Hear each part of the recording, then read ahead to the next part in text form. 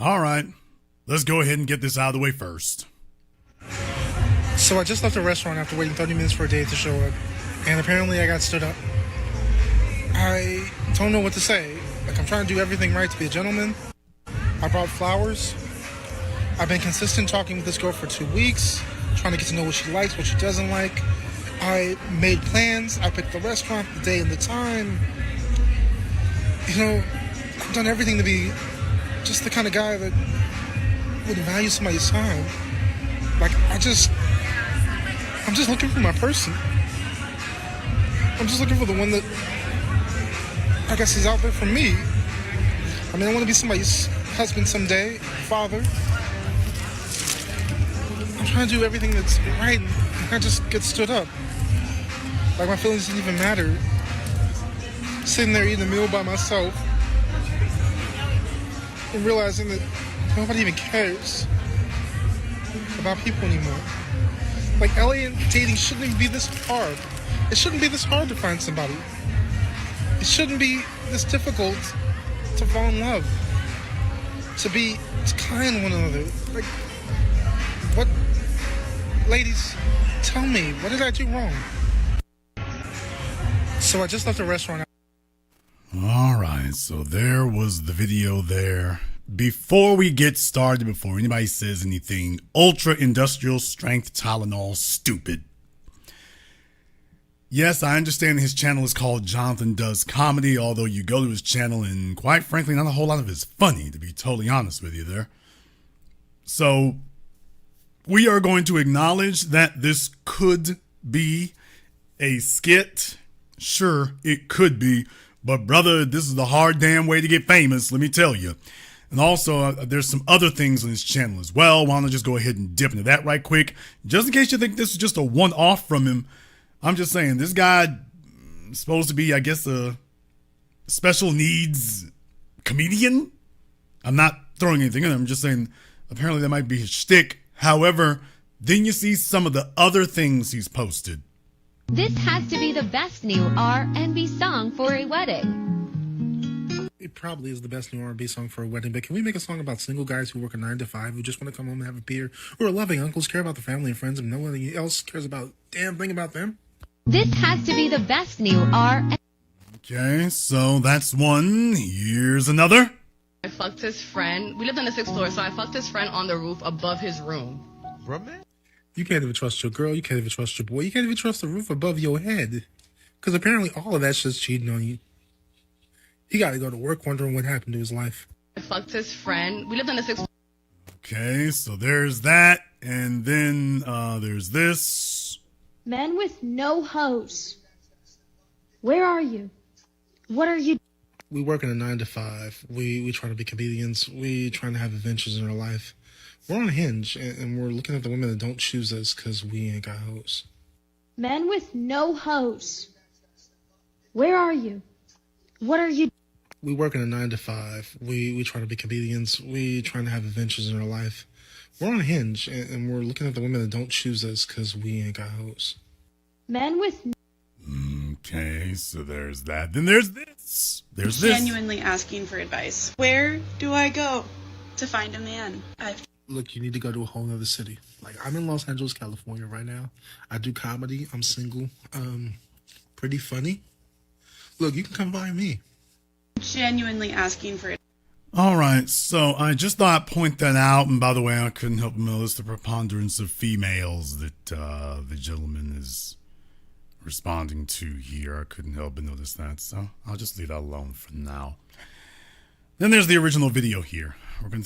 We're going to approach this from the perspective that this is not part of a skit is what we're doing. Because whether it is or whether it isn't really germane. Because the truth of the matter is he is representative of a large portion of the male society today. He is representative. What he is, this is a beta. This is a simp. And this is a guy who is criminally naive. Not just naive, he is criminally naive. I'm going to burst a lot of bubbles here tonight is what I'm going to do. So let's go ahead and go back to the original video. you can see that there's problems almost from the damn beginning. Waiting 30 minutes for a date to show up. And apparently I got... Okay, first of all, I waited 30 minutes for a date to show up. That's the first problem.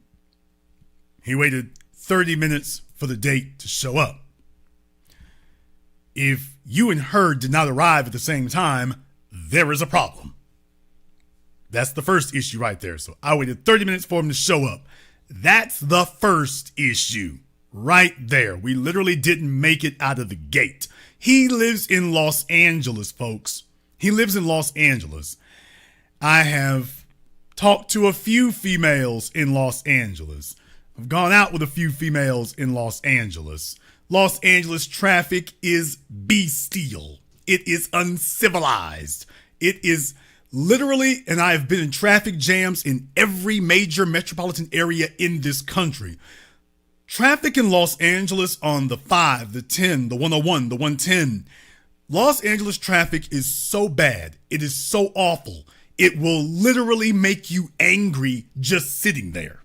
I've never been in traffic where literally it took 2 hours to go 5 miles. Never seen anything like it in my life. You'll literally be sitting there getting angrier by the minute. And I've been in traffic jams all over the country. I'm used to driving. I've never seen anything even remotely close to the planet of Los Angeles. It's the worst. And everyone in LA knows this. Everyone in Los Angeles knows that that's the way traffic is. So if people are going to be late, they're going to tell you that they're going to be late, because everyone knows if you make an appointment in Los Angeles, you better be ready to say that there's going to be an issue. So if he lives in Los Angeles, he should have known that. He should have known that. I certainly did. So if he didn't know it, something's wrong. So I just left the restaurant after waiting 30 minutes for a date to show up. And apparently I got stood up. I don't know what to say. Like, I'm trying to do everything right to be a gentleman. I brought All right. I'm trying to do everything right to be a gentleman. Fellas, it is the year 2023. As Dave Chappelle said, chivalry is dead and women killed it. I'm trying to be a gentleman. Brother, there's a reason that there are not gentlemen anymore. There's a reason for that, because ladies are in short supply. A woman is supposed to earn the right to a gentleman. You don't come through the door being a gentleman. She's supposed to earn that. I'm trying to be a gentleman. You don't try to be a gentleman. You just be one. You just be one. But furthermore, you don't get points for that. The females today do not give you points for being a, quote, gentleman. They don't give you anything for that. That's the problem. That's what I mean by criminally naive. That's criminally naive. say, like, I'm trying to do everything right to be a gentleman. I brought flowers. I've been consistent talking. Okay. That's the part right there that made me think, okay, is this a skit? I brought flowers. Yeah, when I saw that right there, I said that this must be a skit there. If it's not a skit, it'll do till the skit I don't know what to say. Because he's sitting up here flashing the flowers that he brought there. I'm like, okay, you guys, Walmart. He's got his Walmart flowers. Congratulations. Somebody told him that this is supposed to be some romantic interlude. And by the way, I know plenty of fellas who do this. I know plenty of fellas who do this. So he's going on his first date with a female, and he's bringing flowers and stuff. I'm like, okay, he's been watching too many movies. This is what happens when you get your cues and your information and your training about females from television, from romance novels, from comic books, from pictures on Instagram and Google search. That's the problem. This is completely out of touch with reality. That's not the way this works. Say, like, I'm trying to do everything right to be a gentleman. I brought flowers. I've been consistent talking with this girl for 2 weeks. Whoa! Whoa, wait a minute.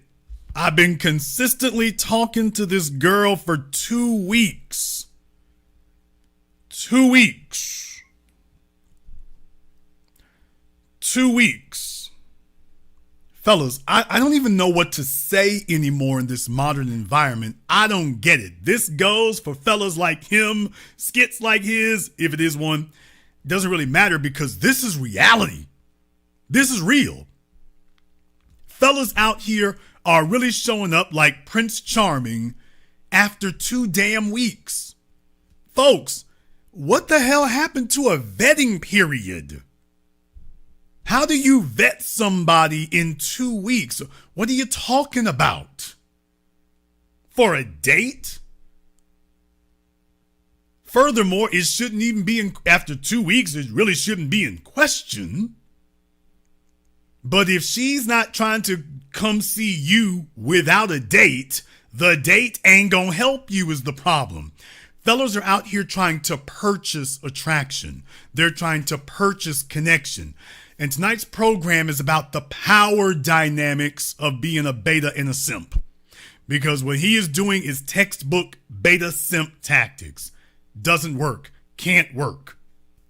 This is something that he's pulling out every cliche that he can. He's going down a list of cliches. Boy meets girl, boy dates girl. Wrong. That's not the way it goes. Boy meets girl, girl is attracted to boy, the rest speaks for itself. But we skipped over some steps because the attraction part's not there. However, you all might disagree. If you all agree that he has, just in the first 10, 15 seconds, he has articulated every mistake, every beta simp mistake known to man, give me the thumbs up emoji in the chat room and hit the likes button for me. It's over 2,000 people in here live right now. This is the only place that's going to give it to you real and give it to you raw. Not just come out with a bunch of invectives and a bunch of slogans and cliches about it. We're actually going through the psychology of what the hell is wrong because most of the males out here today, this is them. This is the way they see the world. This is the way they deal with the world. It's overly simplistic. It's naive. It's really walking into a prize fight with your jaw sticking out. You're not going based off of experience. You're also walking in with a list of expectations. Not a list of accomplishments, but a list of expectations, which is exactly what he did in his other videos there. You got a list of expectations. And that's thoroughly the wrong way to approach these things, is a list of expectations. You don't expect anything. You're supposed to be the table. And then when you're the table, they approach you a certain way. I'm seeing flowers. I'm seeing he's sitting there for 30 minutes at the restaurant. Nobody's contacted him beforehand to let him know, yeah, it's on. Nothing like that. What are we doing here? By the way, folks, if the likes don't get over about 1,100, we'll go ahead and wrap things up early tonight. Like I said, I got other things to do, which is perfectly fine by me. Trying to get to know what she likes, what she doesn't like. Weeks, trying to get to know what she likes. I've been consistent talking with this girl for 2 weeks, trying to get to know what she likes, what she doesn't like. Okay, I've been talking to her consistently for 2 weeks. I'm trying to figure out what she likes, what she doesn't like. And therein lies another problem. You're not supposed to be lock-picking. You find out things about the person, but you're not supposed to be lock-picking. What they like, what they don't like. That's supposed to be a product of conversation and getting to know the person. 2 weeks, he's trying to go straight from knowing her to a relationship. That's not the way it works. Fellas, it's not the way it works. If a woman wants to have sex with you, she's going to have sex with you without a date. If all you want is sex, if you're the right guy, she's going to have sex with you without a date, in case nobody told you. That's the way it works. What she's really saying here is, whoa, he is moving hella fast. Okay, do your thing. trying to figure out what she likes. By the way, he didn't say whether or not she liked what he likes, because remember, you're supposed to be making an impression on the woman. Bruh is not making much of an impression. Not a word about what she's doing for him. Nothing like that. Not something that makes it very, very clear. It's just, okay, let's make a date and here we go. Fellas, cliches ain't gonna save you. I made plans. I picked the restaurant, the day, and the Okay. I made plans. I picked the restaurant, the day and the time. Amazing. He made the plans. He chose the restaurant. He chose the day and the time. It doesn't sound like she was genuinely interested in you, sir. It sounds like you were pressing her for a date. That's not the way it works. Let me explain something right now to every man listening to me around the world. Every single date that I've been on in the last 25 years of my life, which encompasses my adulthood, I didn't have to ask for that. The females want to go out with me. They want to approach me. They want to deal with me. They want to see me. That was what they were doing.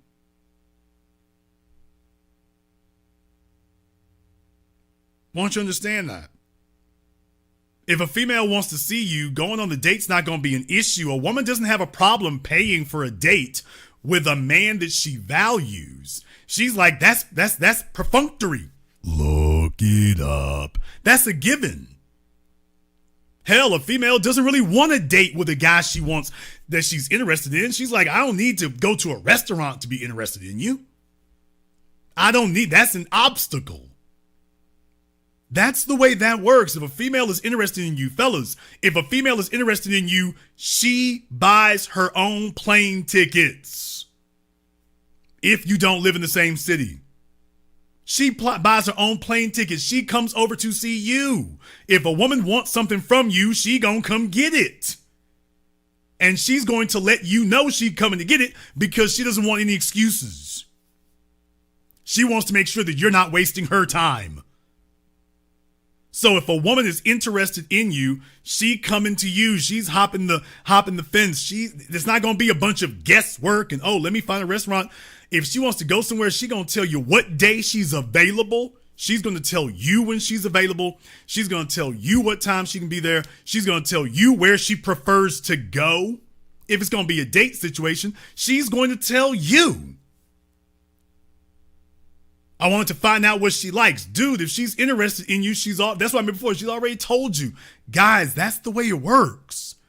You don't have to go through a whole bunch of shadow boxing and kabuki theater and whatnot. Now, if the situation is a struggle and she feels like you're not really that interesting, well, yeah, then you got to pull information out of her, and it's like interrogating one of the Al-Qaeda suspects. Yeah, because she's not really interested. Guys, just pick up what I'm putting down. If a woman's interested, that part of it goes smoothly, but that's going to be a product of how well your conversation is gone.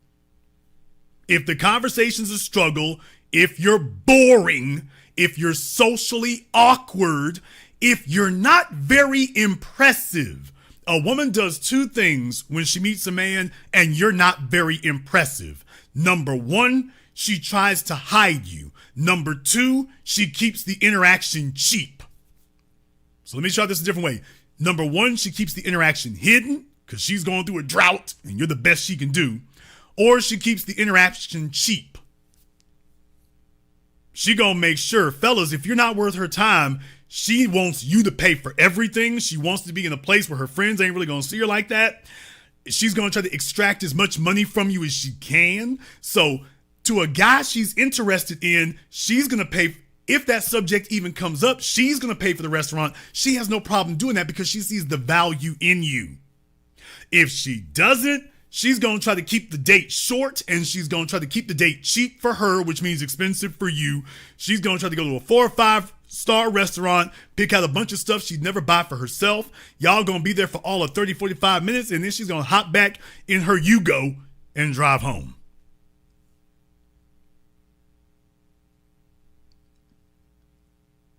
Quasi, brother, you said they used to hide you? My condolences. Hopefully things will get better from here. But in case you all were wondering, that's the way it works, guys.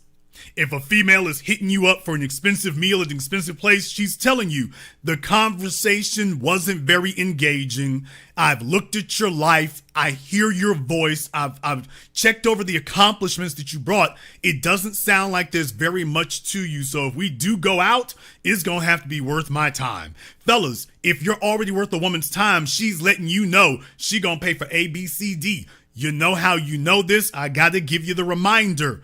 Fellas, do you think that Idris Elba, Usher, Michael B. Jordan, do you think your chick, the one you with right now, do you think there's a single female in this chat room who would have a damn problem whatsoever paying for those men? If they got on a date with them, they pay for those men's date. The fellas wouldn't have to yank out nothing. Am I telling the truth, fellas, or am I telling the truth? If I'm telling the truth, give me the fire emoji in the chat room. I'm not talking about to get to be these guys' woman. I'm talking about just to go on a date with them, period. Just to sit at the same table. Is there a single female in this chat room or on the internet who wouldn't sit up here and be like, man, look here, let me slap that right up there? She would do it without thinking. Yeah, you're right. They paid Chris Brown $1,000 to take a picture. She would do it without thinking. You know why? Because just her being able to take a selfie with him has value. It has value. So I'm telling you is when women see value, they pay. When they don't, you pay. That's the way that works. If she sees value, she pays. Or at the very least, she has no problem paying. When she doesn't see value, you gotta pay. Because she's like, I'm very unsure. I'm very unsure. So yeah, everything he said so far about he picks the restaurant, this is all begging. And you see most males today make this mistake. Consistent talking with this girl for 2 weeks, trying to get to know what she likes, what she doesn't like. I made plans. I picked the restaurant, the day and the time. You know, I've done everything to be just the kind of guy that would value somebody's time. Oh, boy. Okay, first of all, let's back up to what he said here before. Weeks, trying to get to know what she likes. I've been consistent talking with this girl for 2 weeks. He's been consistently talking to her for 2 weeks. I'd like to know who initiated the conversations, him or her. I'd like to know that. Who initiated the conversation, him or her? If the female, fellas, if the female is not contacting you, if every initiation of contact is you contacting her, she's not interested. As a matter of fact, I will tell you right now, if she doesn't contact you 8 out of 10 times, the interest is not there. Women are very chatty. Women are very sociable. And if a woman is starting to make an emotional connection to you or she wants to, she contacts you. She buzzes you at 7 a.m. Hey, babe. Hey, boo. How you doing? Heart emoji. She contacts you. That's the way that works. Guys, if she's feeling you, she contacts you. You ain't got to be. That's the whole problem. Fellas are out here trying to teach you how to cold approach and whatnot. It's okay. Cold approach, fine. That needs to happen just one time. After that, if she's not feeling you, it's going to be very obvious, all the signs. You didn't have to get 2 weeks down the road.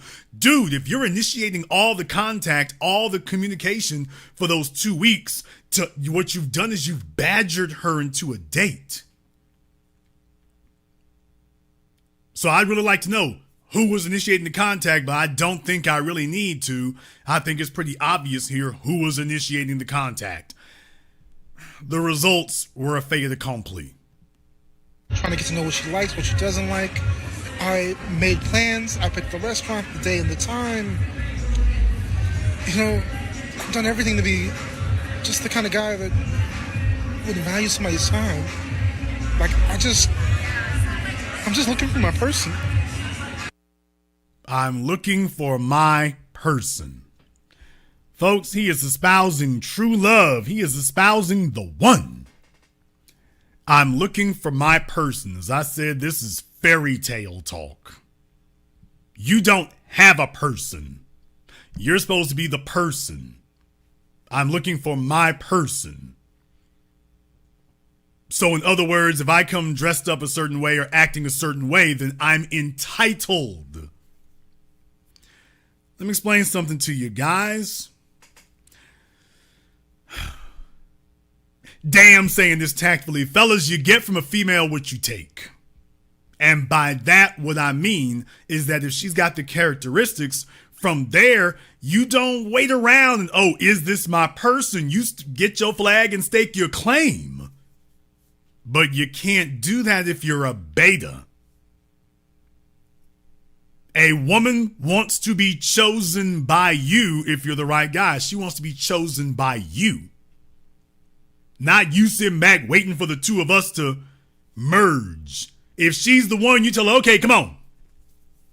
Let's go. Well, Jason, that sounds like pimping. You know why? Because pimps understand something that a lot of the general population of males don't. A woman doesn't doesn't want a man to have a bunch of ambiguity about whether or not he's interested. There are certain other things she wants to be mysterious, but she doesn't want that part to be mysterious because otherwise she's like, okay, you're wasting my time.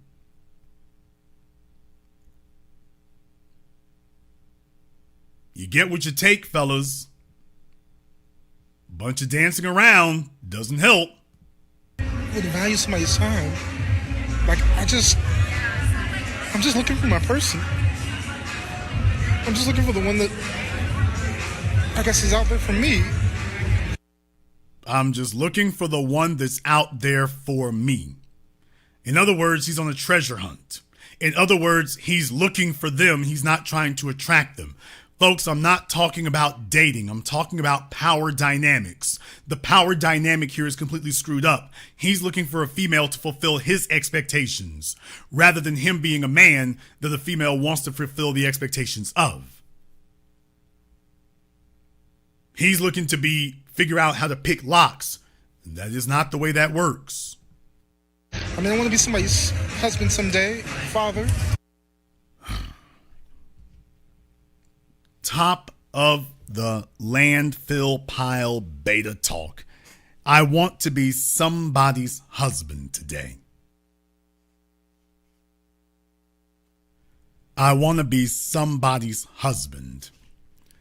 Let me remind you all today, the females today that the men most desire, let's keep it a $103, they don't give a damn about being wives. Fellas, that's hoe talk and hoe behavior. You're approaching a female with it and you got marriage fever.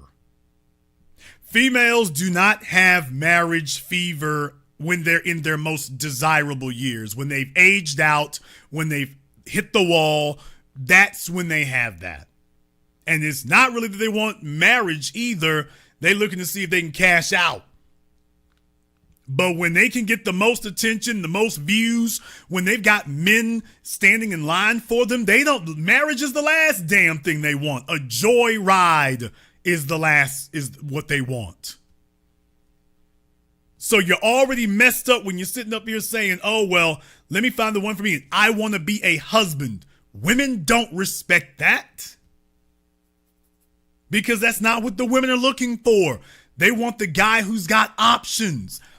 A man who has options, let me tell you, fellas, listen to me. A man who has options does not sit down at a table with a woman discussing marriage. That's the domain of a male who has no options. Then women sit up here and try to congratulate you for that. Yeah, the chicks who've aged out and ruined themselves and have no options. Yeah, 2 thumbs up for you for giving up yours. A man who has options don't sit down at a table discussing giving up all of his options for a female he met 2 weeks ago.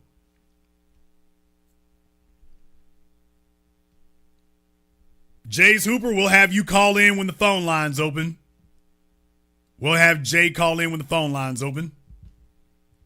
Fellas, you don't sit up here at the table and negotiate from the bottom. She hasn't even proven that she's worth being your wife. In 2 weeks, You supposed to play it close to the vest. Remember what I said? You supposed to put it through boot camp. He's not demanding anything.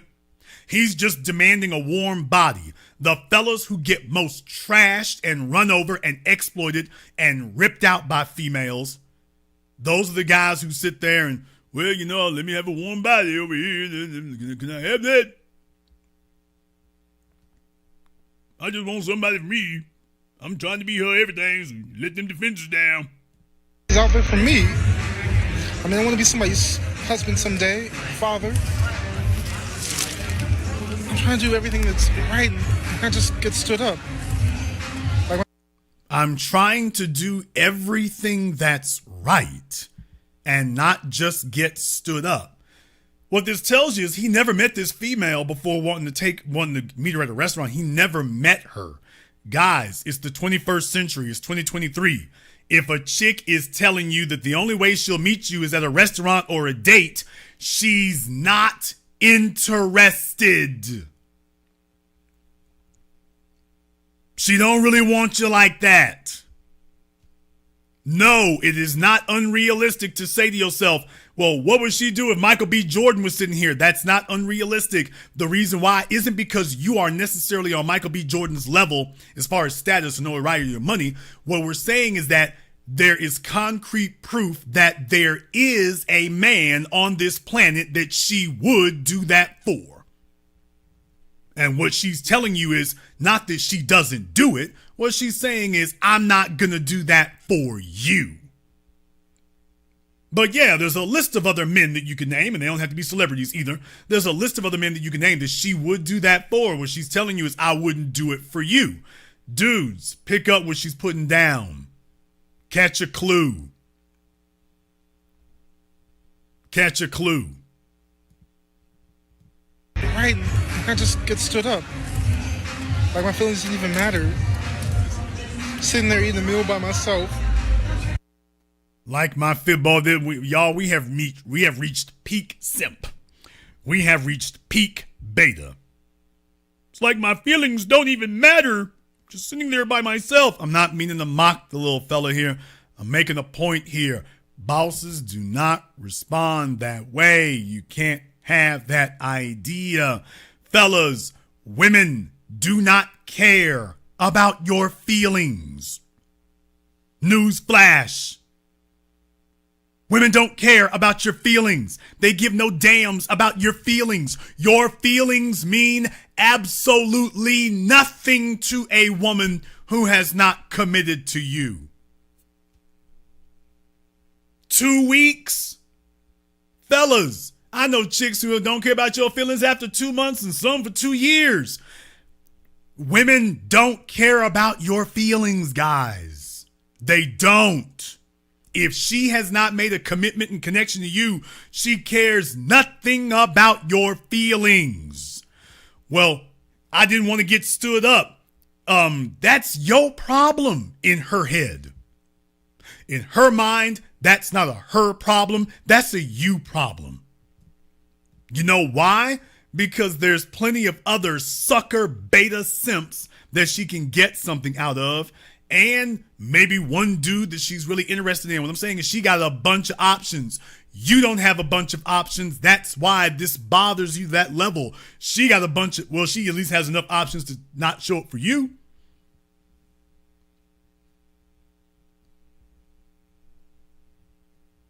Doesn't have to show up for you.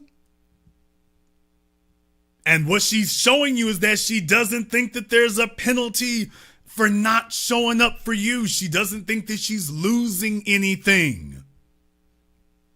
She don't think she's losing nothing. So yeah, she has no problem standing you up because you've already made it very, very clear. She runs things. And realizing that nobody even cares. And you almost feel sorry for him here. It's not like me to kick a man while he's down. I'm not here to celebrate anybody's pain or misery or discomfort, assuming it's not a skit, and it doesn't matter if it is because this is all for educational purposes. For the rest of you, because there's plenty of real men in the real world who behave this kind of way. Plenty of actual fellas who this is their behavior. Incel everywhere. No, they don't care. Guys, they don't care. Your mama cares. Women that you met 2 weeks ago don't care. This is why you can't extend yourself this far for a chick you met 14 days ago who hasn't made it very, very, very, very clear that she is interested in you. Fellas, what you're doing is gambling. You're gambling. This is what happens when your gamble comes up snake eyes. You're gambling. What do you expect if you go gambling? This is what's going to happen.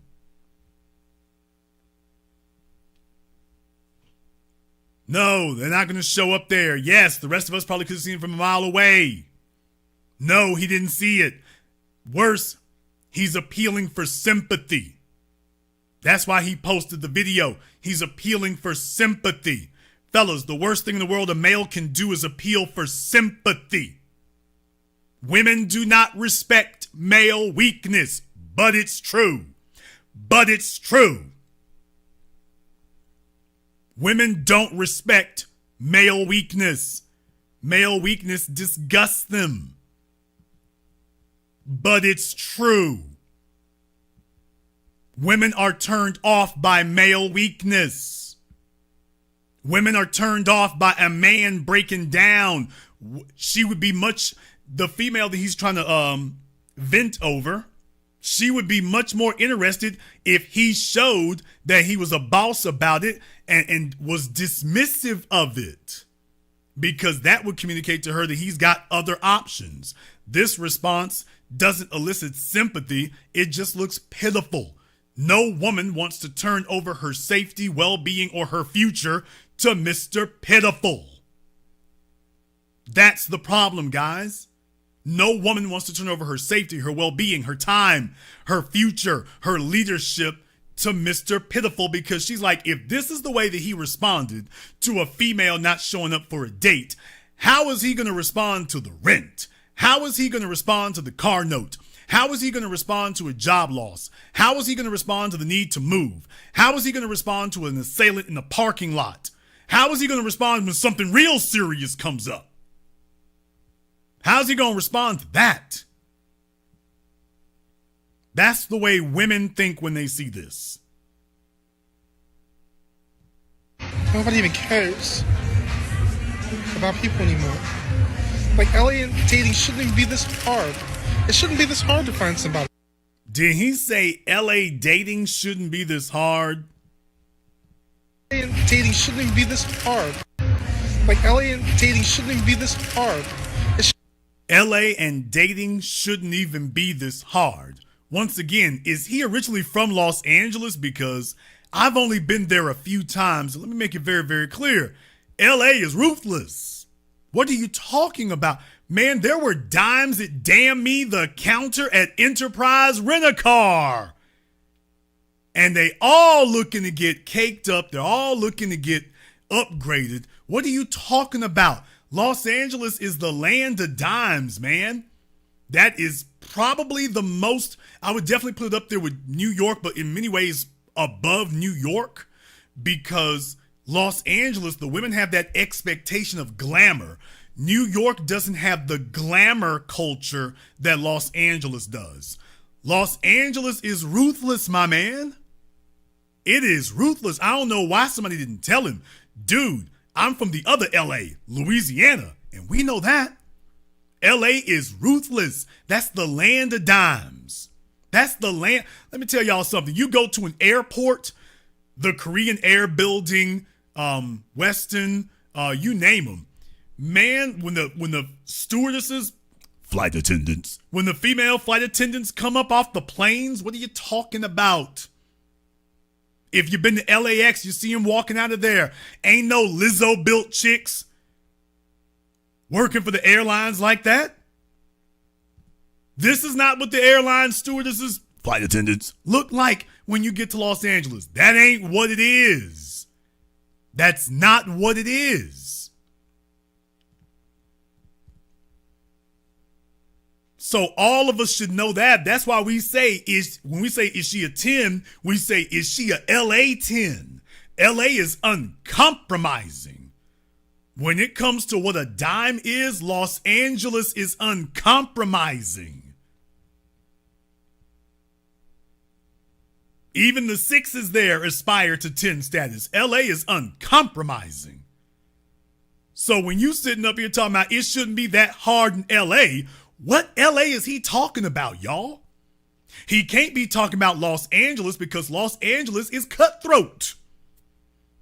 Los Angeles is cutthroat.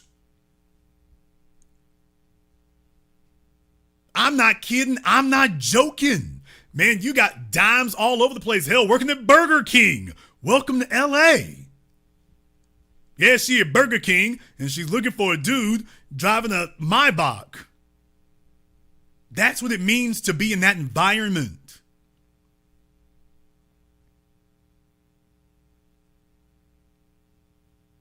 Oh yeah, and by the way, the fellas ain't looking to get married like that in Los Angeles either. Simp logic, y'all, simp logic. The results are disastrous but predictable. Like, LA dating shouldn't even be this hard. It shouldn't be this hard to find somebody. It shouldn't be this difficult to fall in love. To be kind to one another. Like, okay. I was with him right up until he said that part. I was a bit sympathetic for him right up until I heard that. It shouldn't be this difficult to fall in love. It shouldn't be this difficult to be kind to one another. Now, this is what I mean by criminal naivete. A woman isn't supposed to go on a date with you to be kind. Kind is not a word. Fellas, write this, etch this across your foreheads like Amber Rose's tattoo of a kid's name. Fellas, when a woman uses the word kind, that's friend zone talk. That's simp beta hoe talk. That's not masculine talk. Women don't want to be kind to a man that they are attracted to. She doesn't want to be kind. She wants to pursue. She wants to make it clear. She wants to connect. She does not want to be kind. Kind is the way she acts to people she doesn't know, people she's not familiar with. Ideally, kind is the way she acts to people she doesn't know, she's not familiar with, or you just so damn weak and fragile that she doesn't feel like she can do anything else. Why do you think women say, I'm looking for a man who is my rock? I am not discussing dating. I'm discussing power dynamics right now. And in the power hierarchy, this fella's failed. Women are looking for a rock. Does a woman describe a rock as kind? Do women use the words kind? I would like to be kind to that rock over there. No, she wants to lean on the rock. That's why she wants to know. She wants to tell you, this is where I'm going to be. This is what time I'm going to be there. If she's on the way, if she even thinks she's going to be late, hey, I'm going to be running late, but I need to make sure you there so I'm not wasting my time because I need to get next to my rock. I'm trying to get next to a rock. I'm not trying to get next to a pillow.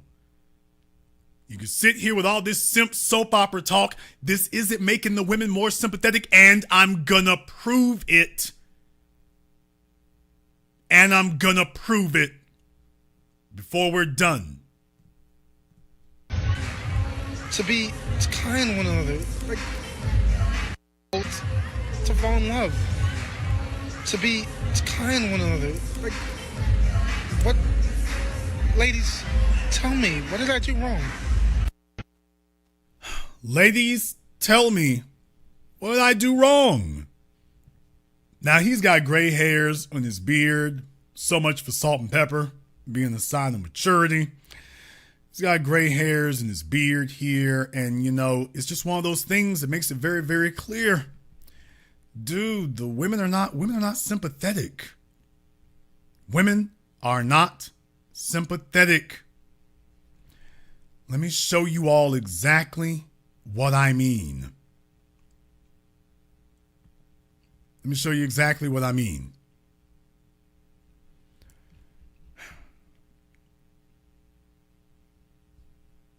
I want to show you something. The if other people didn't talk about this with you before, let me demonstrate to you what the problem is. Now, he made that video, and now I want you all to see what the comments were that he got. These are the comments from his TikTok page. Over 200,000 views, over 16,000 likes, 17,000 shares. First comment from Miss Tanisha Shanae. I pray you find your person. Don't stop being a good person. Well, she didn't offer anything, now did she? You didn't do anything wrong. It's really hard out here, even for me, child. I'm proud of you for being vulnerable and trying. It's not a reflection of whatever else. I just came from Instagram. I pray you find the right one for you and that they care about your feelings and deserve you. I understand. Jonathan, I'm here to tell you you did nothing wrong. What you're going to do is take a little time, relax, enjoy yourself, and get back there. Do you all notice a similarity between these responses? Oh yeah, these are females responding, but do you see a similarity in the responses that they're giving him? They're all saying, oh, patting him on the back, it'll get better. They're treating him like their little buddy. His pleading for sympathy isn't attracting them. They're not saying, hey, I wish I had a man like you. They're saying, oh, get back out there, little buddy. Get back out there, little pal. There's a woman waiting for you, just not me. But trust me, there's a woman out there waiting for you. You just got to get back on the horse and get back out there. But don't call me. You didn't do anything wrong. Your heart is so kind. Fellas, I warn you about these words. Women don't talk like this about men that they are attracted to. They don't use the word kind.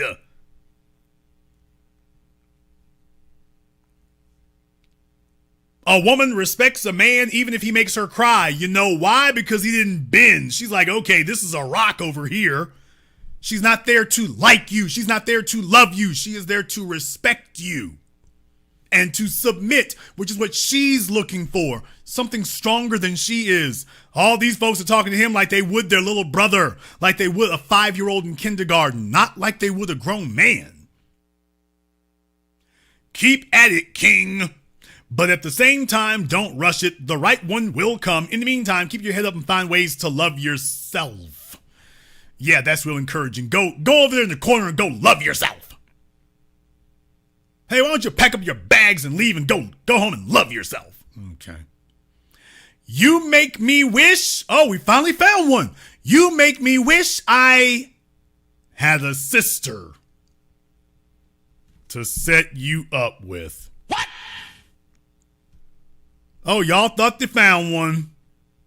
You make me wish I had a sister to set you up with. Please stay a wonderful gentleman and your queen will come. Well, damn. So much for that.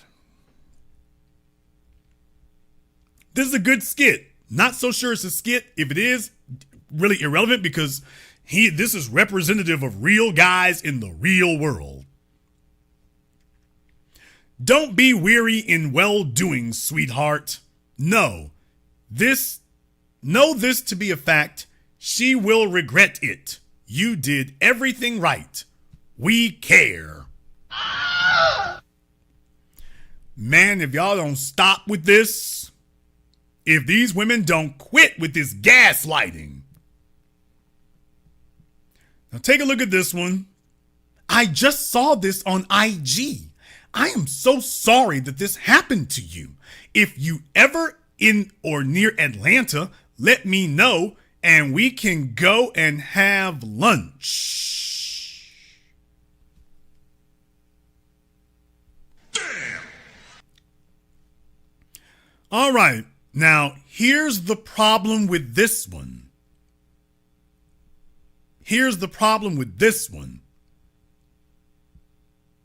That doesn't sound very sincere. And you take a look at the responses. Now, just in case some of you thought that Jason was wrong. KP, can I take you out for lunch? Damn. He's like, wait a minute, you asked this fella, I'm probably in Atlanta. Can I take you out for lunch? Damn. My guy, she wants a sweet gentleman. This fella here, would you throw that pity sex at him too? She says, why are you so disrespectful? This other fella here says, what a liar, LOL. Then she says this. In case you all were wondering if Jason is dead on the money as usual, then she says this. Bruh. First of all, what kind of feminine female says bruh? So that means she's not taking any of this seriously. I genuinely feel bad for this man. It would just be a friendly lunch/dinner thing.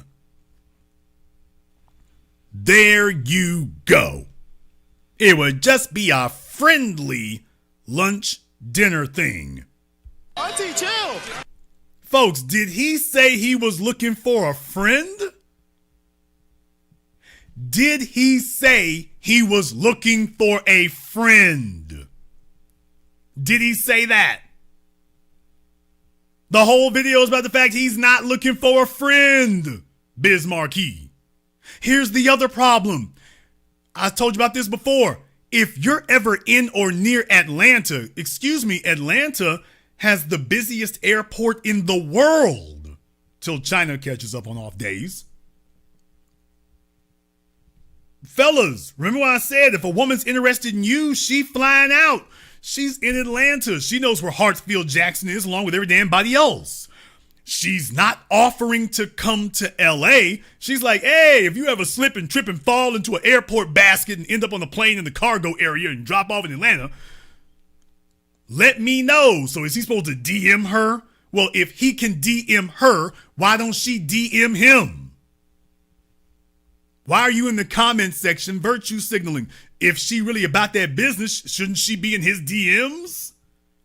So that he knows, hey, it's go time. She's serious. Let's get it popping. Let's get it popping. You can go down the list. It's still the same. Trust me, you did good. I don't think you did anything wrong. Please don't give up. You will find your person probably when you least expect it. I did 40 years married. Sit your ass down. Saw you on the Shade Room. You're going viral. You'll most definitely find your person. I'm praying for you and God got you. Don't rush it. So you get the point. I'm so sorry, hun, but don't stop. You'll find someone. Not me. Not me. Keep being you, gang. Never change. For nobody's self-love is the only love you need. All right, another simp. Amanda says you will find your person, keep your head up, and continue being a sweetheart. So, yeah, all the females are like, oh, we hope you find what you're looking for, but don't come looking for it over here. They're here to tell you, by the way, we're sure you'll find what you're looking for. Don't call us, and we won't call you, and hopefully you'll run into the right damn person by accident. You know why? Because the bottom line is your pleas for sympathy don't come across as sensitive. He's showing his emotions. He's showing his vulnerability. A woman does not want to see a vulnerable man. A woman will encourage you to be vulnerable and then kick you in your ass right after you do. Just like a man will encourage a woman to be a hoe and then drop her off on the street corner right after she does. A woman is not looking for a vulnerable man. The words rock and vulnerable are anathema. They're oxymorons. Fellas, there's a bunch of you doing the same damn thing. Just keep it a $103. And you know it's true. Vulnerability is not sexy.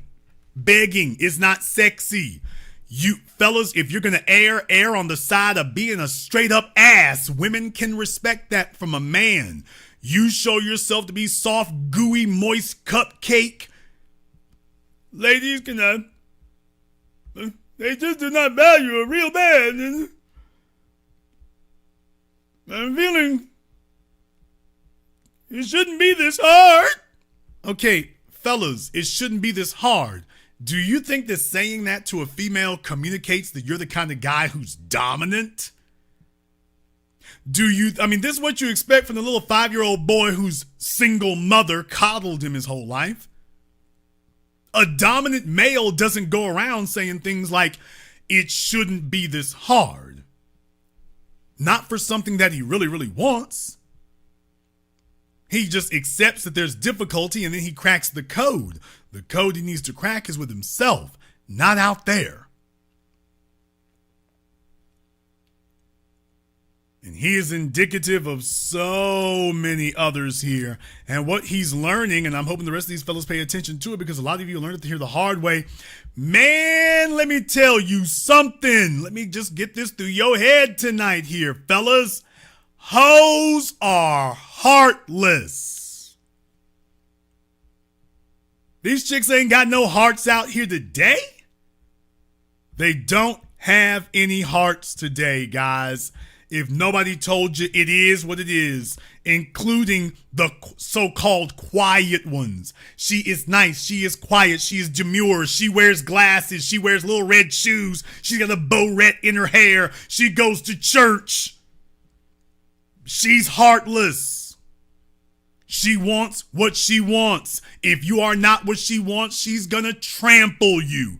Them's the rules. That's what it is. If you expect anything else, get ready to get your heart broke, smashed, shattered. These hoes are heartless. You're appealing to an aspect of their character and psyche that isn't there. You know why? Because she considers you to be a waste of her time.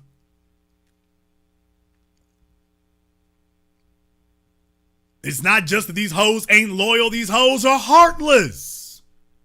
You do yourself no favor. You do your sons no favors by trying to cloak that from them and hide it from them and camouflage it from them.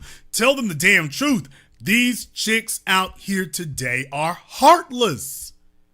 Recognize the landscape, recognize the environment, see it for what it is, call it for what it is, and don't sit up here looking for something that doesn't exist. That's looking for a unicorn.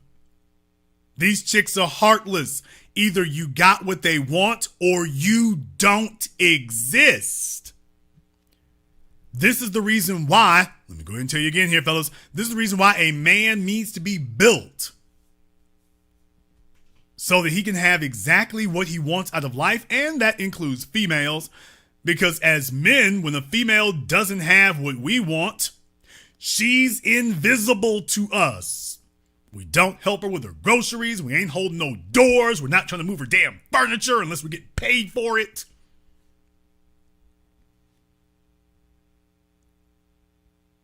Fellas, we got the same code. If a female is not what we want, she's invisible. She's invisible. That's it. We didn't ask about her personality. We didn't ask about what she likes to eat. We didn't ask any of that. It's like, hey, baby, you're invisible. You're not what we want. Yeah, you're invisible. Bottom line, period, point blank, end of discussion. You are invisible. That flat tire on the freeway, you better have AAA or something because we ain't stopping for it. Size 16 with a flat tire. Yeah, that's your problem. There you go. And she'll be sitting there on the freeway talking about, why is it that people are not caring and kind to each other?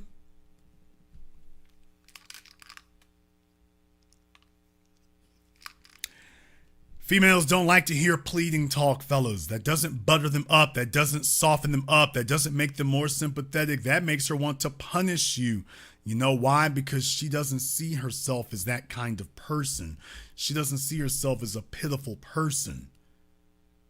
And she's not looking for a guy that she's stronger than him. She wants a fella that is stronger than her. And what you're telling yourself is, I want the women to be weaker. I want the women to be more acquiescent. Fellas, I'm going to say this, and then I'm going to open up the phone lines. A woman is looking to be conquered. Men are the table. Women consider themselves to be the mountain. What they're signaling to you, being the mountain doesn't mean being as big as one, Lizzo. Being the mountain means that she sees herself as being of an elevated amount of value, but that she should not be easy to conquer. But have no doubt about it, that's what she's looking for. A woman is looking for the man who is strong enough, and that doesn't just mean physically or financially. That means mentally, emotionally, socially, within himself. He has a direction in his life. A woman is looking for a man who's going to slap a saddle on her back. Oh, you said it? I damn sure did. A woman is looking for a man who is dominant, and that means first and foremost with her. She is looking for a man who is dominant in all aspects of his life that doesn't bend to anything, including her. A woman ultimately wants a man who's going to treat her like Mount Everest. Yes, that she is a challenge, but that she's a challenge to be conquered, not a challenge to be submitted to. She's a challenge to be conquered. Because she knows that if you can conquer her, there's a good chance you can handle the rest of the world too. But you got to be that guy first. Fellas, they're looking to be conquered. No, they are heartless. Just like, do you all know how many people have died trying to climb to the top of Mount Everest? Denali. St. Helen. If you ever be crazy enough. Do you know how many people have died trying to climb the mountains in the Himalayas? Do you know how many have died? Well, guess what? Women see themselves the same way. She sees it's not my job to give you an attaboy or an alley-oop or to give you any help. It's not my job to help you conquer me. That's not my job. My job is to be the mountain, and your job is to conquer me. That's the way that works. Me mountain, you climber. And when a man says that, he's like, okay, good. I'm just glad we're both clear on what the rules are. Now that we're clear on what the rules are, is game on. That's what a man wants from women, and that's what women especially want from men. However, you might disagree. Therefore, the telephone lines are now open. The number is 646-787-1933. That's 646-787-1933. Your personal access code to the program all your favorite YouTubers love to hate watch. This is the one. You're definitely invited to go ahead and give us a call. I'm going to go ahead and also load up the Zoom as well. So you can go ahead and call us on Zoom. Please keep in mind that Zoom does get priority. However, make sure your microphone and your camera are on if you're going to use Zoom. So Zoom callers do get priority. But make sure your microphone and your camera are on. Very important to be so. Tonight's program, we are talking about beta simp tactics. These hoes are heartless. Yes, the thumbnail says it. No, I will not apologize. These hoes are heartless, fellas. 2023, I'm putting you on notice. They're heartless. And it's not going to change. The environment is getting more challenging by the day for us as men. They are not here to give you an inch. If she does, it's only going to be long enough to find somebody else. It'll only be long enough to find somebody else. Fellas, if you agree with these hoes are heartless, give me a call. Ladies, if there are some of you, if there are any females tonight who are honest enough to say that that guy's whining and begging didn't make you sympathetic, and sympathetic doesn't mean you felt sorry for him. Sympathetic means that, oh, I'm attracted to him when I saw how sympathetic and whining he was.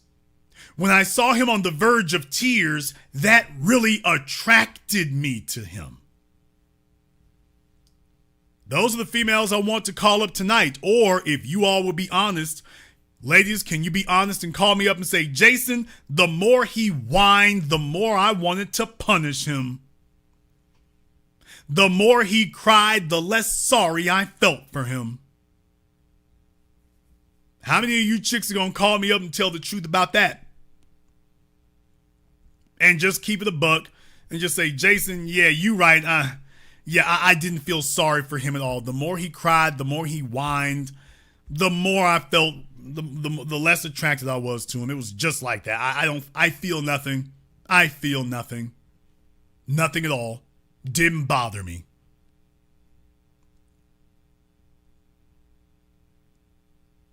Can we have an honest conversation about that? Nobody else has really touched this aspect of it to just say, hey, fella, these chicks are heartless today, man. They're looking for the best man they can get, and if trampling you is, if you showed her during those first 2 weeks that you are weak, that you are acquiescent, that you are beta, that she will be leading, that there's zero chance that anything's going to get upgraded, she's like, man, you aren't even a pit stop. She just sat there and said, man, you're not even a pit stop. I can't even pit stop with you. Here, let me send you to a restaurant. And maybe if I stand you up, you're so pathetic. I don't even want to tell you that I don't want to be there. Maybe if I just stand you up, you'll get the point and stop calling me. Maybe if I stand you up, I'm serious, fellas. That's the way females think. I'm not going to tell him not to call me back. I'm just going to stand him up. And maybe he'll get the point and stop calling me. Maybe this will hurt him enough. No, fellas, I'm serious. This is the way females think. She's thinking to herself, I don't want to talk to this guy. I don't want to see him. He keeps showing up here. Maybe if this experience is painful enough to him. Oh, I'm serious. If this hurts him enough, if this offends him enough, maybe he'll stop calling me. If he's offended enough and hurt enough. So if I stand him up, this will hurt him enough so he'll stop calling me. Maybe being stood up will save me from having to tell him that. And if he calls me again, I might answer the phone and set up another date and then do it all over again. Maybe then he'll get the hint. Fellas, that's the way they think. We're going to go ahead and jump to the phone lines here. The number is 646-787-1933. That's 646-787-1933. Let me get caller from area code 614. You're on live with The Business. What's your name? Where you calling from? Hi, Jason. This is Gloria calling from Columbus, Ohio. All right, Gloria from Columbus. And what's on your mind? I saw this video earlier in the week, and I did feel sorry for him, but not enough to even leave him a comment. He came off as kind of scary.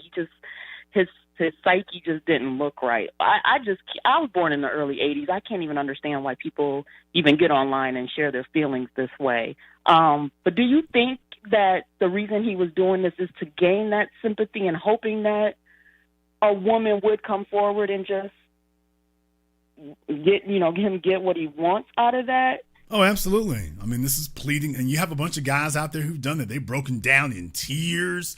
I mean, the number of videos is voluminous. Fellas who've broken down in tears. They're squealing. They're yelling. What is wrong with these women today? I mean, yeah, it's everywhere. Yeah, I just don't understand how you're asking the problem to solve the problem. And I just thought maybe this was a show off or just something he's doing to gain that sympathy. Well, here's the real issue. The issue is what I was saying at the beginning. He doesn't talk to any real women. Apparently not even in his family. But he doesn't like he doesn't talk to any real men either. Well, that's even worse. But he doesn't talk to any real women. He doesn't observe any real women. And you're right. He hasn't talked to any men either. This is what I meant by this is a criminal amount of naivete. Criminal amount for him to be walking around as a grown man with this kind of idea to it, because if he actually interacted with any real women, I'm just talking about even if he had female friends, if he actually did, he would observe them and see, well, this is the way they really are, as opposed to, well, I got biological urges and I need to be loved, and the women, if I treat the women the way I do a stray cat or a stray dog. What do you do with stray cats and dogs? You try to be non-threatening. You try to entice them with something. You try to find something that they would look for to eat. You tried to leave gifts or presents or trinkets for them. That's the way that you treat stray animals. Well, guess what? Women don't want to be treated like stray animals. Not at all. Not at all. And I did come across a woman, and she made a very good point. She said when she's in a room full of masculine men, her showing any kind of masculinity just feels silly, feels stupid. And I kind of see that. I can, in this situation, there's no way I will look for this man to protect me. So he was very much a turnoff, very cringy when I saw him. So I'm just going to be honest. This is not a man I would be looking for at all. So you don't respond positively to him saying, why aren't people more kind to each other? What's wrong with that? Not at all. I mean, this is a dog-eat-dog world. As you said, his naivete is going to eat him alive. Even in relation, wait a minute. And again, Gloria, is dog or eat dog even in personal romantic relationships, Gloria? That's true. Why as a woman, why do you say that, Gloria? As a woman, why do you say that? Why? I was born in the early 80s. We didn't have outlets like this. We had to talk person to person. So again, it's just my mind, my psyche. For someone to get online for the whole world to see, and you just spill out your feelings this way, no, it's not masculine at all. And again, you're asking women. He never said, men, what can I do better to get the woman I want? He's asking the problem for a resolution. And that's just all the way the wrong way to go. Well, I would never want a man even asking to ask me if I'm the problem, how can he fix it? He's not even asking, though. It's more like he's begging to the universe. He wasn't saying anyone in particular there. It's more, he wasn't even really asking. He's begging. He's pleading. Yeah. And what I'm saying is that even worse. Who is the female who wants to make this their primary option? Oh, I met him pleading for what did I do wrong? That's how I met him. For a female he never even met. Not for a female he was, it's not even a female he was in a relationship with, a long-term relationship with. That would be a little bit different. This is a chick he's known for all of 14 days, according to him. 14 days. Yeah. It's been 2 weeks. I got flowers, his restaurant. Why can't people be kind? What did I do? And think about it from a woman's standpoint. Okay, let me make you my alpha. Not at all. I'm not the one. It wasn't even enough for me to even leave a comment. Usually I will leave a comment, but no, he just came off. Just even if I didn't see him, just the sound of his voice would have been a turn off. Just the crying and the pleading. No, thank you. So you would have just left him on red and left him at the restaurant? Oh, I would have never gave him my number. I wouldn't have done that because I'm a polite person. But if it came to that point, well, there's a good analogy. I don't think I would have given my number. There's a good analogy that I try to remind people of. And one of the analogies I try to remind them of is, have you ever seen somebody, a panhandler begging on the street? And yeah, we've all seen them. Do you feel sorry for them? Well, of course you not do. at all. Well, I mean, under the best of circumstances, let's just say you do actually. You see somebody with the damn legs cut off or something. Okay, do you feel sorry for them? Well, sure I can. Would you want to date them? Oh, absolutely not. No, I don't. No. You see what I mean? I don't even want to give them money. Right, but I'm saying just because you feel sorry for someone, pleading for sympathy, well, I feel sympathetic towards you, but sympathy doesn't attract me to someone. So, yes, you're confusing those two forms of connection or those two forms of reaching out to someone. And we women do. That's just... Well, as the guy, he's confusing that. As a female, you may be sympathetic, but just because you're sympathetic to puppies doesn't mean you want to marry one. And just because you're sympathetic to the guy at your nursing home who's lost his legs doesn't mean you want to marry him either. And just because a fella's sitting up here boo-hooing and bawling and talking about, what did I do wrong? That doesn't mean that you feel sympathetic to him either. I'll let you. Well, you feel sympathetic doesn't mean you feel attracted to him. I'll let you have the last word. You're absolutely right, and I've been listening to you for years. I just want to thank you for everything that you're doing. I'm going to give you the energy to keep going, and be one. B1, thank you very much for giving us a call here tonight. We appreciate that.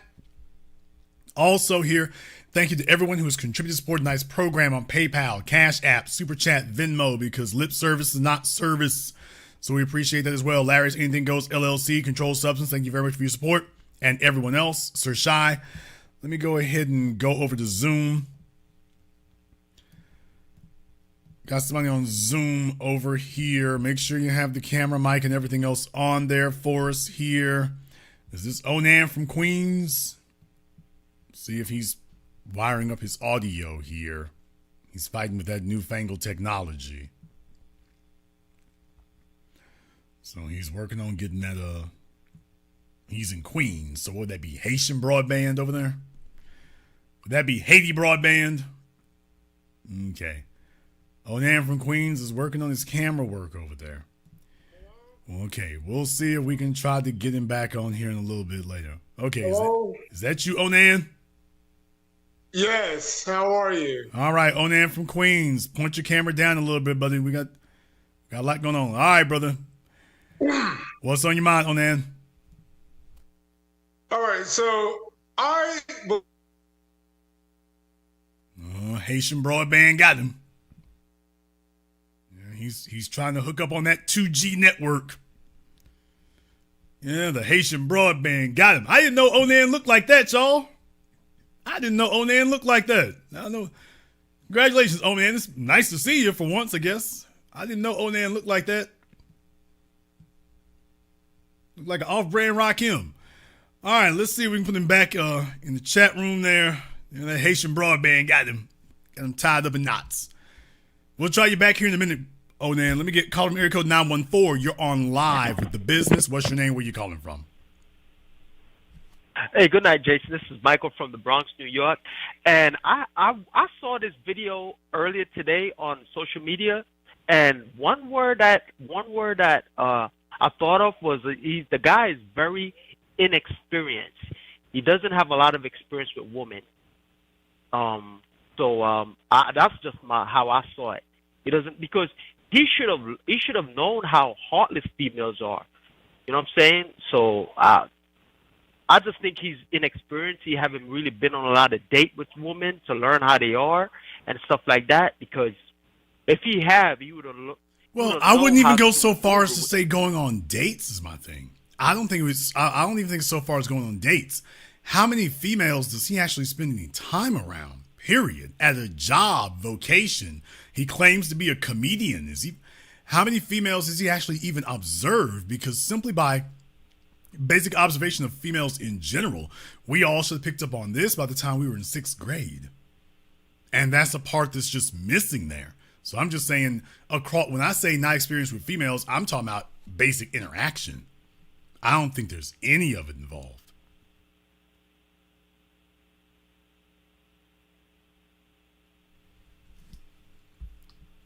All right, thank you very much for giving us a call. I guess he's been abducted.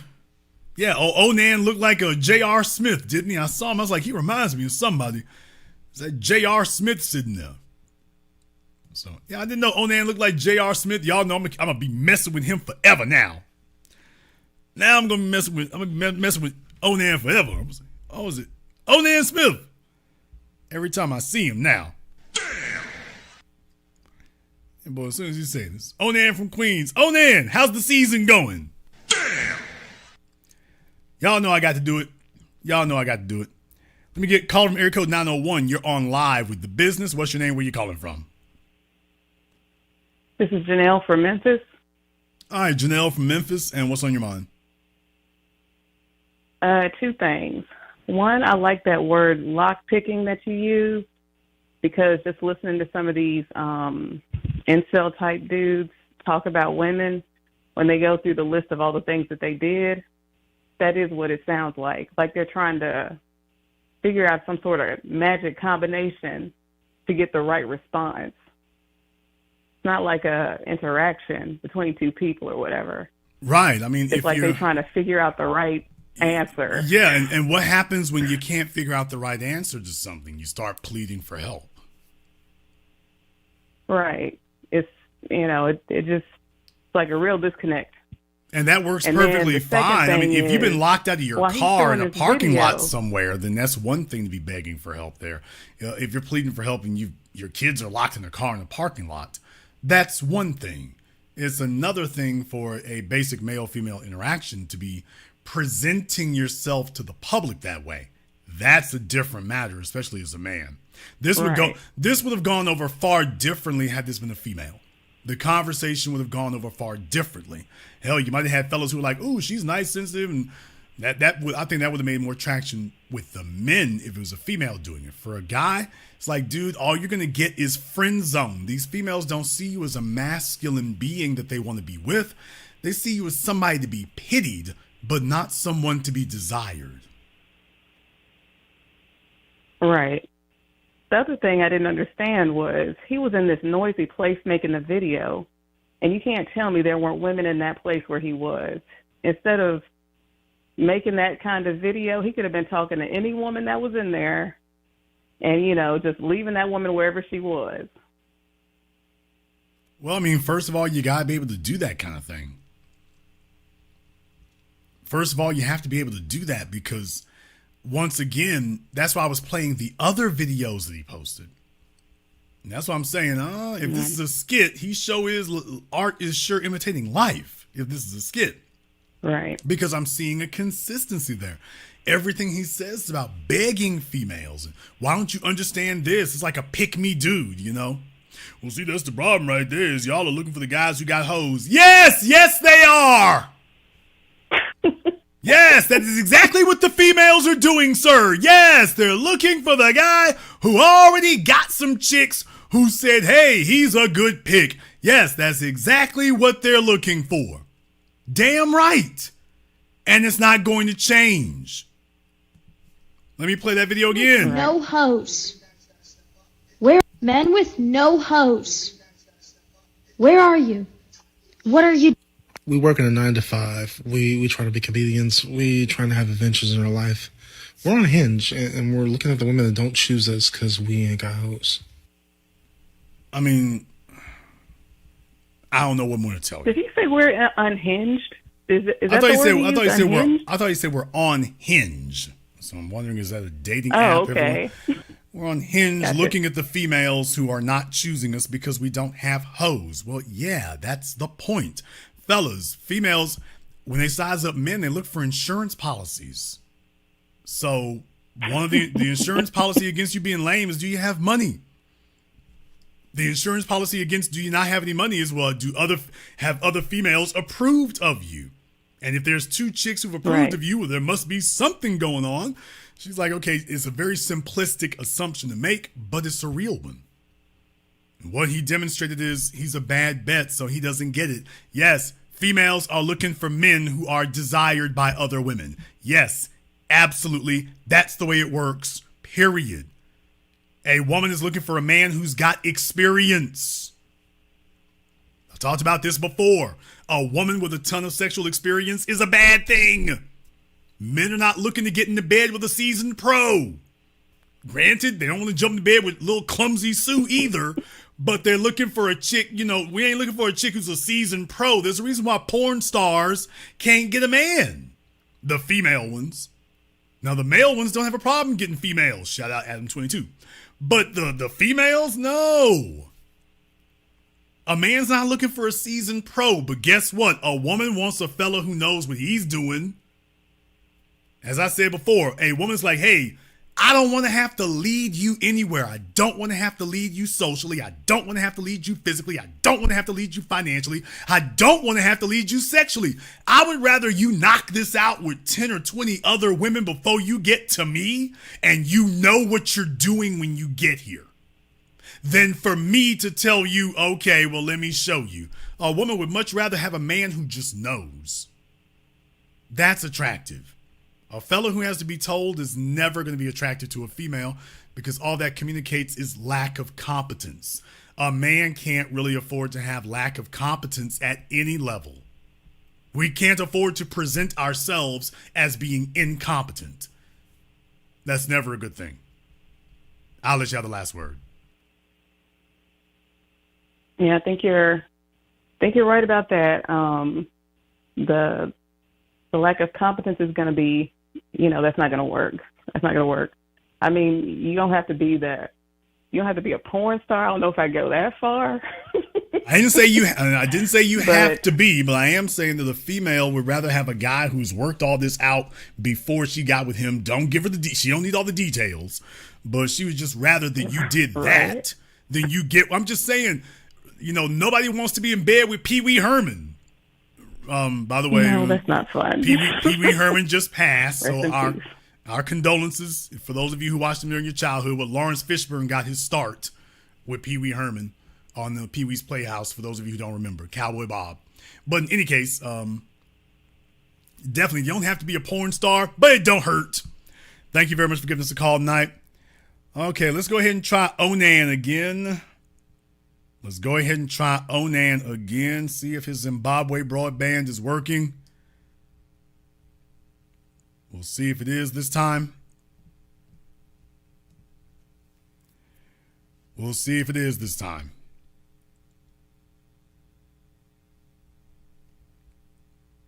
In the chat room, by the way, just to clear up something here, yes, you can say RIP if it's somebody I've actually mentioned.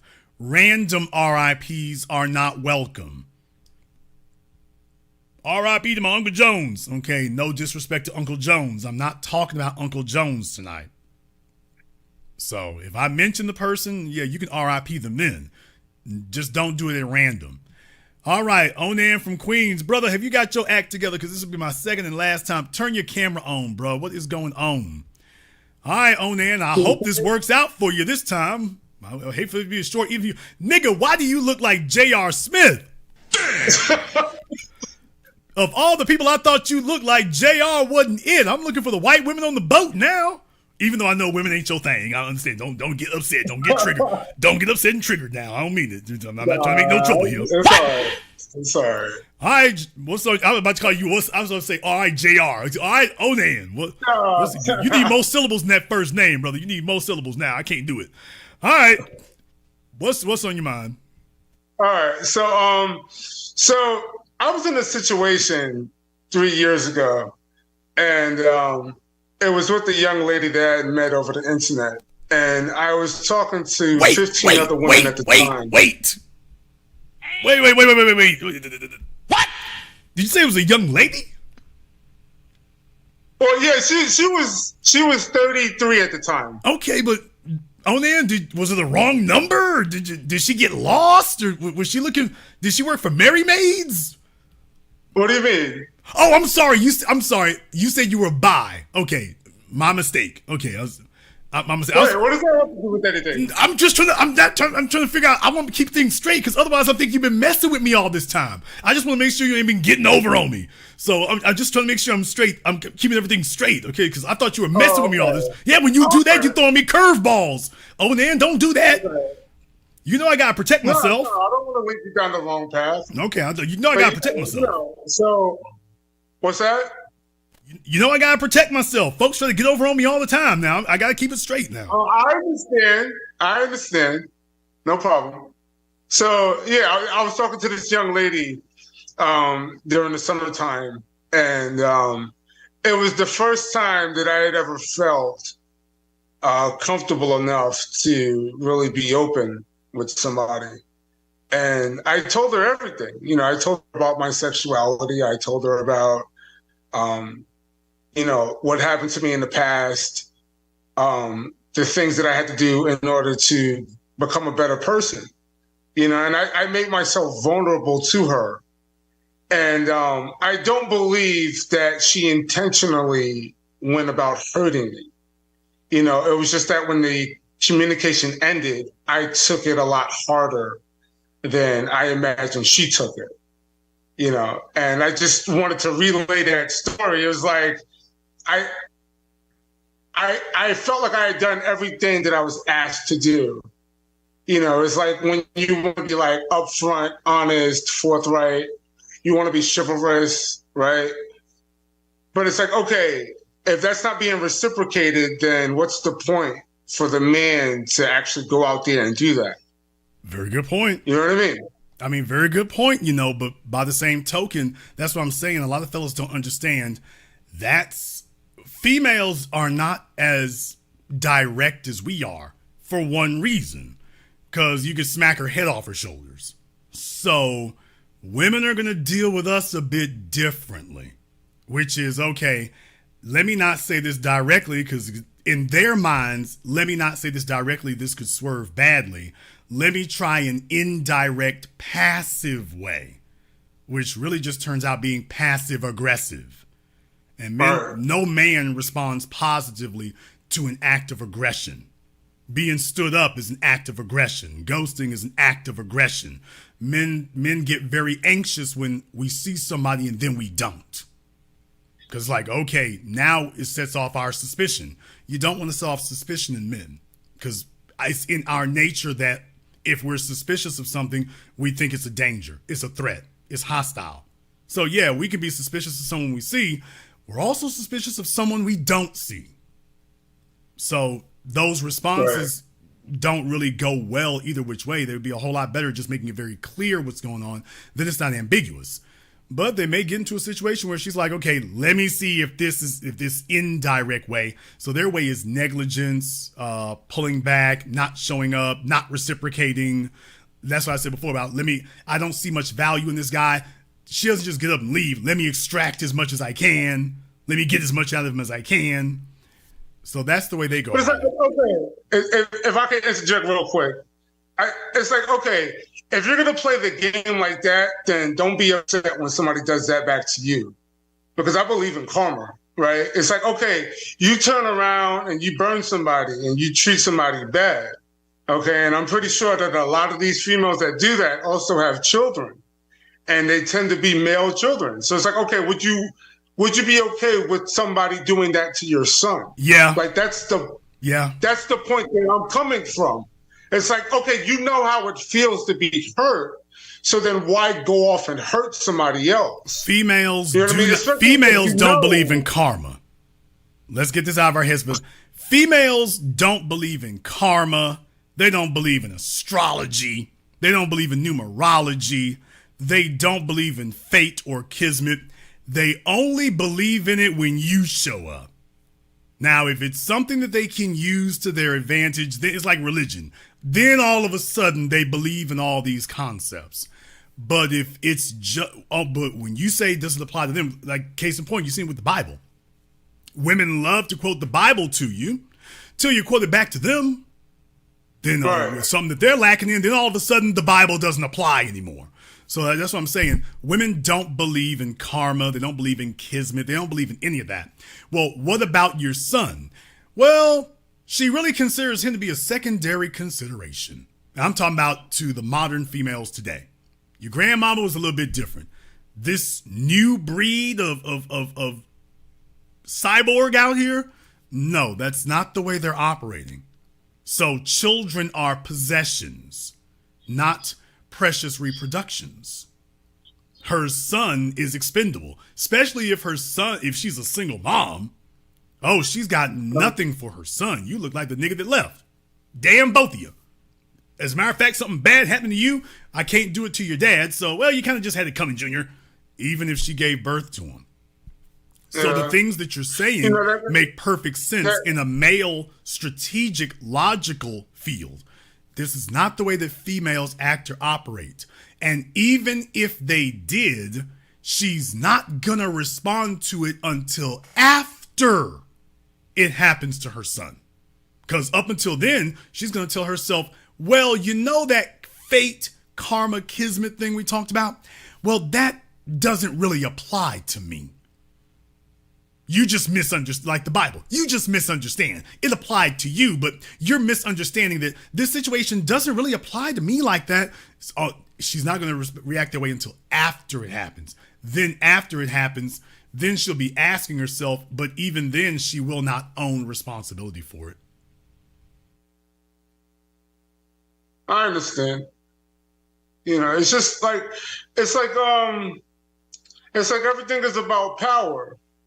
You know, like Oscar Yes. Wilde said, I had brought that up. I had brought it up a couple of nights. I had originally quoted Kevin Spacey, but Oscar Wilde, everything is about sex except sex. Sex is about power. Correct. You know, but it's like it's just exploitation. And it's like, yo, I can't love like that, honestly.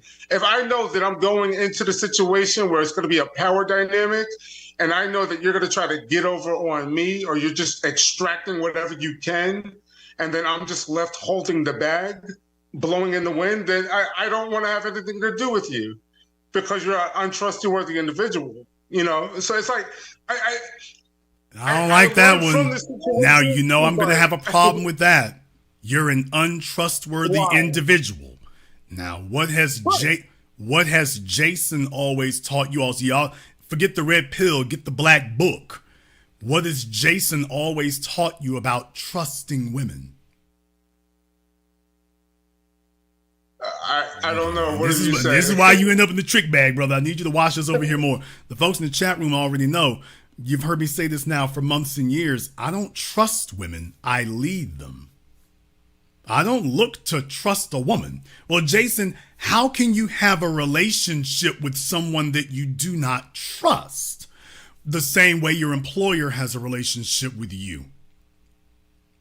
Does your employer trust you, Onan? Well, you might think to yourself that they do, but then again, I got to remind y'all, even working at Walmart, does Walmart trust its associates? In case you all didn't notice, the cameras are over the cash registers. When you go into a casino, the cameras, and some of the cameras are on the patrons, but there's a camera over every single dealer in the casino. There's cameras in the chips room. They've got more cameras watching the employees than they do the customers, because they know if something gonna get took, it's most likely we've got this. The customers can't really get their hands on very much. Remember, they're giving chips, not cash. Everyone wants the cash. The only people who actually come into contact with money are our employees. Therefore, we don't need to watch the customers nearly as much as we need to watch our employees.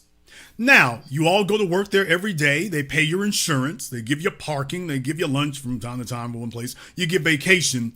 But what I'm saying is they have a relationship with you. Now, you say it's a working relationship, but the bottom line is it's a relationship. And that relationship is not based on trust. It is based on mutual interests. And they take safeguards for themselves because they're extending themselves for you. On account of the fact you getting paid. Now they want to get services from you in the amount of labor. Got it. But they're extending themselves. So if I'm going to extend myself for you, it will not be based on trust. The bank trusts the casino. The casino trusts neither its customers nor its employees. We don't trust you, we employ you. Does that all make sense to you now? If I could just interject, right? If you're going into a situation without a full understanding that you can trust the individual that you're going into the situation with, whatever type of relationship it is, at the end of the day, how much is it worth? If you're not able to trust the person, that there's always a level of suspicion and how you operate. But that's called life, sir. Okay, here's my point, Onan. Tell me how far you're getting relying on this concept of, quote, trust. How far are you getting with that? How's that working out? As far as relationships. Yeah, you tell me having your relationship based on this concept of trust, however you define it, because you and I might define it two different ways, but however you define trust, by the way, if you think we need to use that instead of how can we get by without trust, tell me, how is your relationships built on trust working out for you so far? Generally speaking, not very well. Damn. Okay. So just in case you think that Jason is stupid and jaded and cynical and all this, I don't rely on trust. I rely on mutual interests. Sexual attraction doesn't require trust except to the extent of physically assaulting each other. A man doesn't want to get into bed with a chick who's going to cut him, and the female doesn't want to get into bed with a man who's going to strangle her. Okay, so what you're doing, but that's not even based on trust, because you're not supposed to get into bed with somebody that you haven't vetted. Trust, like for example, if you went to Disney World, and let's just say you wanted to find out what one of the rides was, and it was on the other side of the park. And one of the associates says, oh, okay, hop on the golf cart with me. I'll drive you over there. That's trust. And you're trusting that this is not damn me, John Wayne Gacy, about to rape and chop up the whole damn family. You're trusting that Disney has vetted this person who's driving a golf cart around their park. You're hoping the security knows, hey, who's that person riding that golf cart over there? He doesn't work for us.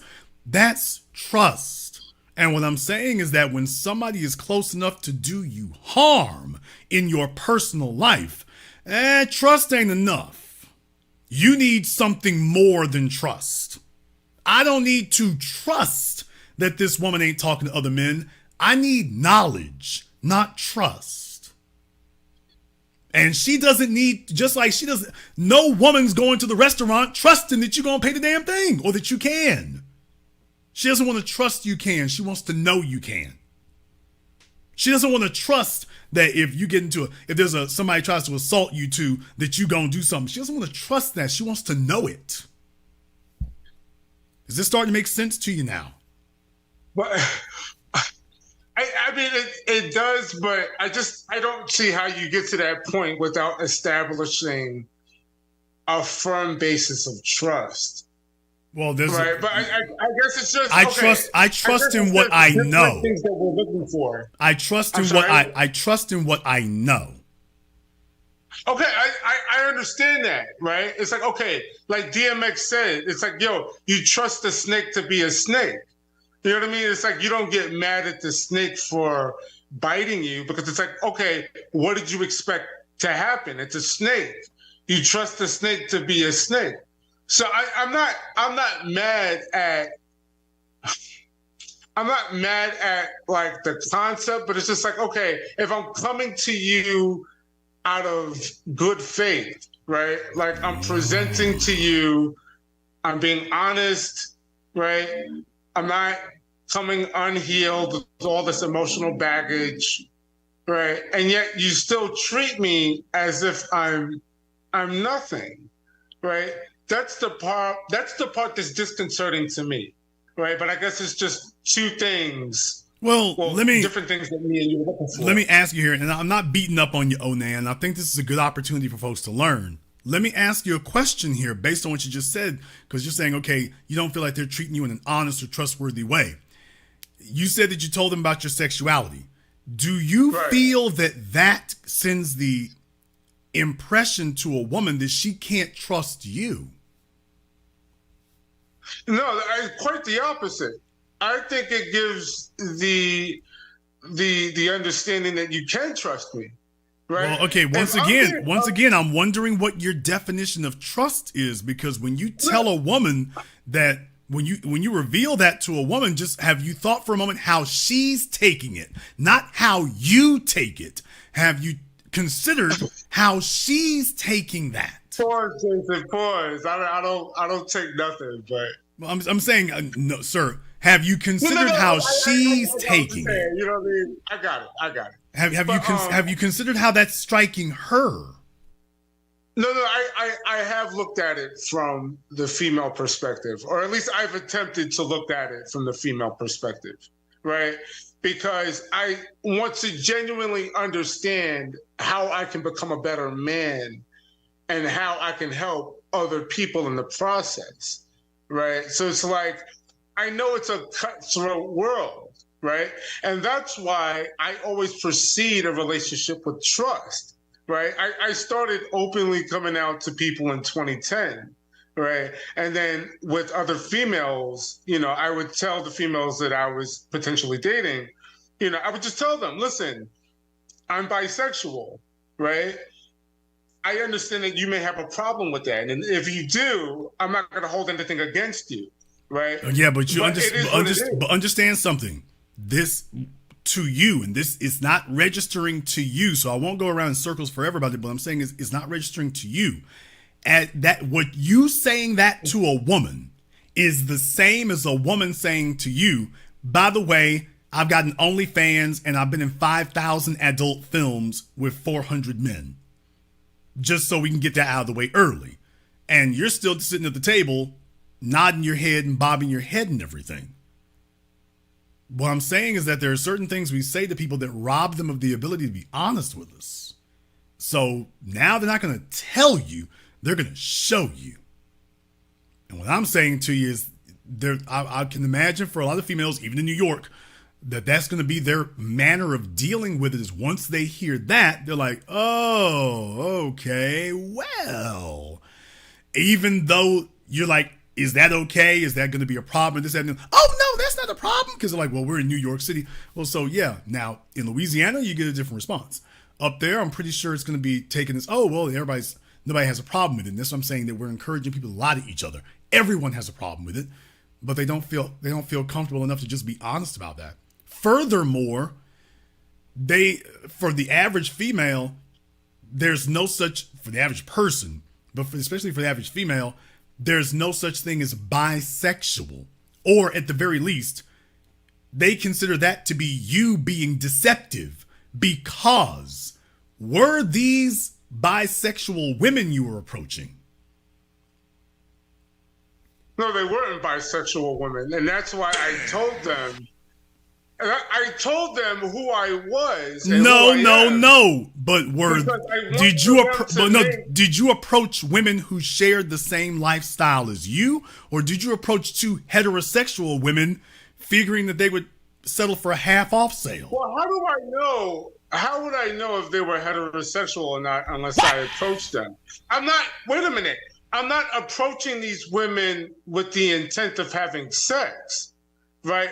I'm approaching them in the streets. Oh, no. Oh, what the hell, y'all? What the hell? What?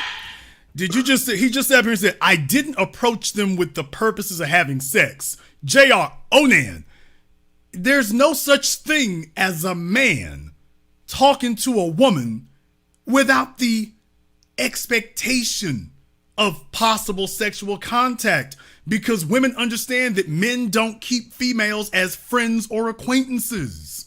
We don't approach females at random to discuss sports. That's not what we do. I understand that. Right. I understand. Clearly not. Clearly not. But go ahead.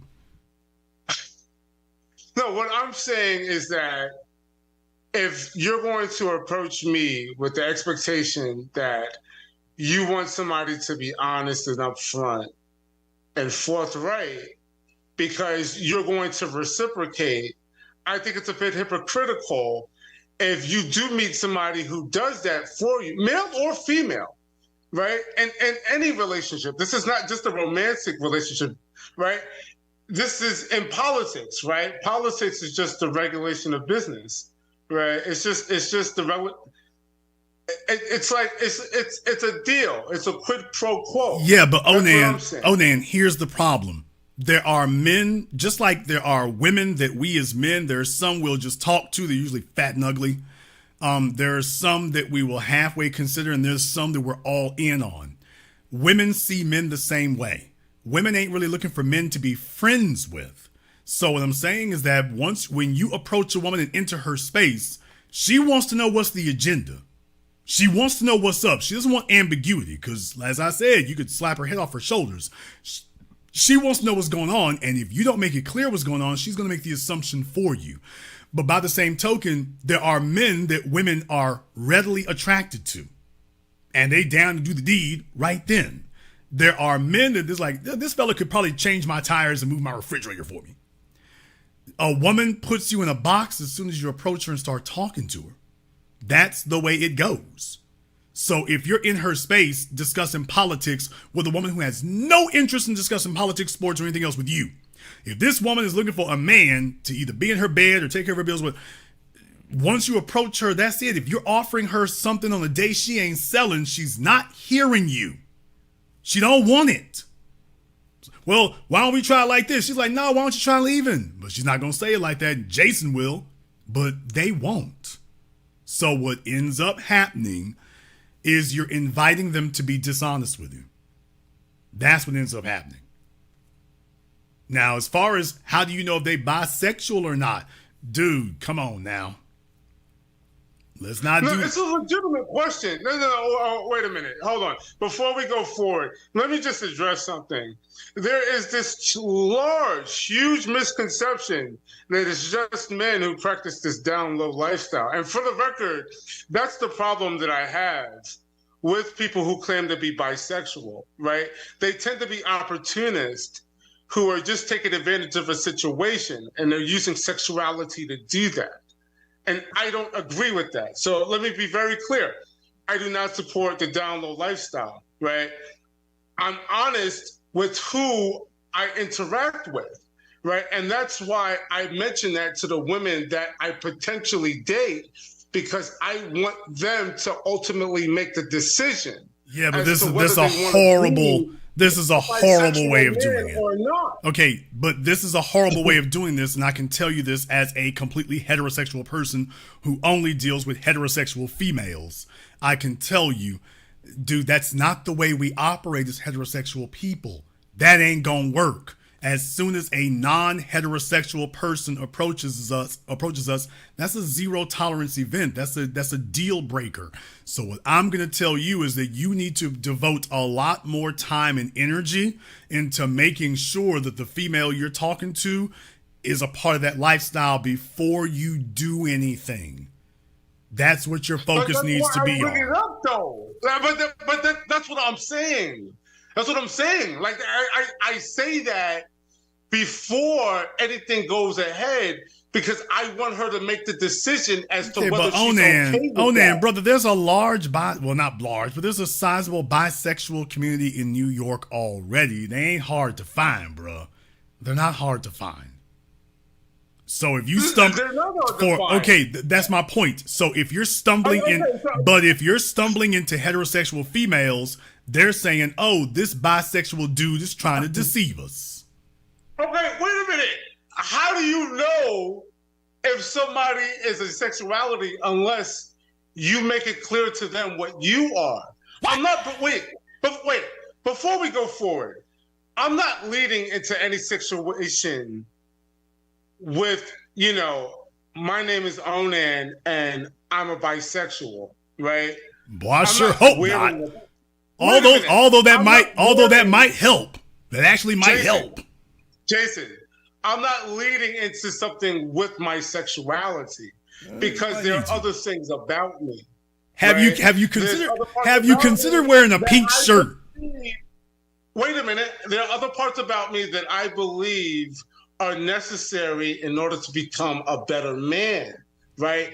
And part of manhood is being honest. It has nothing to do with exactly. But what I'm saying is your problem is that you're getting 10 miles down the road, and your problem is you're disappointed because you're getting 10 miles down the road. What I'm saying is that we could have gotten 2 feet down the road and gotten all this straightened out just with by the way, and Onan, your wardrobe needs to reflect it. You need to wear some pink shirts and some turquoise fluorescent blue shoes or something that lets females know, like some wear some baggy pink pants and blue fluorescent shoes, but with a black shirt. That would say bisexual, I guess, and that would be a little less disarming. My point is, dude, your approach, the bottom line is you are approaching staunchly heterosexual females. The moment you say you're bisexual, deal breaker. Well, Jason, how would I know? You just said, dude, confine your searches to the bisexual chicks. Yeah, some of them look like Tarana Burke. Yeah, not very appealing. Dude, that's going to be what it's going to be, because otherwise these heterosexual females, they're going to have no mercy on you, man. They're going to have no mercy. Wait a minute, Jason. Wait a minute. You do know a lot of these females tend to be bisexual themselves. Okay, like, here's the problem. You ain't finding them. Wait a minute. Hold on. Before we go on, there is a phenomenon at these all-girls schools. No, it's not a phenomenon. Right? Wait, hold on. They're called lugs, okay? Lesbians until graduation. I mean, it's the Isle of Lesbos, sir. It's been around for thousands of years. I'm sorry? The Isle of Lesbos syndrome has been around for thousands of years. It's very common among females. If you lock them up together, they're touchy-feely. But that's not the point. The point is biology is going to win. If we're allowed to practice a form of sexuality that we all espouse to be wrong. Okay, wrong. You're mistaking it. You already debunked it. There's a difference between practicing something and adopting it. There's a difference between a practice and adoption. Dude, you thought. What am I adopting? Okay, that's my point. Is that them lugs ain't looking for a slug? That's the problem. Dude, they're not looking for a permanent attachment to that mess. Females have just like men compartmentalize when it comes to sex. I think you stumbled onto something there. Women, under the right circumstances, will compartmentalize when it comes to sex too. For example, when they have sex with a quote friend. Oh, they don't count them guys. When they give you the body count, they don't give you the body count of the one night stand or the little weird dude they slept with because they were desperate or bummy or whatever the case may have been, or with that girl they were licking on in high school or college. If it's not to their advantage or convenient, then they compartmentalize. Oh, well, that one doesn't count. So you got to be hip to that. So that example you just gave actually is irrelevant for the reason that even if you met one of them chicks, she's not going to let that be an explanation. That's not down low for her. That is, sir, that was what we said. I was in high school, just like the white girls who sleep with black dudes. They'll be wide open in high school and college. As soon as they leave high school and college and get in the real world where there's repercussions for that, all of a sudden they're Sarah Palin. All of a sudden they're Marjorie Taylor Greene. All of a sudden they ain't gonna, they shed that. So that's the reality of it. So just so you know, it's not going to be okay. That's what I'm saying. That's not lying. Jason. That's not lying. Wait. Lying is either omitting a truth or saying something that you know to be actually false. That's a lie. If you're going into a relationship either omitting the fact that you've had sexual relations with members of the same gender, right? I think it's hypocritical that you would call somebody out for the same thing, or you would castigate. Okay, well, that's all I'm saying. But it's like, okay, I'm not going to keep sir, going back and folk do that. Folk do that all the time. Here's the problem: you're the buyer, she's the seller, so she gets to set that rule. Now, what you're saying is that's contradictory. Okay, and you tell her, "Wait a minute, baby, you contradicting," and she's like, "Deal with it, nigga." That's where she at. So what I didn't say what you're saying is false. What I'm saying is it doesn't matter. So you can go ahead and be as right as you wish to be. You can be as correct as you wish to be. And you can keep being embarrassed and wasting your time and getting ghosted on and everything. You can keep doing that too while you're at it. I'm just trying to help you avoid that little part of it. So what you're saying is not anatomically inaccurate, but what you're saying is also never gonna work. You approach a heterosexual female, you approach a female who is just dabbling with other girls because that was the thing they was doing in high school or college, but that isn't really who she is. You're trying to pin her down to something that's not really who she is. The white girls, this is the whole problem that we have with the white girls with the wigger thing. You don't really love black men. You want the experience like going to Disney. Okay, all of us, if you've been to Disney, all of us like going to Disney, except I hate it. But all of us like going to an amusement park. How many of us would want to live there? So she's like, okay, let me go see what that is. Okay, she likes to play with black men, but she does not love us. So you trying to tell her, okay, well, you was playing with girls. She's like, yeah, but I don't love girls. And you're trying to pin her to that. That's not going to work for a female any more than that would work for a white girl who does not want to love black men. Well, you were sleeping with us back in college. That would be just as irrelevant as reminding Sarah Palin of what she did. She's like, yeah, it's a new thing now. Here, nigga, hold this life sentence. Yeah, I slept with dudes back in college, and I'm putting you in prison for the rest of your life, whether you're guilty or innocent. So you can go sit with that with Tyrone and them. So that's where they at. You can't pin something on somebody that somebody doesn't want to have. Thank you very much for giving us a call here tonight. Like I said, I'm trying to help him out. You can sit there and keep running up on straight chicks if you want to. Hey, didn't you do something back in the day? Okay. Trying to help him not waste his time. Okay, we're going to get Great Lakes Champion, and then we're going to get back over here on the phone lines. So Great Lakes Champion, go ahead and turn on the audio and the video, and let's go ahead and get that ramped up here for us. All right, Great Lakes Champion, out hard to work again. What's on your mind, brother? Nothing much. Yo, I wanted to say that when I looked at this guy's video, I can tell, like we talked last time, I was telling you that like Jordan Peterson said, these people are part of the lost boy generation. They grew up with single moms, or if they had a father there, the father was a beta cult. And this guy, you know, I know you hate saying it, he needs to be red pill. He needs the introduction. Okay, I know you say the black book, you're special forces. Red pill is like infantry entry level before you get to special forces. And I think he needs to red pill rage. He got to lift weights. He got to probably get punched in his face, go to a dojo or some gym or whatever. But he doesn't know female nature. He has to have it broken down to him like we're in school. And I think if he doesn't have it, he could be an active shooter. Well, I mean, certainly, like I say, I mean, that's definitely on the dark side of it, but we have to watch out for these fellas. You know, Professor Jordan Peterson has talked about that, and it's absolutely true. These guys out here who are on the fringes and stuff, the more you don't want a society full of repressed, hostile males. You don't want that. You know, and I'm not saying that he will be, but I am saying you do see that similarity through a lot of the Elliot Rodgers and whatnot. They're little dudes. They don't get any respect. It's never alpha males doing this. It's always some weird, screwy-looking, little geeky-looking dude doing it. That's everywhere you see. So if they're disaffected, he's like, okay, he couldn't find his way to a gun range to improve himself as a person, but he could find his way to a gun range to take out his little sissified anger. So, and that's something that we have to be careful of, because those kind of guys will shoot for alphas first, or men that they perceive as alphas. If you're not struggling like him, he'll shoot for you first. Well, it's not fair. Yeah. How dare you be succeeding? They don't go after the women like that in groups. They go after everybody, starting with the alpha males. Yeah, so he kind of scared me, because I was in an active shooter situation like 2 years ago at this mall in Illinois, in Oak Brook Mall. It was kind of bad. I could see a video of the SWAT team having to rescue me at this Apple store. But, you know, I got a little bit, I think Louisville shooter, Bang, I think he was in Louisville. He was tall. He had money. I thought he was handsome. No homo. And he was in shape. I think he was an ex-basketball player. And I think he was like the top 20% of men.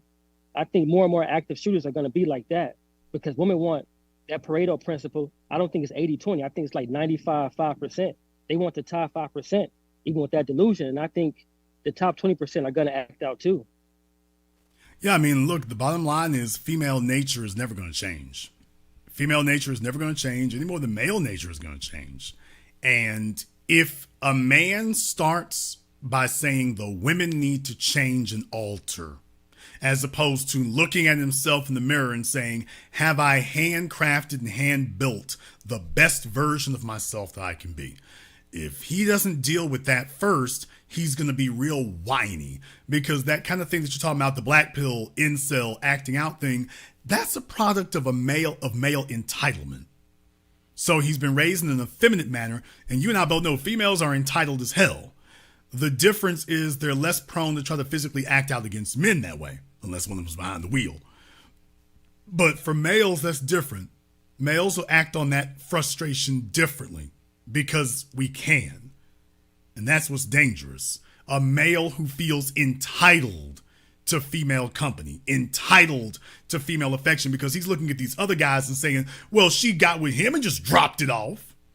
Look, she saw Idris Elba and just dropped it off. She saw Michael B. Jordan, just dropped it off. Well, she should come over here and just drop it off. And he doesn't understand that doesn't work that way. Then when you tell him what needs to be done, he's telling you about what he doesn't have to do and shouldn't have to do. Well, look, those guys were born with it. At least that's a lie that gets circulated around. Those guys were born with it. So if females give it to them and all they have to do is be born with it, why can't she appreciate what I was born with? Now we're off in fantasy land. I agree. But wait, I got to ask you, do you think that, this is a theory, I don't know, do you think that these single mothers tell these sons that you don't have to lift weights, you don't have to do whatever, you can just, a girl's gonna like you no matter what? They don't tell them the truth about that or anything. And then these boys grow up thinking, hey, I have this expectation So it's not really like an entitlement. They're just like, as long as I go to school, I get the job, I don't end up in prison or wherever, I don't do drugs, and I should automatically achieve this woman. Single mothers don't tell their sons anything. Okay. Single mom, the first half of your sentence, first half of your statement didn't even apply. Do you think they tell them to lift weights? Single moms don't tell them anything. The most they'll do is when they're young, dress them up and get their hair done. So they start treating them like girls. That's why you got so many males out here today from a young age got hair done and footwear. That's what single moms do to their sons. They don't build men. They build dress-up dolls. When those males get around you and me and realize we ain't got no damn use for a damn male dress-up doll, now he's angry because that's the only tool he's been given for the last 18 years. He's been raised on that and told this is all you need when the only female he was hanging out with was his mom. So single mothers don't prepare their sons for anything, nor do they teach their sons to stay out of prison. They don't prepare them at all for anything. They treat them like goldfish. Feed him, clothe him, make sure he doesn't die from exposure to the elements. But as far as that manhood building you're talking about, lifting weights, playing sports, some of them think they slick and they turn their sons over to the coaches, and that's why you got so many NCAA players and NFL players. That's the best a single mother will do. But you and I both understand that's not how you build a man. Football is not how you build a man. That's how you build a football player. That's not how you build a man. So as a woman, she does not know what we know. She doesn't know what we know intrinsically, biologically. That's why men come out better in prison than they did with their single mamas. Because there you're going to have something that your mama didn't give you. Structure, discipline, rules, hierarchy. The demand, not the request, but the demand that you become competent, that you acquire skills. Single moms don't do this. They can't do this.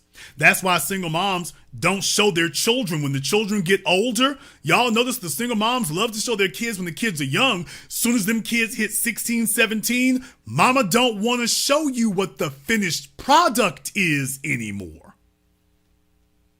You see, they should be parading around the finished product so they can show everybody that she didn't screw up the kids. You'll notice them kids disappear. On Facebook, they show up when they 2 and 3 and 5 years old. They disappear when they get 15, 16. Mama don't show them no more. Except to say, oh, it's baby boy's birthday. She doesn't want to show where he ended up in life. She doesn't want to show if he's competent. She doesn't want to show the man that she raised. Fellas better wake up and recognize that. Why don't men want to date single moms? That's why. Because if you want to destroy your legacy, she'll do it in 3 easy steps.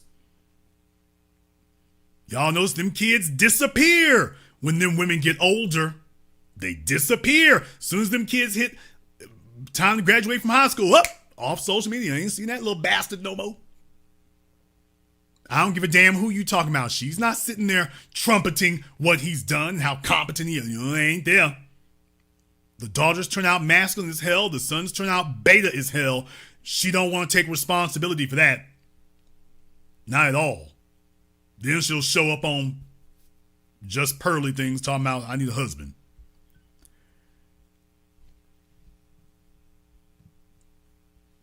It's not accidental. Women don't raise men. Women don't raise leaders.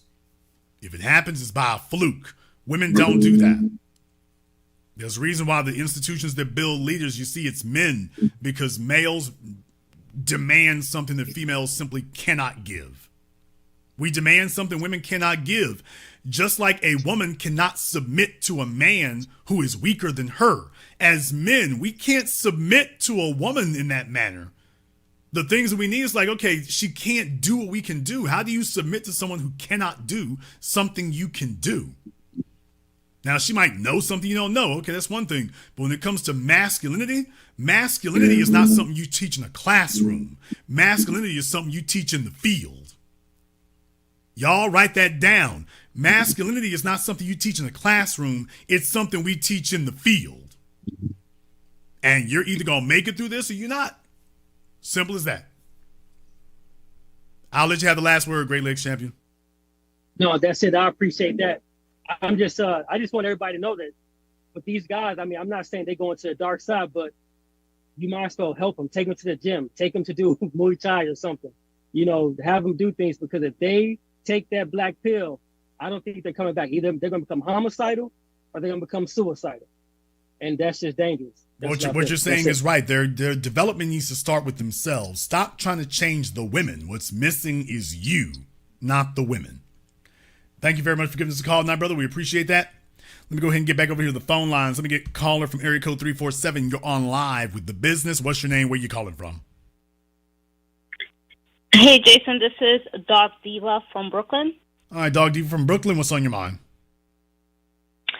I just wanted to mention one thing that I disagree with you on, and also send a message to the young ladies out there who are listening.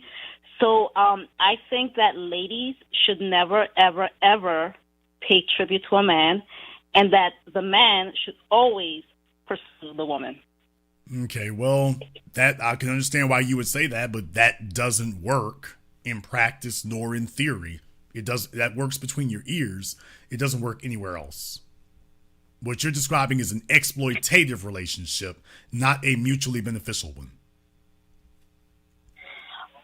Well, no, I don't think it's exploitative. Of course you wouldn't, because you're the one exploiting. You're like, hey, this is perfectly. Of course you don't think it's exploitative. You're the one doing the exploiting. You think it's great. Every exploiter thinks their exploitative relationship is great.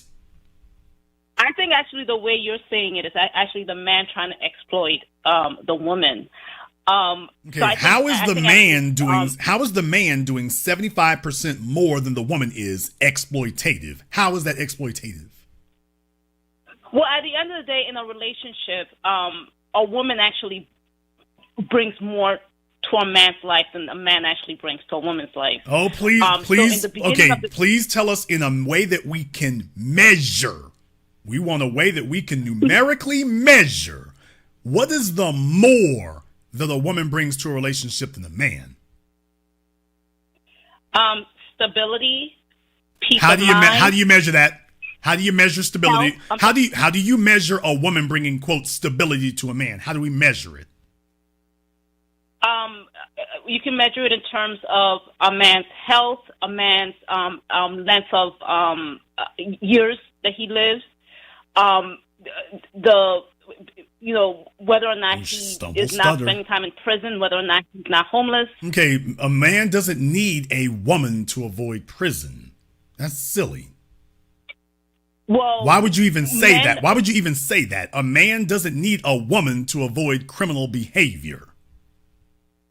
Actually, if you study sociology, being in a relationship and or being married is a factor that is used to determine whether or not. No, ma'am, that's a lie. No, ma'am, that's a lie. The single biggest factor in whether or not a male will end up in prison is was he raised in a single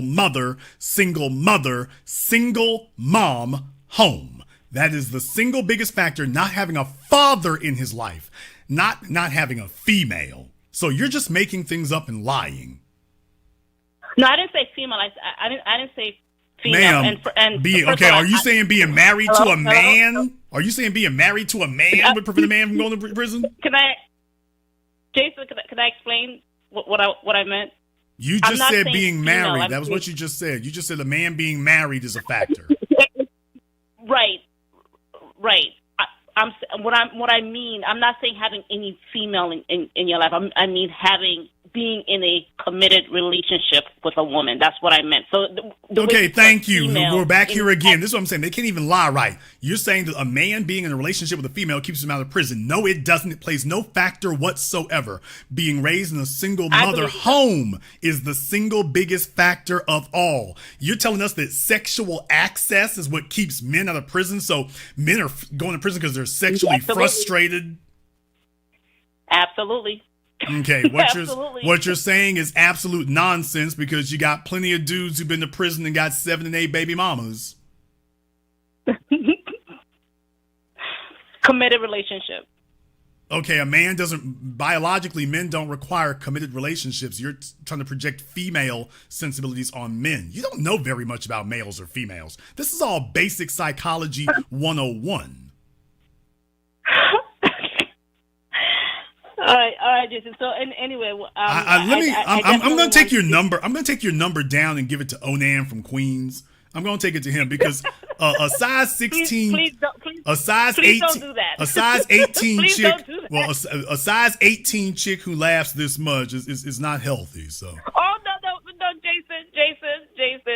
If you Please. deny it, don't do it. You know how I look like. I'm not size 18. I'm actually very petite. I don't believe you. Get on Zoom. All right. I'm sorry. Get on Zoom. I don't believe you. I'm not gonna get on Zoom, but what I do want to say, you're a liar. I'll pay you $25. Get on Zoom. I'm not dressed appropriately. I'm not. Okay, ma'am. Well, you're a liar. Size 18s just need to put on their bedspread or the tablecloth in the kitchen. I'll pay you $50. Get your big ass on Zoom.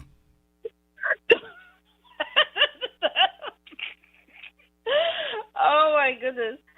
So yeah, I'm not dressed appropriately, but man, that's most of your life right there. You're worried about the wrong thing. I'm sorry. I'll pay you $50. Get on Zoom, Lizzo. I'm not Lizzo. Actually, let me see. Hold on one second. Let me just quickly. Get the number. If I can put on like a. Let's quickly get the number to Jack in the Box. I'll see if I can Google it for you instead. Google what? The local Jack in the Box, or do you need Uber Eats? What number are you trying to find? No, I'm trying to find this because right now I'm not dressed appropriately, so I'm just trying to find a T-shirt that I can wear. I'm not gonna get on Zoom with what I'm wearing right now. Hello? She's looking for a T-shirt. Hello? It's only Tinder. You're looking for a T-shirt. I'm not dressed appropriately. What the hell are you wearing? Pasties and a G-string? I live alone. I'm on the phone. I'm not, I live by myself, so I'm just, wearing whatever. So I'm not, if I'm going to get on Zoom as you're trying to demand that I do, I'm going to have to, dress up a little bit, right? That's not really required. I don't see why, but. No, I'm not going to listen, I'm not going to get on Zoom, with my bra on. No, I'm not going to do that. Okay. A shirt shouldn't be that hard to find unless, of course, they're all over at your girlfriend's house or whatever. So it shouldn't be that hard to find. Do you think? My girlfriend's house? No, I'm heterosexual. But anyway, I like I said, I wanted to give the message to the young ladies. Ladies, this is what the fellas have to the young choose ladies from there in Brooklyn. Please do not pay tribute to a man.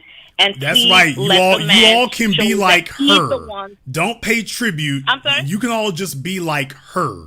Don't do that at all. Just listen to her so you can be like her instead. That's what you ladies need to do. Just listen to her, a chick who is terrified to death of anybody.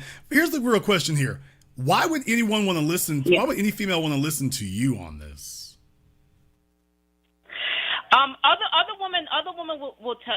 I'm not the only one who feels this way. Other women will tell I didn't ask that. I said, why would any female want to listen to you as an authority on this subject? They don't have to. I'm just giving my. Okay, but you're not. But why would they want to take you seriously? With what authority are you speaking? Well, you know what? I mean, if they don't want to take me seriously and they want to listen to you saying that, you should pay, I don't know what, 25 cents or something per dollar. I don't know. You haven't explained to anybody, you haven't explained to anyone why that's a problem. You haven't said why it is, except the women are more valuable than the men. There's nothing more valuable. There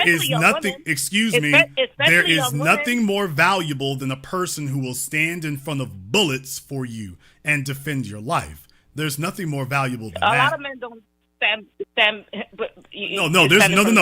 Men don't do that for you. No. Valuable. Men don't do that for you. It isn't that men don't do it. They don't do it for you.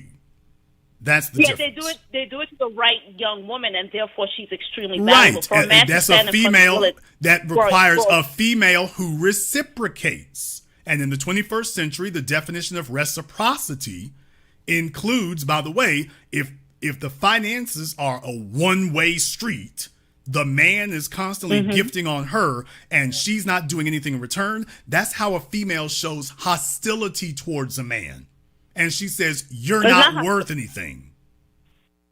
It's not hostility. Yes, it is. You're the most hostile thing in the world on this phone. You're proof of the hostility. Young women are extremely valuable. Men do a lot for young women. I'm not necessarily talking about the older women, but I'm giving this message specifically to the young women. Do not pay tribute to a man. Let the man. You're no authority. You're no authority to be able to suggest to them they should or shouldn't, because in order for them to listen to you, they'd have to want to live the life you got. Which is why I said, who are you to tell them if they should or shouldn't? Because they would need to see your results, because your philosophy got you where you are. You won't even get on the camera so we can see where the results are of this wonderful, beautiful thing sitting in Brooklyn up there. Because we all know what we're really going to see is something that the men up there would swerve around like a getaway driver who just robbed Wells Fargo.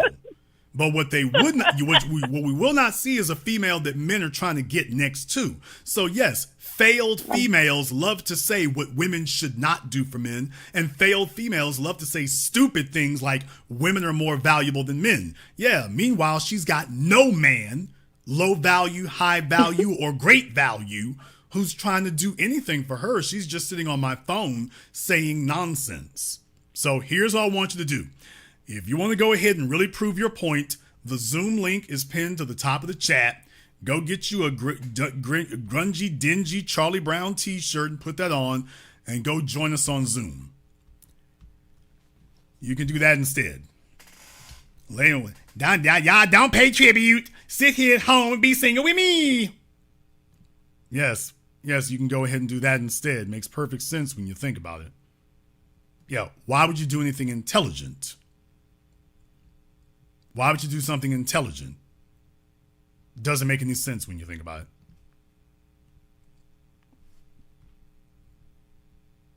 Let me get a caller from area code 310. You're on live with The Business. What's your name? Where you calling from? Hello? Yes, you're on live. What is your name? Where are you calling from? Okay, hello. Thank you. I appreciate that. I wanted to start off by saying, yes, men are very valuable. What is your name? And I do...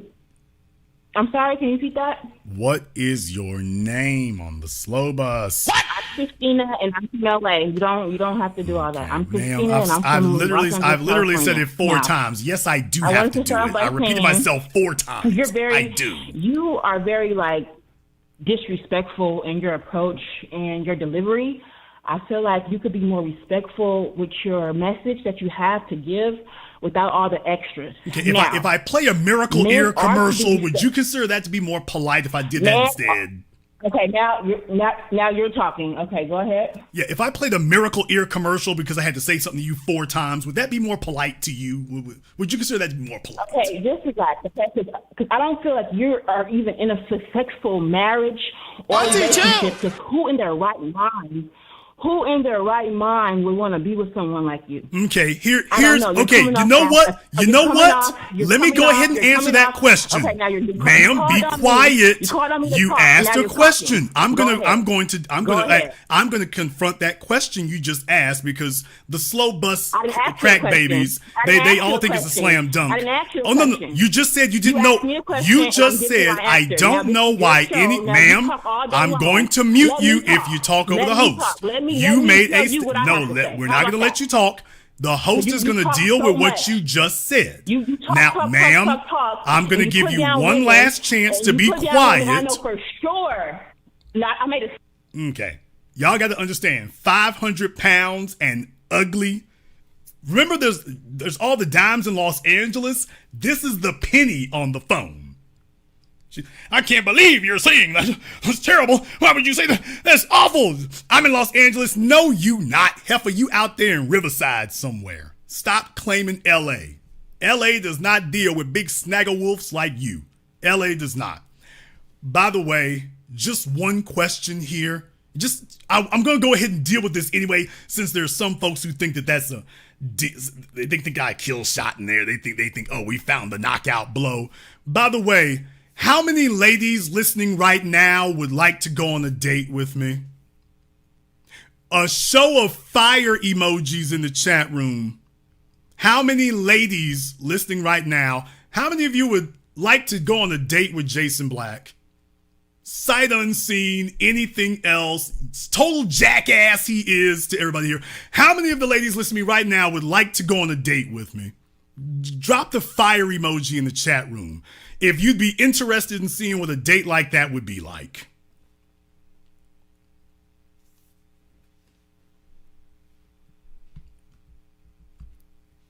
Hey, you need to be quiet and Brunhilde. listen. Wow, because you're coming off as still a Kevin Samuels homosexual. Y'all, she's still, first of all, she needs to look in the chat room, by the way. Nina, don't tempt me, Nina. Don't tempt me. Do not tempt me. I'm taking side chick applications this year. Don't tempt me. By the way, y'all notice she's still sitting there talking, by the way. She's been muted and everything else. I can't hear her because on Blog Talk she's muted. So as soon as I unmute her, these are unresolved daddy issues. Ladies, y'all got more fire than the flames of hell up in here. Good grief. I'm gonna have to give out an email for my side chick applications. But yeah, by the way, if anybody ever wants to say, who would ever want to date you, Jason? I hope this program sets that to bed. By the way, I would love to date all you ladies too. I would love to date all of you. One of these days, I'm going to have a serial dating situation here. I would love to take all of you ladies. Not one by one. It wouldn't be one by one. Not one by one. Not one by one. 3 or 4 at a time. 3 or 4 at a time. Elimination. 3 or 4 at a time. See if they eliminate each other. See how it goes then. Otherwise, is that big ass over there still talking? I know you do. I know you do, because you guys are dick riders, and you want to just have all the men for yourself, so women won't have nobody, right? I know that's what it is. I know for sure that's what it is. You need to write a letter to Are your you done? dad and fix Are you that done? situation. Are you done? Have you gotten therapy? You talk a lot. I noticed your show, but you talk a lot. You should give somebody else their point of view of how they. Yeah. Okay. She's lost her entertainment value, but yeah, folks, if you didn't have a dad, some females, if they didn't have a dad in their life, they just crack. They just crack and shatter. That's what happens to them. They just crack and shatter. Yes, she was still sitting over there talking the whole damn time. She's not angry with me. She's angry with her dad. She's not mad at Jason Black. She's mad with her father. Damn you, daddy. Wow. Okay. Tasmanian she-devil.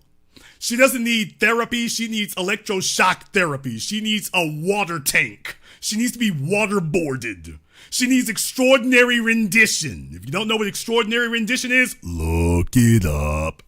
That's what the hell she needs. She damn sure doesn't need a man. By the way, did y'all see they got triggered from New York to LA? The ugly chicks got triggered. Stop telling them that. You don't need to tell them that. Ah! Okay, if you're going to claim that nobody would want to date me, if you're going to say that, then I have the right to dispute that and show evidence, and then we can continue from there, because that establishes whether or not you got the credibility to say what you're saying.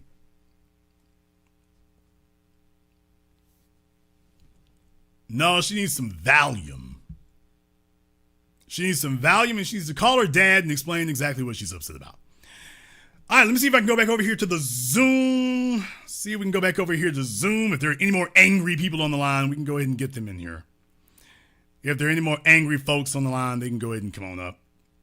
We're doing a nice program about this little fella. All right, got my man Dan on Zoom. What's on your mind, brother? Well, he's working on his audio, so he's got that Southside Chicago broadband. Hey, what's going on? I see you was on. You was talking about the brother who made that video about him being a 100% straight beta. I kind of thought that was funny at first, but then again, I thought it was a skit. Then another part of me, I kind of picked up on something. He kind of give off like he has like he has autism. Yeah, some developmental issues, sure, and that's perfectly understandable. Here's my issue. My issue is, even in a court of law, even in a school of development, there are levels and ratings that we give to how well a person understands what's being said to them. So once you cross a certain threshold, here's the point. All of us ain't Albert Einstein. I'm not. You don't have to be Albert Einstein to be what we call reasonably competent, reasonably understanding. He understands what's going on. Now, to the extent that he might have some other affectations, look it up, that's a different matter. So there might be some nuances that indicate there may be some areas in which he might not be quite as on the block as the rest of us or the majority of society. That does not mean he doesn't understand this. Because here's the point. I can find to you any number of individuals with no mental handicaps, developmental issues whatsoever, responding the exact same way. So this is an emotional response, not a mental one. You know what?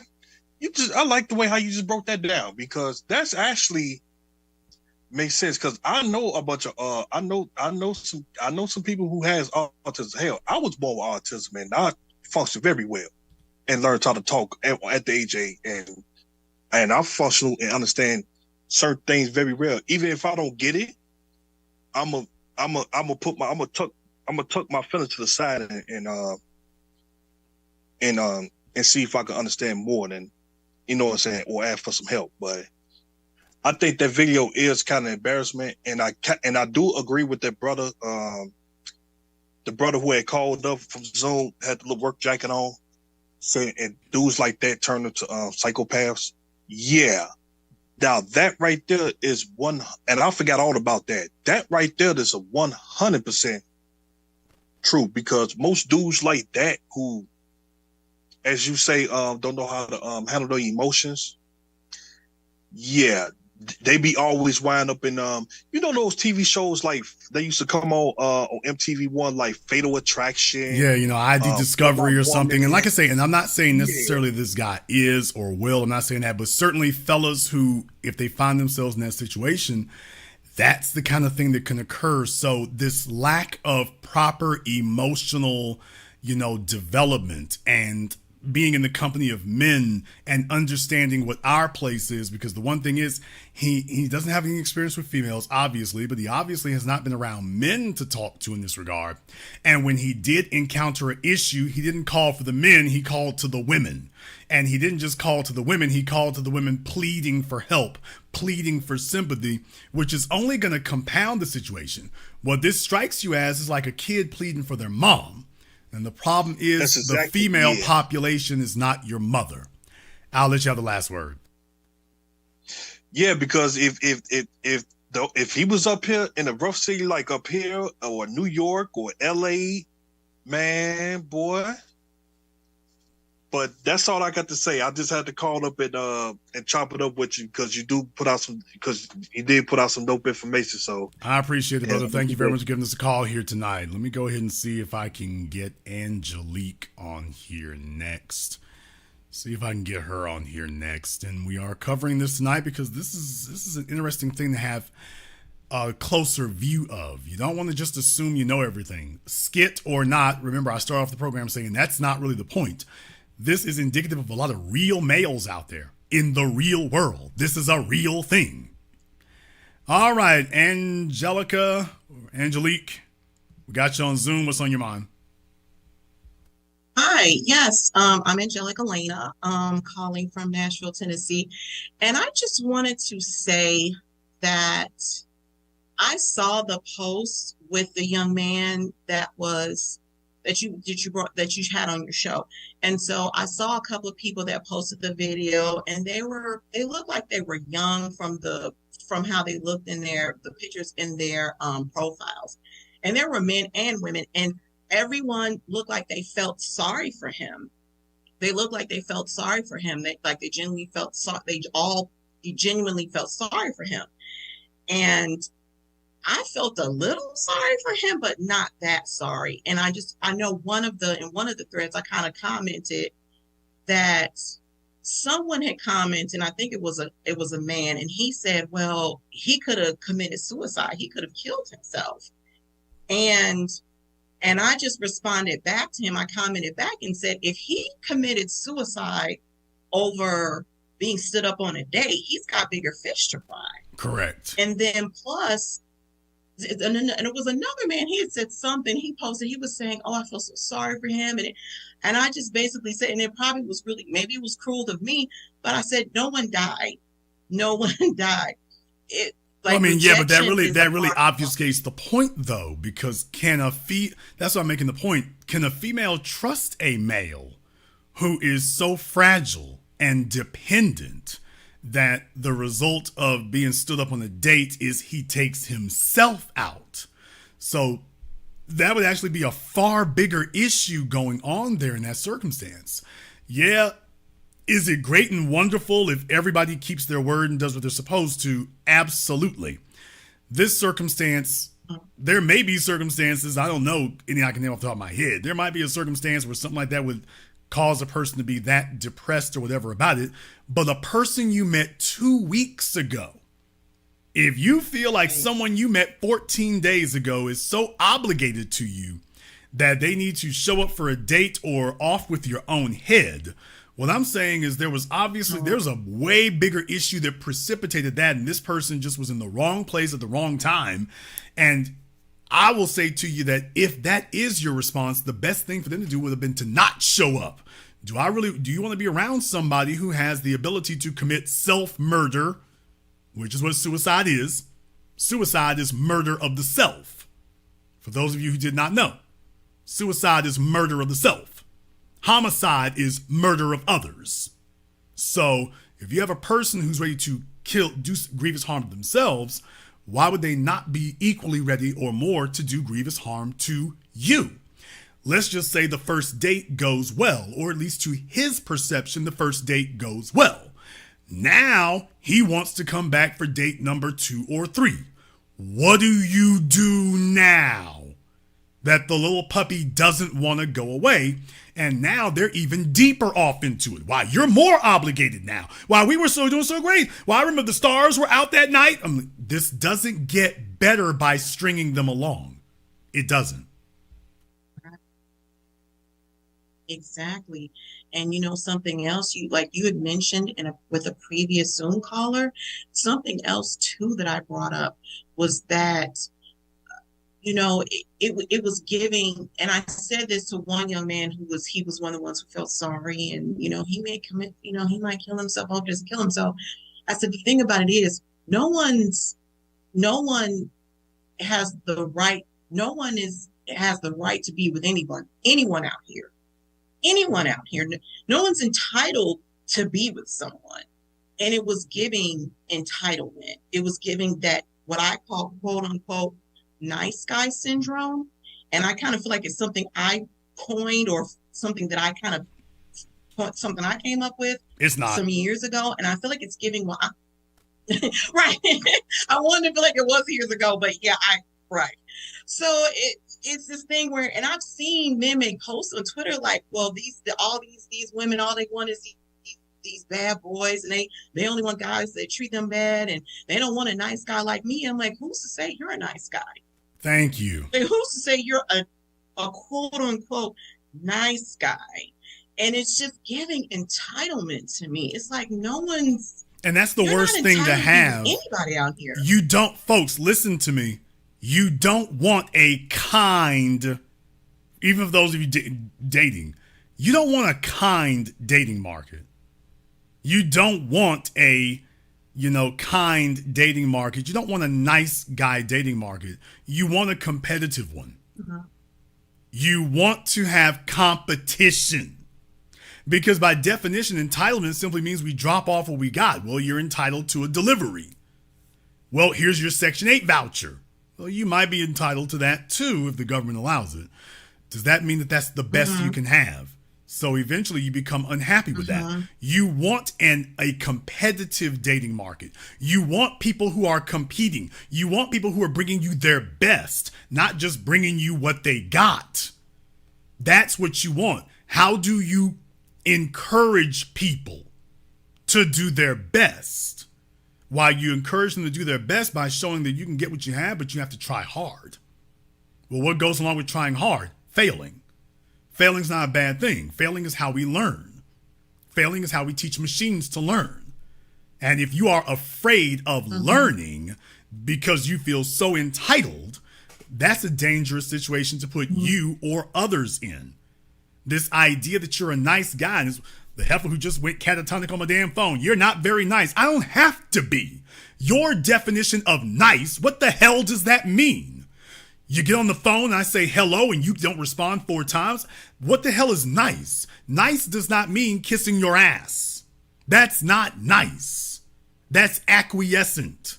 That's compliant. That's not nice. He did what I wanted him to. Well, that's not nice either.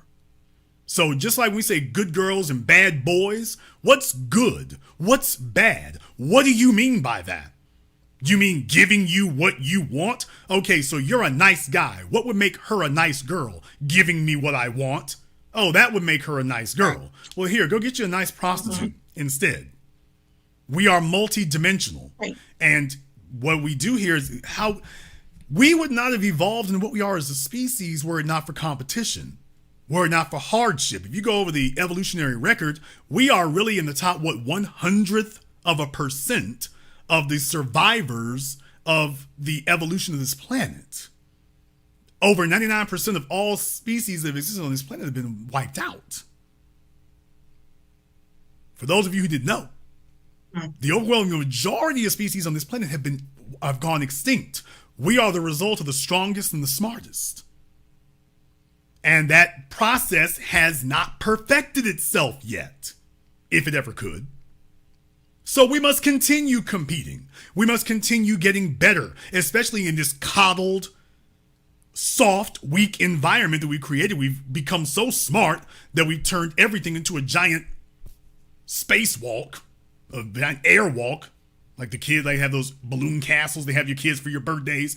We turn the world into that, where individuals who probably should not be surviving are walking among the rest of us. And what are they doing? Bringing down the value of the real estate, making it harder. They're actually making it harder to survive. No, a competitive marketplace is what we need. You will become a better man. She will become a better woman.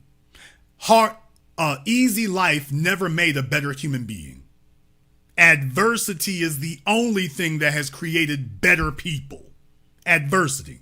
And if you don't like the results in the sexual marketplace, that's very, very easy to deal with.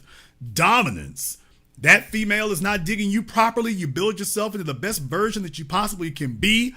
You sit up here, holler the old girl latest, you gonna holler back. Oh, take a look at this right here. You take her to the fanciest, nicest restaurant. You bring the waiters over singing. You bring the cameras and say, I just want everybody to see me dump your dopey ass right here.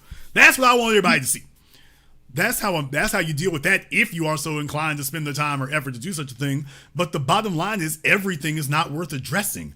Everything is not a personal annihilation. Sometimes you have unrealistic expectations. If you could talk to your parents or a man you respected, maybe he would have told that fella that his expectations were not realistic. And if he's not open to hearing that his expectations are not realistic, dude, that's why she didn't show up. And and he's not complaining just because of one. He's complaining because this is happening. This is an ongoing issue. What I'm saying is, take a hint. Take a hint. The women are trying to say something to you. Take a hint. Absolutely. So that's kind of how I felt about him. Like, I just feel like if someone's not attracted, they're just not attracted. I just kind of feel like it kind of is what it is. It is what it is. You're just no one out here, man, woman. I don't care how nice you think you are, whatever the case may be. You're not entitled. You don't have the right to be with someone. or just, I don't know, but there was, I don't know what that said about it. It actually kind of surprised me. No one, I feel like I was the only one that was kind of on Twitter. It was like, yeah, no, it was so many, and the I rest guess were maybe lying. they were nice. Yeah, it wasn't so many. It was the rest were lying. And there's the real problem is, think about that for a few moments. He went begging for sympathy and then he got it. So what this is now going to do is, at best, it's going to make him think that she wasn't fair, but at worst, it's going to make him think he was right. You see, she was all screwed up. See, there really are women out here just like that. And he's going to be just great until he tries to slide into their DMs and then gets the same response over and over and over again. So this is why lying to him, these women are not being merciful by lying to him.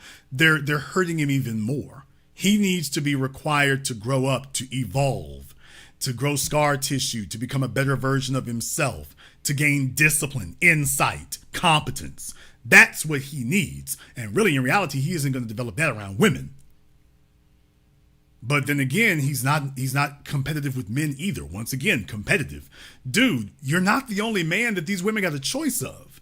And what women value, you're not actually ranking very high in the valuing of that. You need to be around other men who can help you get your stock up and help you get your value together, rather than what you're currently doing, which is saying, I'm all right like I am. Ladies, what did I do wrong? You didn't finish developing into a man. You haven't developed the best version of yourself. What did I do wrong? You are not competitive against the other men in Los Angeles. That's what you did wrong. Mm-hmm. You did that wrong. Instead, they're telling him you did nothing wrong. What incentive does he have to change now that all these women are telling him he didn't do anything wrong? Knowing they're lying to him. Knowing they're lying. I'll let you have the last word. So true. But one last thing I will ask you is that what were I felt like it was actually a few more men that were on there. They were like, oh, I feel so sorry for this dude. Where are all those? And they were young. They weren't even like older from their profile pics. They didn't look like they were older men. They looked like they were young men that were probably his age or maybe younger. And they were like, they felt sorry. I'm like, what was that about? What was that about? You're not helping. Not helping, not benefiting. You don't get a stronger class of men. It doesn't work that way. You coddle people at your own risk. And I say your own risk. It's a society. It doesn't help us to do that. No. Look, if you want to become a weaker version of yourself, believe it or not, there's a never-ending stream of people who will sit here and enable you. There's a never-ending stream that will sit there and do that for you. And that's why adversity is a very important thing. If you don't have that, then you just grow up without it. Now you're a grown man expecting everything to fall into your lap, and that is simply not the way it works. California is like, my God, you have to make what, $70,000 a damn year to get something to rent in Los Angeles? That's the definition of competitive. If you're a single female in Los Angeles, you got to make over $50,000 to live. That's for a single female. What do you think her biology is telling her to expect from a man? Well, guess how much more competitive you got to be in order to be appealing to her. Now you add to the fact that crime is out of damn control. So she needs you to be physically competent, financially competent, socially competent. She needs all of that. And you are not signaling to her that that's you. It was 2 weeks and you were asking for a date. That was your first problem. She should have been asking for one from you. If you were that dude. You talking about kindness and compassion. You in one of them cities with no pity. You in the city with no pity. LA got no pity for nobody. I figured that first time I got off the plane on LAX. Y'all know it must have been a while ago because I was still taking airplanes. First time I got off the plane in LAX, I'm like, oh, this is a city with no pity here. You get no love in LA. LA got no love for nobody. Nobody. All you have to do is take one trip down Crenshaw and you can see LA got no love for no one. If you come to Los Angeles, it's sink or swim, it's do or die. They got no love for you. Guess what? Same thing in New York. All the homeless programs in the world. New York got no love for nobody. You in the wrong place looking for love. So all I'm saying is some people set themselves up for disaster. He's far from rare. And take a look at all the folks who are willing to lie to him. And then if he slides in their DMs, they're going to slam dunk him again like the rest of them. Thank you very much for giving us a call here tonight. Let me get caller from area code 276. You're on live with The Business. What's your name? Where you calling from? Hi, this is Michelle from Phoenix, Arizona. Michelle from Phoenix, what's on your mind? Good to talk to you. Yes, sir. I appreciate your perspective on this. It's easy to feel sorry for this young man. I think one of the things that struck me about it is that I think the reason that he is getting the feedback that he is from other men at varied ages is because there's just a segment of society out there that doesn't have the level of competitiveness that you mentioned.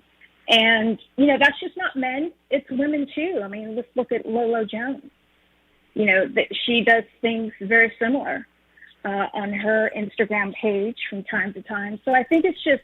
Well, it goes a little bit differently for females. It goes a little bit differently for females here.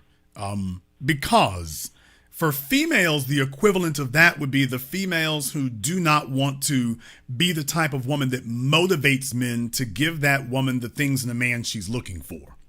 There are men who have it, but if she's unwilling to do the work, put in the effort, turn herself into the best version that she can be, she wants to be the version that she's most happy with, which is usually the sloppiest, laziest version.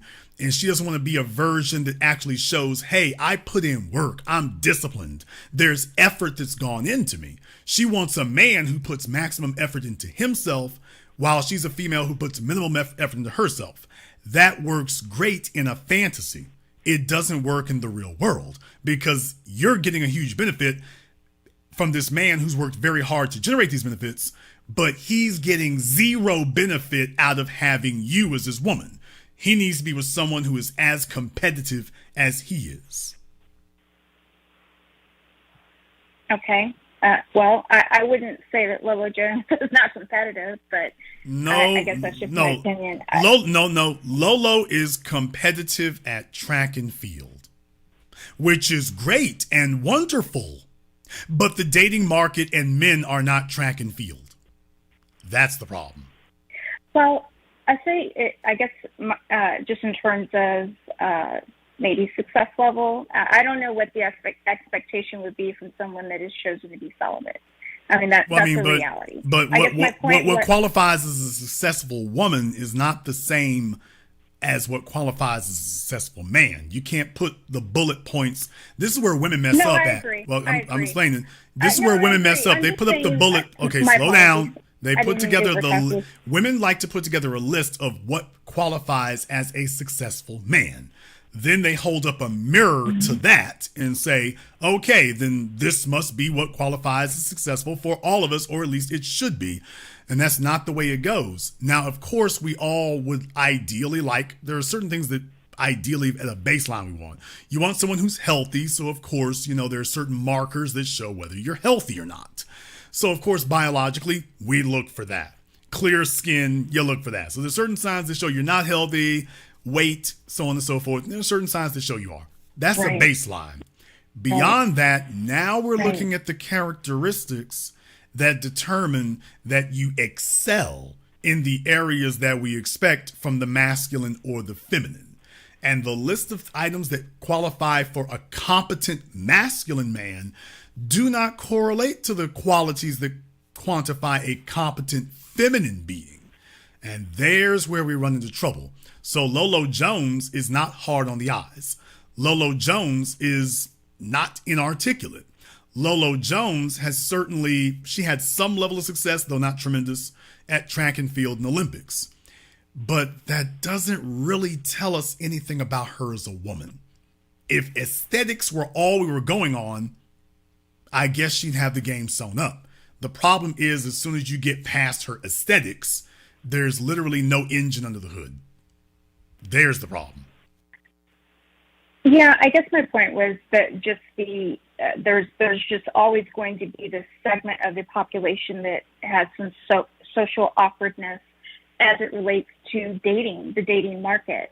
And I think the rise and takeover of social media is going to make it even that much harder for that group, because not only have those skills not been, or those muscles haven't been developed, but now you have this default in social media where there's this idea that you are actually going to develop something with your fingers, with your thumbs, on social media.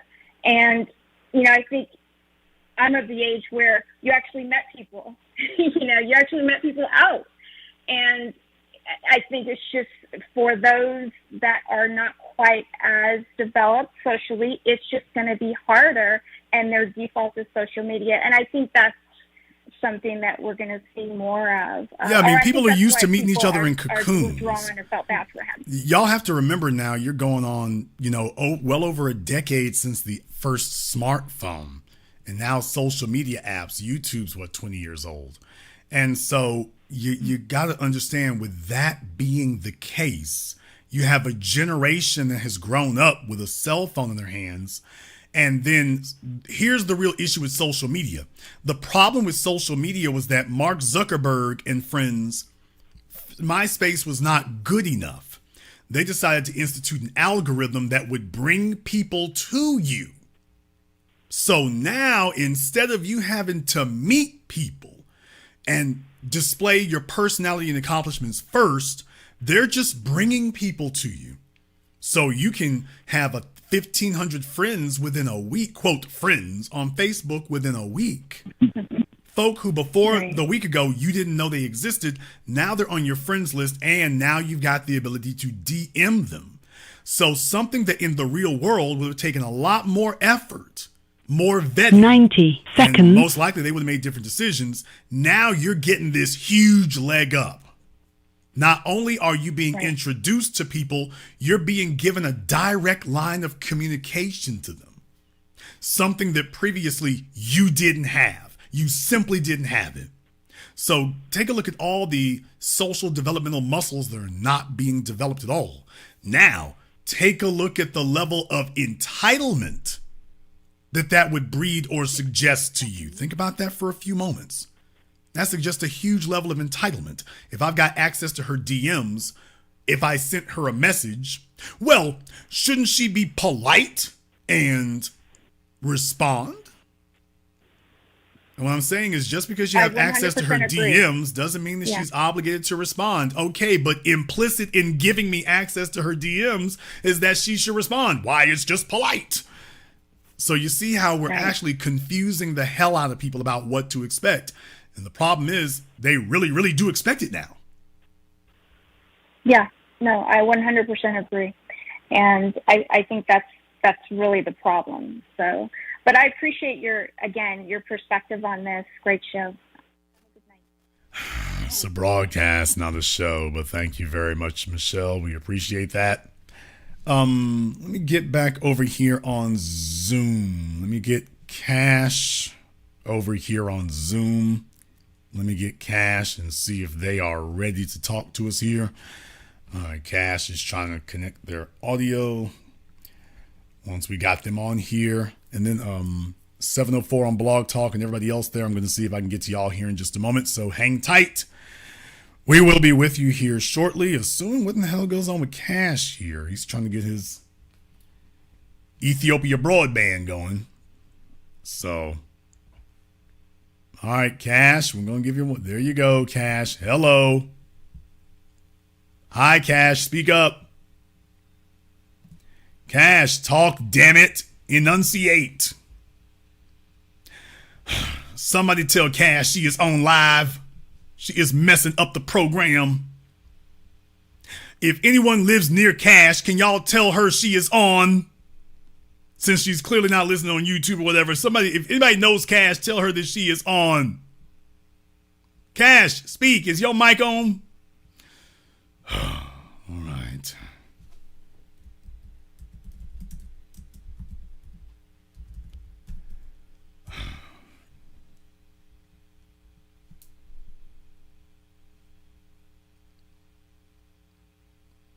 This is dealing with the women today. This is basically where we're at. No, she's not muted. She is not muted, but she is a mess. So I don't know what to do with her. No, she hasn't connected her sound. She hasn't connected her sound at all. So connect your sound, Cash. Okay. Y'all, she is lost. There's a microphone icon. Try that one, Cash, or the one that says which inputs you're using. She is just sitting here looking dopey. Mod somebody, anybody. If you know somebody with track lighting up there, fluorescent lighting like this, let her know she is on and messing up the program. I sent her a couple of chats. Apparently she hasn't figured it out yet. Okay. Back in the waiting room you go. Back in the waiting room you go. So if somebody finds Cash, let her know she had her chance to make it to the big time. She had her chance to make it to the big time. All right. Let's go ahead and see if we can get Jay Rito. Jay Rito. All right, Jay Rito, go ahead and wire up our mic and our camera. Lights, camera, action. We'll go ahead and get that started for you here. I'll give you 5 seconds to get that taken care of for me. If we don't have that done, permanent vacation. Okay, Jay is working on it. All right, Jay, point your camera down some more, sir. We'll try to do this. Okay. All right, Jay, what's on your mind? Yes, sir. What's going on, brother? Appreciate it. Okay, he's got Flying J Broadband here. All right. Speak, sir. You're holding up the program. Can you hear me? Yes, sir. What's on your mind? Rito, speak. Okay, y'all. All I can imagine is the pipe got him tonight. I just don't understand. I told him we hear him, and maybe he doesn't hear us. I don't know. Everybody else could.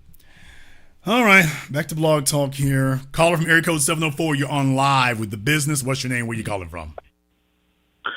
Yeah, good evening, Brother Jason. This is Worthy from Charlotte. All right, what's the name again? Worthy from Charlotte. All right, Worthy from Charlotte. What's on your mind? Yes, brother. I came in a little midway through your program. I do apologize. When you spoke about competition earlier, I was just thinking about an old Dusty Rhodes promo. I don't know if he said this verbatim, but he essentially, hard times make better men, right? So I've noticed, especially as I'm a father of boys myself, I've just noticed, though, in competitions, early on, I feel like the gynocentric sort of way of society is moving is taking away a very vital component for little boys' development, which is understanding, the thrill of success and winning after competing, and understanding that losing helps you get better as a person. You go back to the lab, you develop your skills. But now they're giving out participation trophies now, where I feel like it actually has a negative adverse effect on them, which now creates that sort of entitlement within their ego. And so they grow up with that sort of mindset. And so when things don't go their way, instead of understanding, like you say, hey, go back and start recrafting who you are, that way the world changes around you, they start saying, well, I don't want to change. And they start going after people and attacking people and feeling sorry for themselves instead of rising to the challenge. I want to know your thoughts on that. Well, you're absolutely right. Coddling doesn't help here. You're sitting in Los Angeles and you're saying, even Charlotte now. Charlotte's turned into a city with no pity. In the 21st century here, you're in a competitive right. environment, man. And asking folks to give you things and, oh, I need a leg up. I'm like, no, you got to compete for everything. Yes, you got to compete for a woman. Yes, you have to compete for one. It shouldn't be this hard. Yes, it should. You know why? Because we got too many people out here who procreated and shouldn't be here. We got too many folks out here who are having kids and shouldn't have had sexual access to the first thing. That's the reason why. We don't need any more easy relationships, easy sex, easy anything. No, easy got us into this damn mess. We need to be a hell of a whole lot more competitive than it currently is. Yes, we do. 100%. We sure 100%, do. Yeah. It is too damn easy for some slutty-ass hood rat to sit up here and crank out 4 or 5 kids. Too damn easy for that to occur. Too easy. So yes, we're going to need to raise the rate for everybody. I'm sorry, go ahead. We got to raise the rate across the board. The whole system, the whole water being its own level. The level is not high enough now. It needs to be more competitive. Yes, it does. Absolutely. And the funny thing is, though, Jason, is like a lot of the female voices out here who have a lot of influence, if you want to call it that, they're creating the issue and then act shocked or surprised when you see a lot of these dudes out here committing these atrocious acts.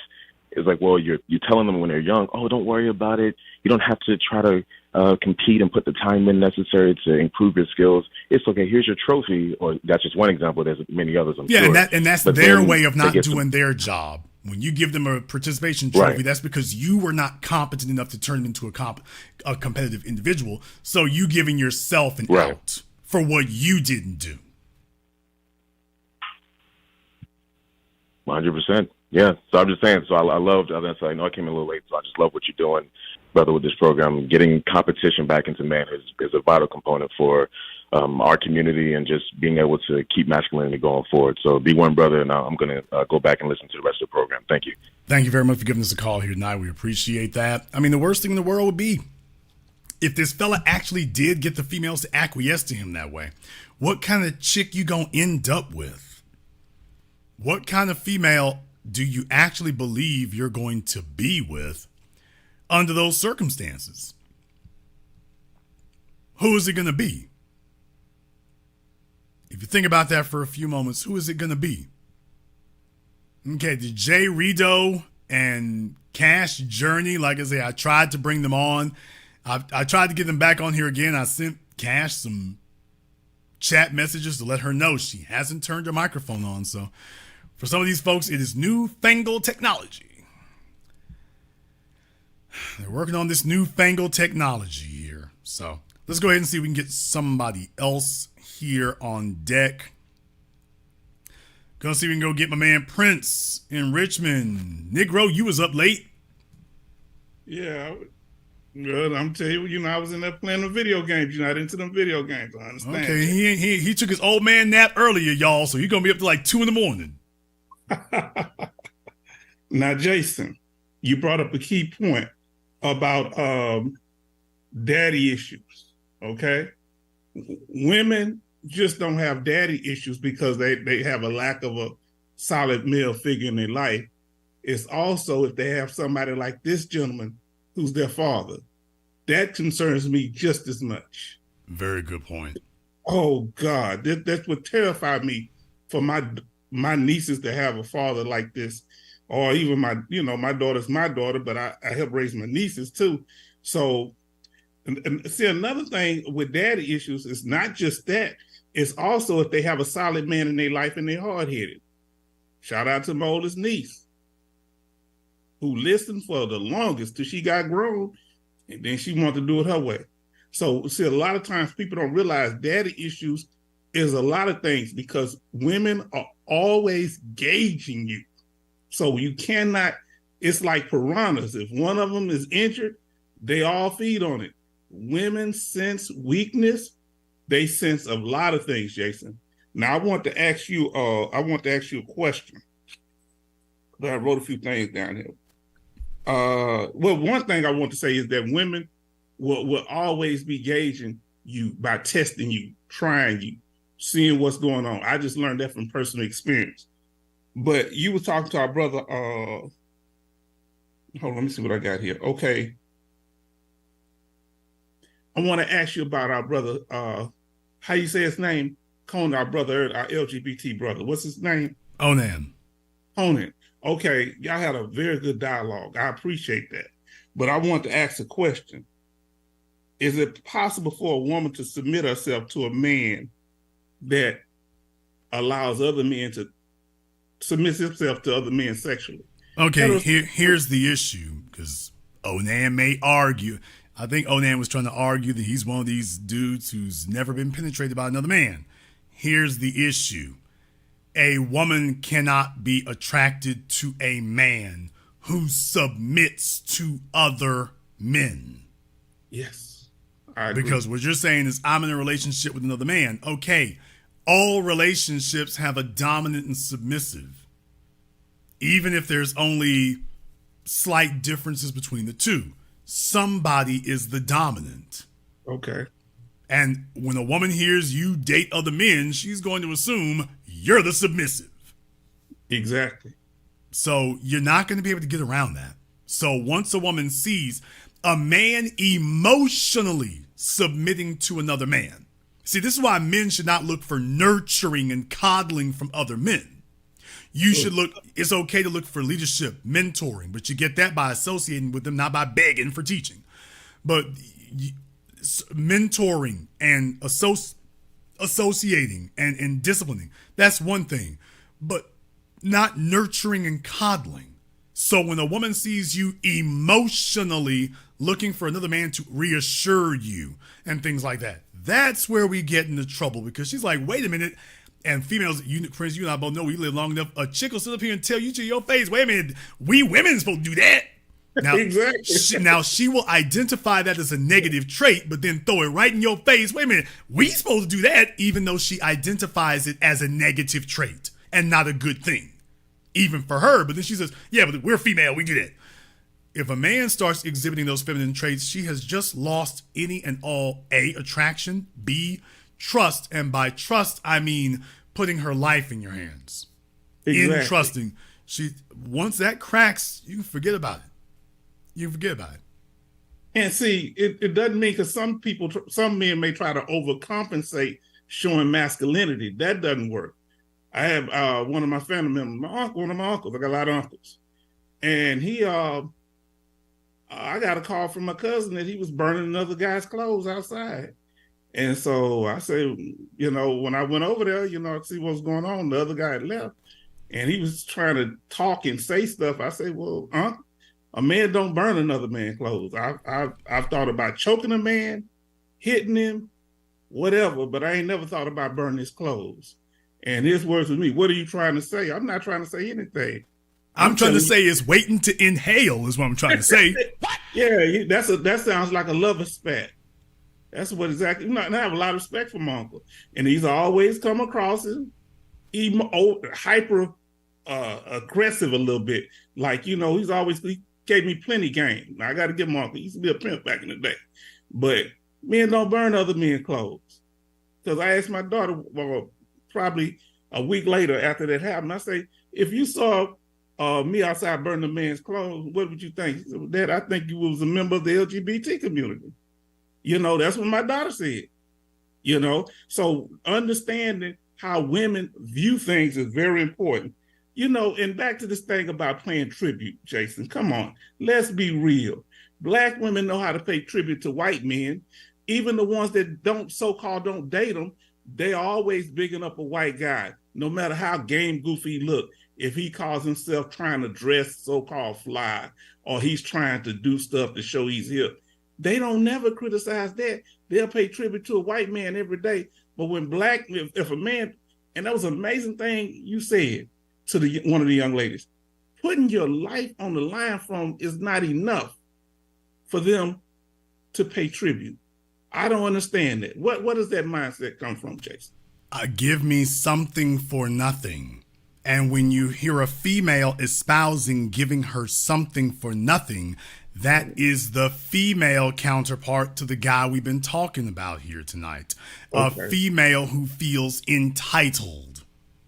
Once again, the fellow we've been talking about here tonight, what he's been espousing is an ideal or ideation that you would expect to hear from a fellow looking for women to treat him like his mama does. Well, guess what? When you have a female objecting to paying tribute, she's looking for a man to treat her like her father. Well, you see, I understand your father giving you something for quote unquote nothing. Well, yeah, that's your daddy. I'm not your father, and I will not be filling your father's shoes. I'm the man. If you're married to him, I'm the husband. I'm not your father. So the requirements of being over here are different than the requirements on your dad. You were a dependent. Yes. Under your father. Fellas, y'all need to write these things down when these hoes say silly things to you. Under your father, you were his dependent. I'm not looking for a dependent. Not even a claim on my taxes. I'm good without it. My LLCs do just fine without it.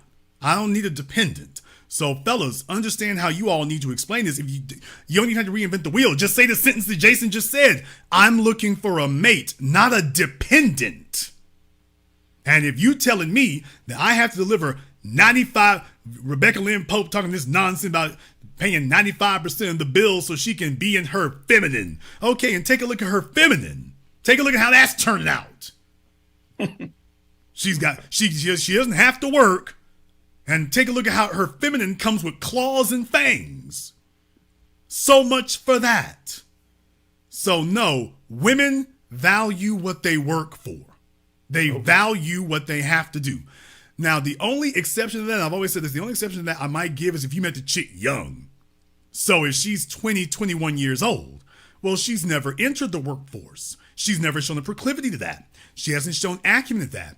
That might be the only exception that I would give to it, and I say might be. But the truth of the matter is, once she done got out in the workforce and threw elbows, she's a different person. If she wants to get that much out of a man, what she's saying is, I'm looking for a man to fill the role of my father. Okay. And that is an exploitative relationship. That's an exploitative relationship, not a mutually beneficial one. Here's the issue though, Prince. A woman cannot define for me what is mutual benefit or how much is mutual enough. When she starts telling me, okay, here's what you need to have and here's how much of it you need to have, there's already a problem.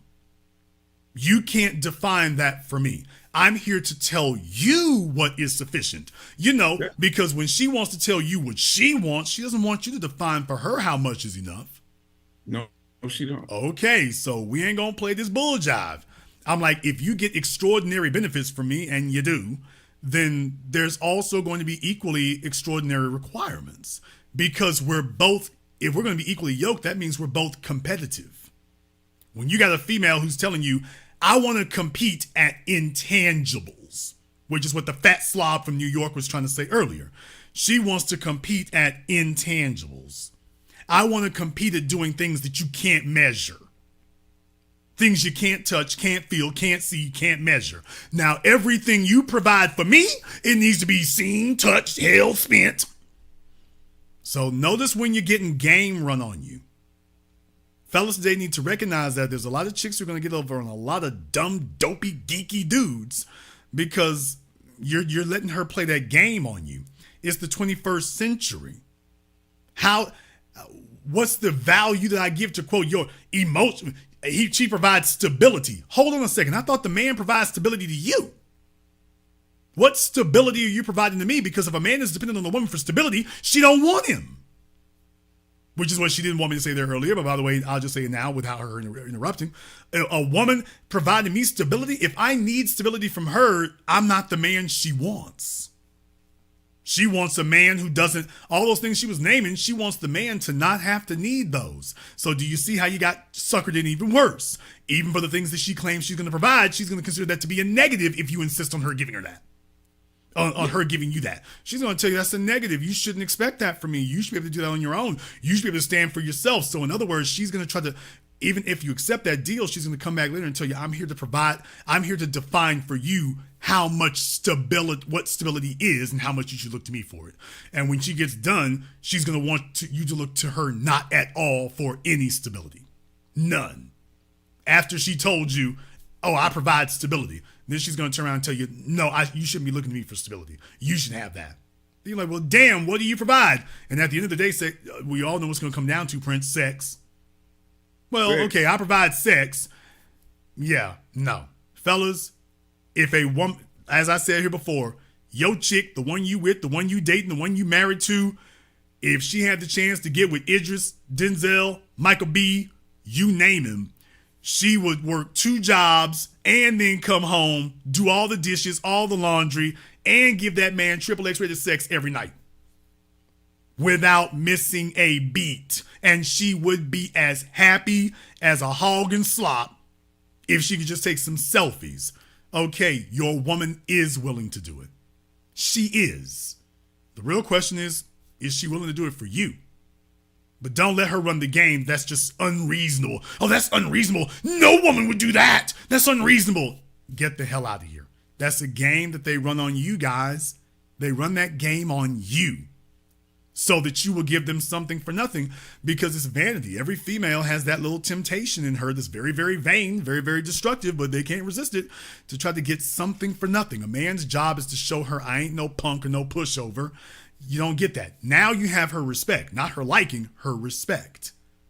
But if a man sits up here and lets a woman juice him, she gets to be a stay-at-home whatever, and he's taking care of everything. A woman doesn't appreciate that. Why should she? She's going to quickly gain entitlement, because that's what the fat slob with the big fat jaws was saying here earlier, was that, well, what I provide is more valuable than what you provide. Yeah, while she's sitting alone and single on my phone tonight. And when a man does that, when he clearly communicates to a woman that what she's got is more valuable than my work, my effort, my competence, my income, my very life.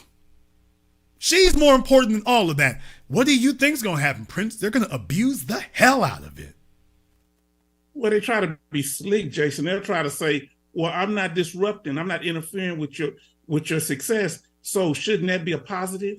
You know, the fact that I'm not doing anything. I could be a woman that's disruptive, running your pockets all the time. But no, you setting the agenda as a man, so that's not even an issue. Now, Jason, is there any situation where a working woman can be set down in your book? I think it's a fool's errand. Here's the thing, Prince. They're trying to project things from our grandmother's day onto us today, and the grandmamas wouldn't even move like that.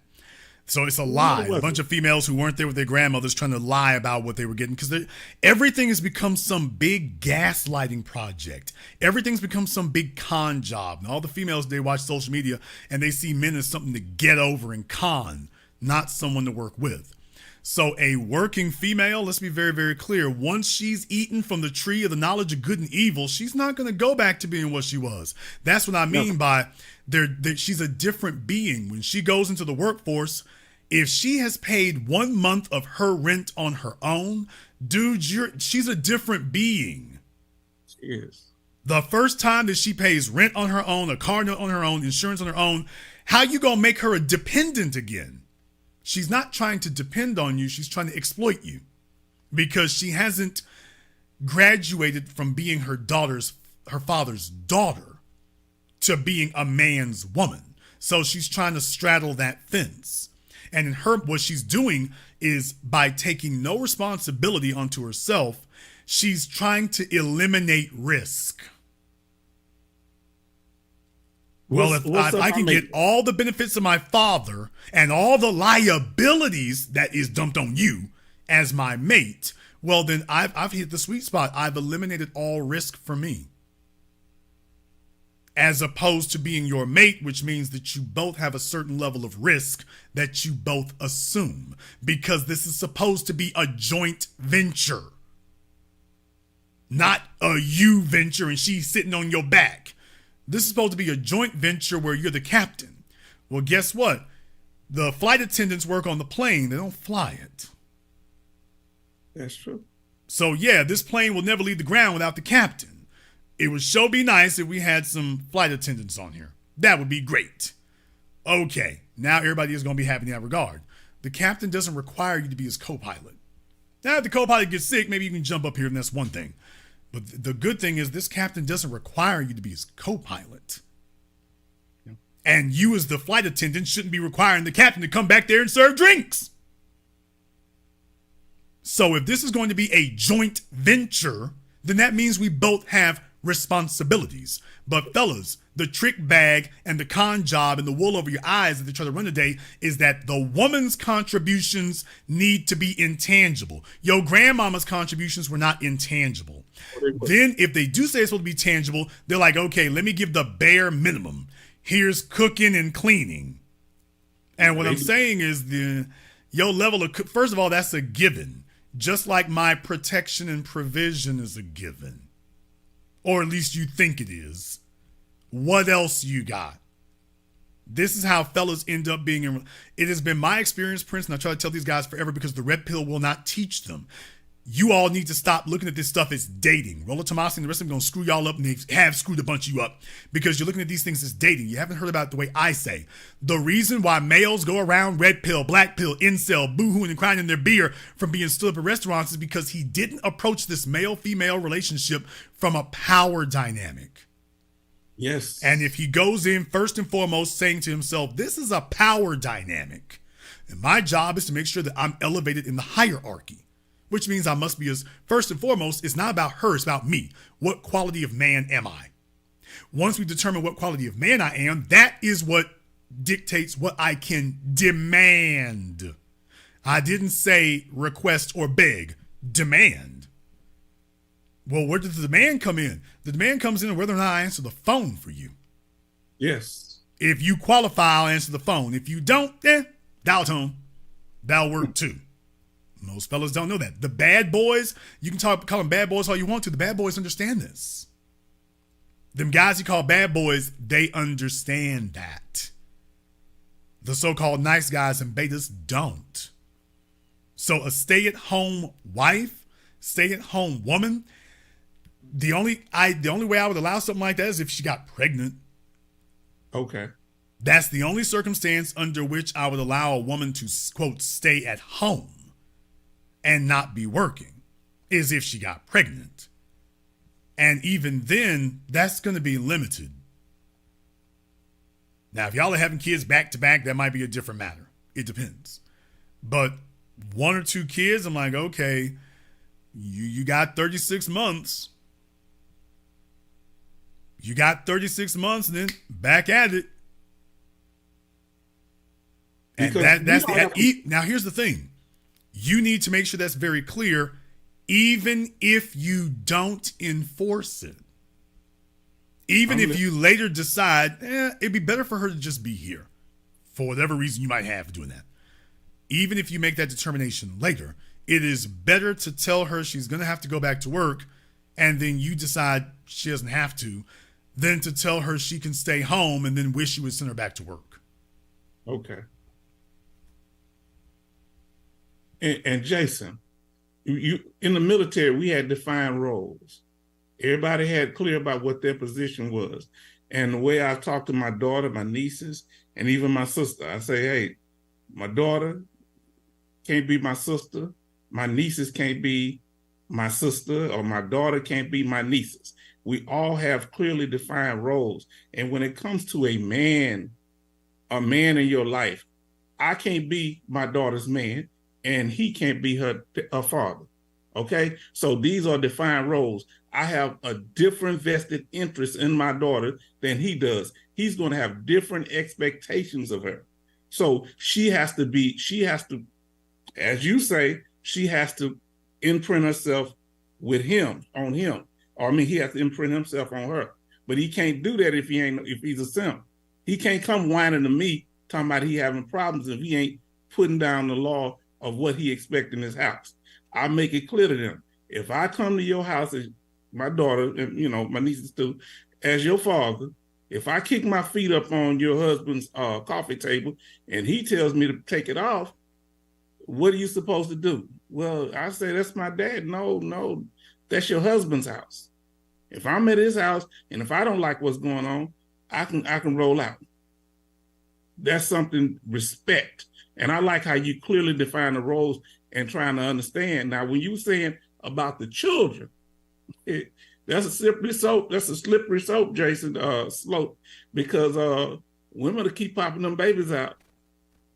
And she said, well, we got so many, we can't afford daycare. Well, it depends. Once again, this is why we call it family planning. You don't plan. Men today have been raised like hoes. They plan the family when the heifer gets on top of you. No. That you're supposed to already have in your mind what your legacy and your progeny is going to be. Folks, you don't plan a family because you're feeling frisky on a Friday night. That's not how you plan a family. No. A man is supposed to already have in his head how many kids he wants. Hell, I would even go so far as to say how many sons and daughters you want. Now that's true. That a man should have it very clearly defined. It should not be vague. It shouldn't be ambiguous. That needs to be clear. The problem we have in the world is folks saying vague things. You need to be very, very specific, and you and that woman need to be on the same damn page. If you all are talking about having a family, y'all need to be on the same page.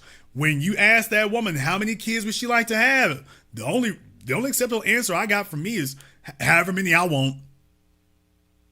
If that chick tells you I'd like 1 or 2, fellas, you better believe that. If that woman doesn't say I don't have a number or as many as you want, if that's not what she's saying to you, there's a problem. This is going to be a problem. This will be a problem. She just told you what her expectation is. 1 or 2. Well, you want 3 or 4. Now, she's just told you what's about to happen. You ignore that at your own risk. She just told you. Now, if her thing is, baby, I'm here to have as many kids as you want. So as long as you're ready to blow them up, I'm ready to throw them out. Okay. That's the only acceptable answer. When she starts, if she gives you that, or if she gives you a number that's the same as yours. And even if she does, you need to ask her why. Don't just let her give you an answer. Okay, good, home free. Fellas don't do their due diligence. Okay, I heard an answer. No, let me follow up on that. Oh, you want 3 or 4 kids? Well, that seems to be a good size amount. Boy, that'd be about 4 or 5 years of pregnancy. You sure you're ready for that? And then listen to the other answers you're going to get. If she is not enthusiastic, wholehearted, this is what I've always wanted to do. I wanted to have this many. That shows commitment. If she doesn't say that, she's letting you know. You start getting shaky answers. Just understand, once you get her pregnant, nigga, you along for the ride. Whatever those shaky answers are, now you got to, that's going to be your lifestyle. With you fighting with her to get fewer or more children. Okay, follow-up questions. Never thought about that. If they say they want something, okay, why? Okay, that's a good idea. No, men don't follow up on things because they so busy trying to get the broad slam dunked in bed. They be so busy trying to do that they don't even sit up here and ask due diligence. There's the real problem. Men get sex on the brain, and then all of a sudden his brain gets shut off. And he stops thinking. Women are more calculated than that. Oh, women are very calculated. Women understand. Women know that most men's brains turn off be anticipating or during sex. His brain shuts off. And that she can do whatever she wants to. Why do you think you got all these keeping nigga babies out here? Because she's like, yeah, this fella is not even thinking. And women will take advantage of that to a vicious degree if she needs to or if she wants to. So the time to be family planning is not when you in bed with her. The time to be family planning is them dates y'all been on. That was the time to be doing it. And I found out the more you get straight with a woman up front, the better it is if she's being genuine. Okay. And I remember I told my ex, I said, hey, listen, I want 1 or 2 children, and if we get together and you have some kind of thing where you change your mind, because I've been in the military, I've seen all the games people play. I said, if you change your mind, I won't be with you for long. So if you can have children, that's no problem. But if you're trying to deceive me, and when you get that straight, that was never an issue in our relationship. The more you get straight, now the other things, that's why you say you have to vet these women. And my last question to you, Jason, why do you think these women have calling up with such a visceral reaction to you telling the truth? They're not saying that you're lying. What are they campaigning for? Because that is how you respond when you've lost the game. When you looked on the scoreboard and you see it's the other team's got 100 and you got 5, and yeah, the game is over. Right now, Prince, what we are in is the biggest era of a social experiment we've ever imagined. We're in an era of people who are trying to deny reality. And now it's become a vicious game of, well, what do I have to do to circumvent the requirements of that reality now? Yeah, I know what you said is true, but what do I got to do to get around it? So this is where you have the most calculating, quite honestly, devious generation of females we ever had. And you've watched it in your lifetime. You're older than the rest of us, and you've seen how these young chicks are as cold and calculating as you can imagine. something that should have taken them the age of 40, and they've got it by the age of 23. Yes. With no shortage of females on social media, the internet, or in their families, grooming them, weaning them, educating them, mentoring them in how to do it. So you got old women sitting up here teaching young females how to be the most vicious group of exploiters you ever imagined. And that there's no such thing as abusing a man. There's no such thing. Either you got what you wanted or you didn't. Those are the only rules. And the females have taken to it as a culture today like a duck to water. So as men, the men have to be more defensive of ourselves, because we're not the ones out here looking for females to exploit. But the females are like, yeah, if I can get you, I'm going to get you. If I can get you, I'm going to get you. And I can't get you the way you would get me, but I'm going to get you. So in the environment that we're in today, I don't recommend naivete. I don't recommend naivete at all. You're dealing with a group of females who put that together as a strategy. This is female culture today. Get it through your heads. This is female culture today. You had your Victorian era, you had your colonial era, you had your agricultural era, you had your industrial era, you got your information era. This is female culture today in this era. This is what it is now. And they are looking to get what they can get, and they've got their ideas about how that should be and the life that they should have. But they've also got something that they didn't used to have to such a radical extent, which is the idea that you are expendable.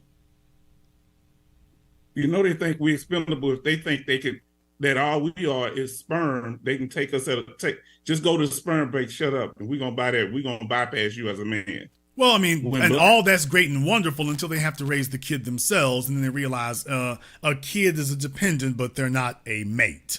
Then it becomes, I still need to go get me a man, because it's still not working. So the reason they were having that visceral reaction is because, the game is over. And right now, what you've got are a bunch of chicks out here who are trying to circumvent the rules. So this is where you're seeing them try to go for the rise of the productive simp.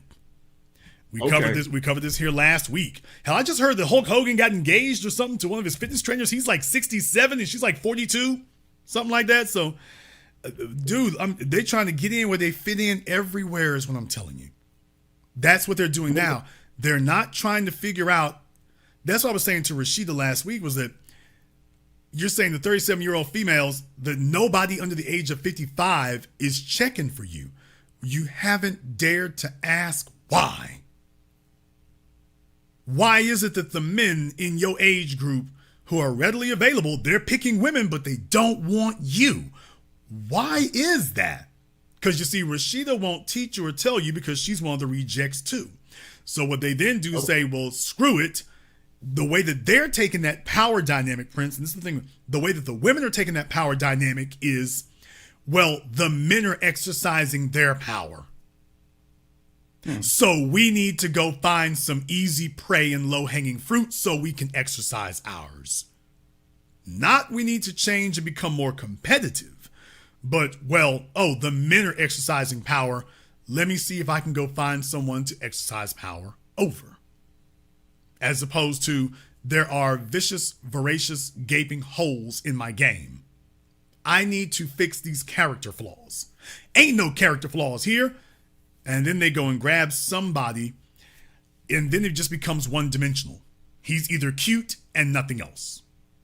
He's either got money and nothing else. And it's never a good amount of money either. They wind up just going for some regular average Joe.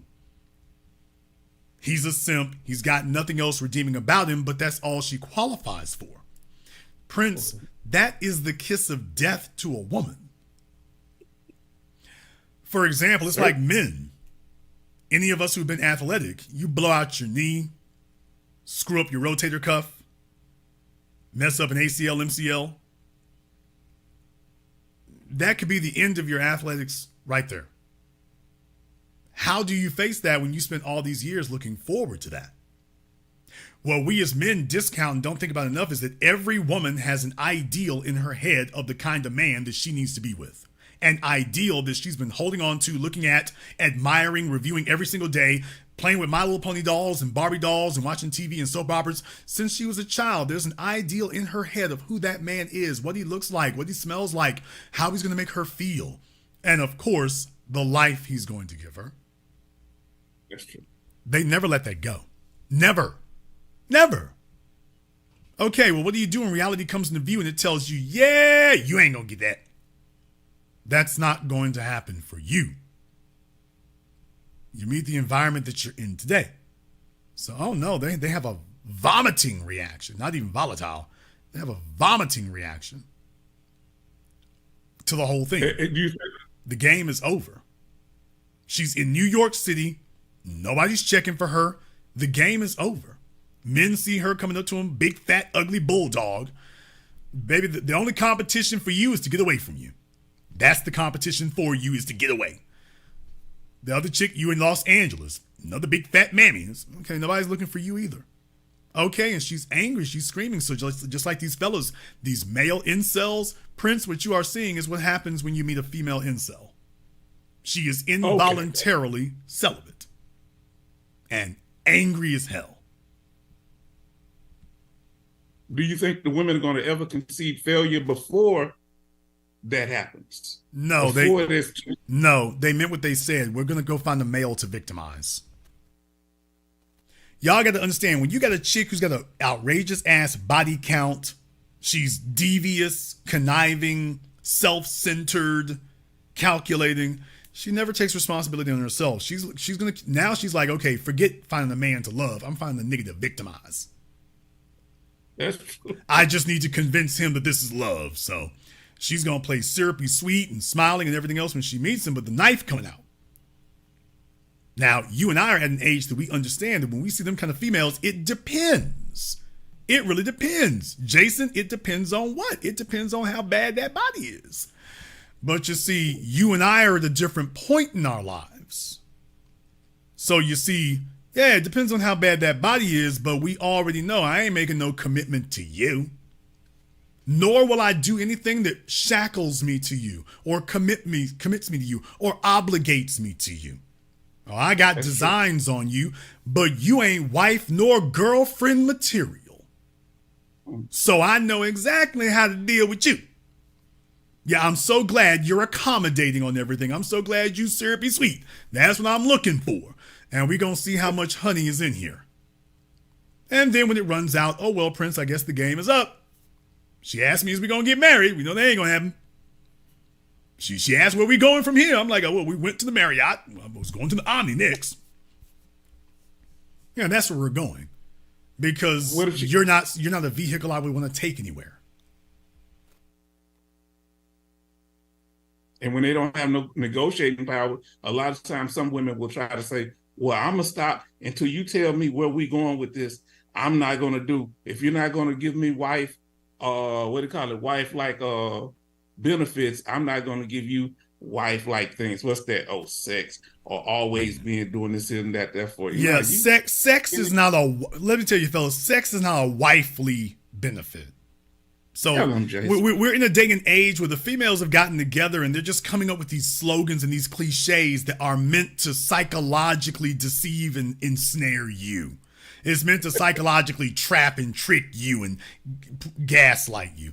It's not meant to be a logical, real thing. So what they see is what we as men are doing and what we respond positively to and what we respond negatively to. And what they're saying is everything you respond negatively to, well, that's the part we need to shut down. We need to intercept that and stop that. Not we need to change, but we need to disarm your ability to do that. So now, all of a sudden, sex, which she has no problem giving out when she's eager for it, all of a sudden, that's wife benefits. Well, that's interesting. Between the ages of 18 and 25, you didn't have to be a wife to do that. You were eager to jump into bed with dudes, and you didn't let them tell you, wait, you ain't a wife now. Hold on now. She was like, man, damn a matrimony. I'm trying to get some mattress money. So that's what you have going on there. So like I say, it's understand, that's what I mean. We're living in a con era. All these psychological tricks and snares that they keep trying to set up and engineer. That's what you're running into, is a never ending stream of those. You make an objection, they try to figure out a way to disarm it and circumvent it. Not to actually sit, listen to what you said, and deal with that. Well, how do I disarm this and get around it? Prince, that's exploiting you. So as men, this is why I say to the fellas here, you have to, first of all, have your value of yourself together. Because you can't negotiate or deal with anything if you ain't together and complete and have integrity first. It doesn't work. Before you approach a female, you need to be an intact, complete organism before you do any of that. The women are out here looking for a productive simp. Once all their cards run out, they're looking for a productive simp. Now they're going to disrespect him for the rest of his life. There's the real thing. He's going to suffer in silence for the rest of his days because she never respects him. She's like, yeah, if you let me get over on you, nigga, you deserve me disrespecting you on account of the fact you let me get over. You weren't smart enough to see that. All right. Sucks to be you. And that's Jason, the game they're playing about it. Are there 2 or 3 qualities that a young man or any man can see that'll let them know whether a woman can, she can be led? What are the cues that you look at? Covered Just that 2 or 3. Covered that last week with 70 and single. Covered that last week. So though the signs are there. You don't ever have to marry them for that. The signs are there. If she doesn't admire you, if she's not imprinting on you, imprinting means she's taking things from your personality and incorporating it into herself. She's showing you that, we had sex and that's all. Men don't really pay attention to things. I would need a lot more time than I have here tonight. It's a good question you ask. I need a lot more time than I'd have here tonight to address that. But there are a lot of nuances that men don't pick up on. Fellas will be so damn thirsty and desperate to get into bed, and that's the damn problem that we have today is a thirst epidemic. Niggas is dry and parched, and they don't do any vetting. They just want to know, well, is she decent enough to sleep with, and is she willing to lay up with me? And then they vet later, and there's the problem. Because now he's looking for emotional characteristics after he's started the physical. Now you just have a bunch of emotional expectations. That should have been settled first. Have you made sure that you and this woman, Scheherazade Ali has talked about this now for decades. Have you made sure that you and this woman get along outside of bed before you two ever get in it? Because we get along fine when we flip-flopping through the sheets, but then we get out the bed and it's damn me World War VI. And you haven't made sure that this is a person that you get along with. I'm a firm believer that a fella shouldn't take a female on a date unless he's talked to her for 6 months. If you and I cannot get on the phone and talk to each other as 2 human beings, if sex should be an element of a relationship, not the foundation. The foundation should be your connection to me, my connection to you, and our mutual interest to each other. Sex should be a given, but it should be an element. It should not be the foundation. Sex should be the first floor, but not the foundation. You two can't even talk to each other. Don't tell me you have a connection to this person. You can't even talk to each other. You cannot sit with them and exchange things with them. And she loves learning things from you and seeing insights from that. And you love getting feedback from her. And you respect her thoughts and ideas. And she respects yours. And you're a man that she looks up to because you've been places she hasn't been and seen things she hasn't seen. And she loves the way you communicate and things. Y'all don't need to hop into bed together. Somebody gonna get over on somebody. That's all that's going to happen. Someone's going to get over on someone else. That's all that can occur. Now somebody's going to be like, let's go take them. Yes, 6 months, 180 days. I'm a firm believer that you shouldn't take someone on a date that you haven't talked to for 6 months. Y'all sit up here and try to rush through these things, and the only reason that 180 days is bothering you because you're like, ooh, I got to go that long without sex? Okay. All right. And this is how the fellas end up where they are. You're not doing due diligence. You're not. You're not giving it enough time to find out whether these things that you're seeing are real or whether it's an act. And you can't test that with just questioning. You got to do that with questioning over time. Time is what reveals if a woman is being genuine or not. Not even me doing enough interrogation, although I'm good at it, but so I can zip through some things. But the truth of the matter is, you're talking about a personal relationship. Women are very adept as they get older at getting their masks on, and they get better at it. Your job, you got to give it time. Fellas, and that's the other thing right there is that as a man, how much of an investment have you made in this woman? Your time is more valuable than your money. You got dudes who want to get the hoes flued out and every damn thing else. By the way, do you even like this broad? I didn't say y'all friendly. Do you like her? Have you determined where she falls in the hierarchy? Have you given her a position she's not qualified for? Are you ready for that? Or have you decided, well, as long as the sex is good or decent, everything else will fall into place? Then you wind up figuring out, by the way, sex is something you do for 30 minutes a day. What about the other 23 and a half hours that she is giving you the business? Because you didn't vet.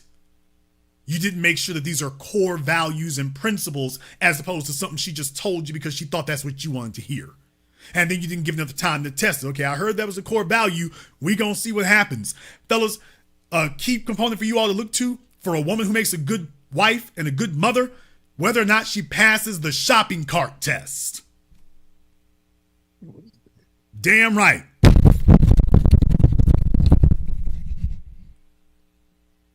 Mic drop. What's the shopping cart test? Prince, I'm gonna have to get you out of here in a minute. This nigga's up old and late. He gonna be up all night. The shopping cart test simply means that when you go to the grocery store, see if the woman puts the shopping cart back in the cart holder. Okay. What you do is you go park about 7 or 8 spaces away from the cart holder at Walmart, Target, wherever. And then you take the buggy out there, you load up the car, and then you leave the car on her side of the vehicle. See what she does. Now, most people don't actually understand what the basis of the shopping cart test is. Most people don't actually know what it's for or what it means. Now, there's the real problem. Most people simply think that the shopping cart test means whether or not people put things back where they belong or something like that. But that is not what the shopping cart test is for. We all understand that we didn't buy the shopping cart. The shopping cart is a gratuity. For those of you who live in California and other places, you realize that shopping bags, plastic shopping bags, are a luxury, not a necessity. So when you go out to California, you got to bring your own damn bags. I was like, this is crazy. Okay, yeah, it's crazy, but that's welcome to California. Welcome to Los Angeles. Welcome to California. Yeah, and parts in the East, on the East Coast, do that too. My point is, when you're dealing with the shopping cart test, we all understand we didn't buy the cart. It doesn't belong to us. This store is not mine. It's a courtesy, especially if you understand history. You're not entitled to have a store to shop at. Your great-great-great-grandparents had to grow their own food. You're not entitled to this. So the real thing is, first of all, the shopping cart determines, do you understand that you're not entitled to this? Because that's the truth. You're not. Or do you just think you are? So you're testing this person's entitlement mentality. Okay. Second of all, you are testing this person's responsibility, but not in the sense that most of you think. You're testing their responsibility for events that happen when they're no longer there. Is this a person who thinks forward to the future and wants the best, or is this a person who gives no thought to the future? Is this a person who does that? So if they're not, that's an issue. If they're not, and you should be taking account of that.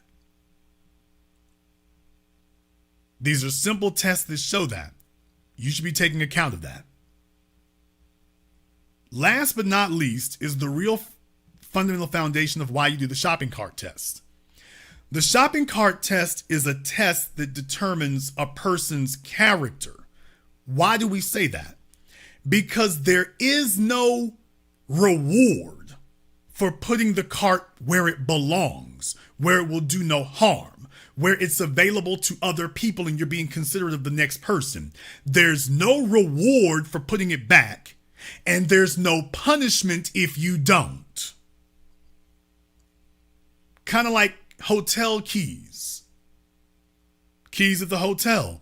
There's no reward if you take them back to the front desk, and there's no penalty if you don't. The only criterion it speaks to is your character and your personal code of conduct and principles as a human being. That's all there is.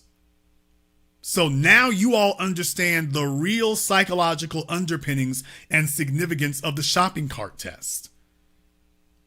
It's a symbol and a metaphor for everything else in their lives. This is a real world situation that has real world consequences. Maybe the consequences are not life and death, but all of us, if we live long enough, have had a situation where a shopping cart ran into our car at the grocery store due to somebody else's negligence. Usually someone you didn't see, didn't meet, or whatever.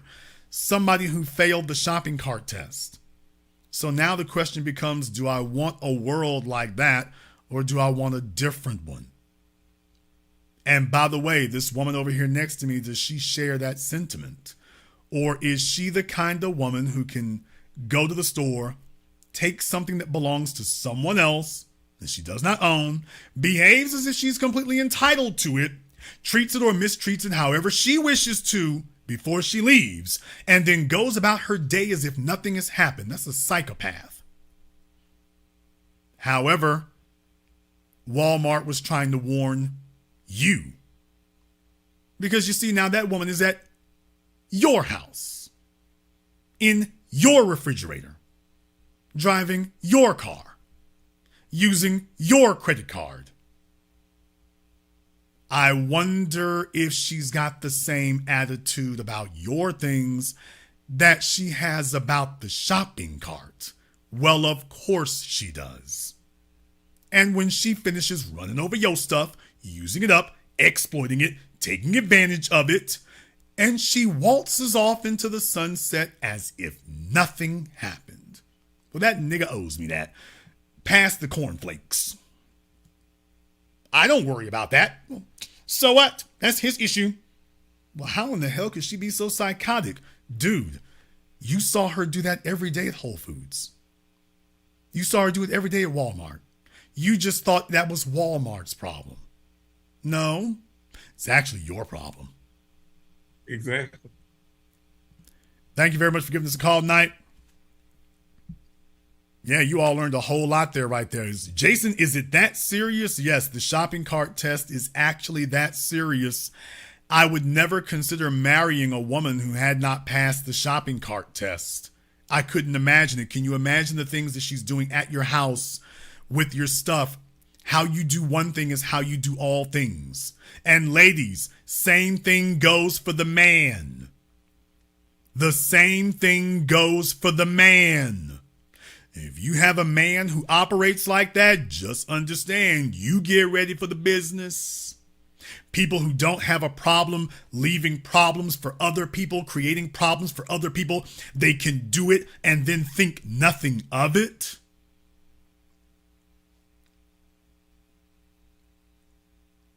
People who can cause precipitous issues and then think nothing of it, you are well advised. Raquel, you're correct. Littering. Folks who got smokers. I don't deal with smokers at all. Smokers are some of the nastiest people, even former smokers. Even former smokers, because those habits usually don't go away. They usually just transfer somewhere else. Smokers, for example. These are character traits and habits and principles you have to watch out for.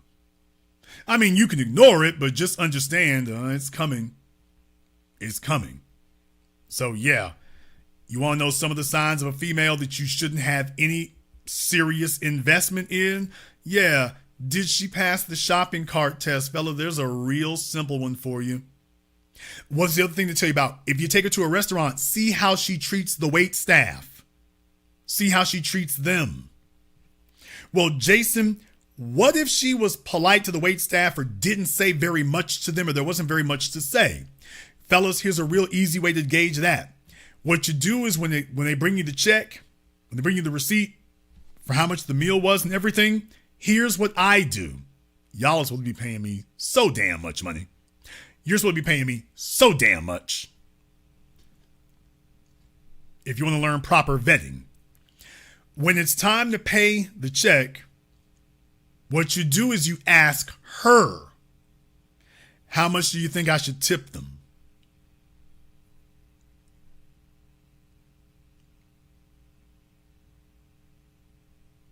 You don't do the tip, you ask her, hey, what did you think of the service? How much do you think I should tip them? And then you shut up and you wait for her to answer. And don't accept, I don't know. Just understand that means something. You mean to tell me that that girl was all nice to us and everything congenial and you don't see a dollar? You can't tell me what the dollar value of that is?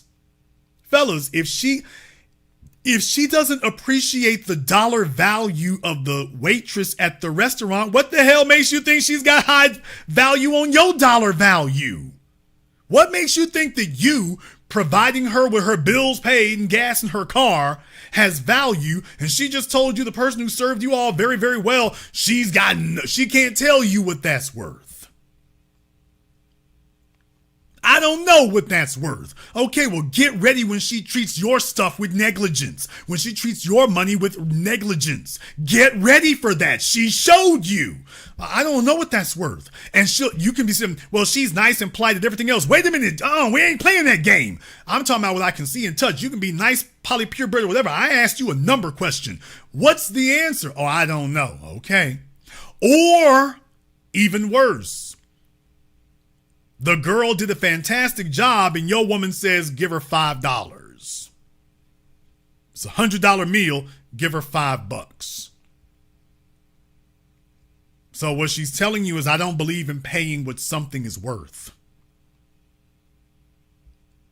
You feel like she gave us $5 of service? Shut the hell up and listen to what that answer is after she says that. So you think she gave us $5 worth of service? Well, I do it just looking down at the receipt. I'm usually writing my name or doing doodles or whatever. But I don't look them in the eye when I say that. I'm looking down at the receipt, so I'm not putting pressure on them. You feel like she only gave us $5 worth of service?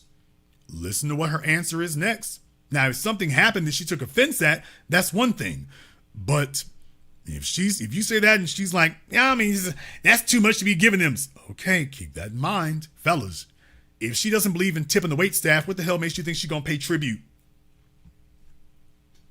If she doesn't believe in tipping the wait staff who has served her, what makes you think she's going to give tribute? No wonder she thinks that you are a commodity and a resource to be exploited. So what I'm saying is, have you done your vetting? And once again, yeah, you damn well did figure it out. That ain't something you can do in a day. It's going to take time for us to observe these things. What if she returned the shopping cart once and then didn't return it the next 10 times? Damn, Jason, it's that deep? Yes, it is that deep. And deal with it, nigga. Yes, it is that deep. Fellas, what I'm saying is, don't sit up here and be looking to do check marks. It's like, no, vetting is an ongoing process. You know why? Because as men qualifying to the women, our vetting is an ongoing process. Dude, isn't this the whole reason that the males on the internet are upset today? Because the women never stop testing us. They never let it go. Never. They're testing us forever. They come back every week expecting you to do more. It's never, okay, you did it and you good. That's never the case. Never. Never. You don't ever get to do that. The women never let us off the hook. We are always being held in there. Never. Well, guess what, fellas? It doesn't stop for the females either. It doesn't stop for them. It doesn't.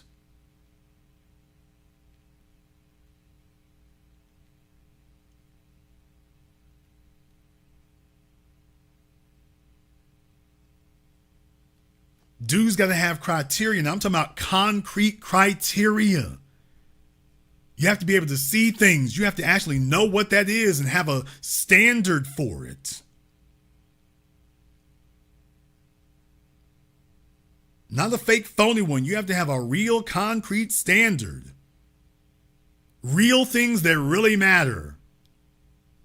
Real things that really apply.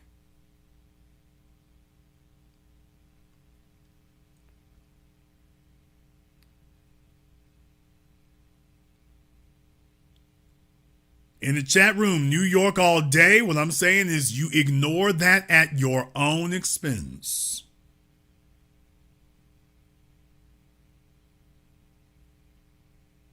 Fellas ignore that at their own expense, and then they can't figure out how things ended disastrously. They were giving you signs from the beginning.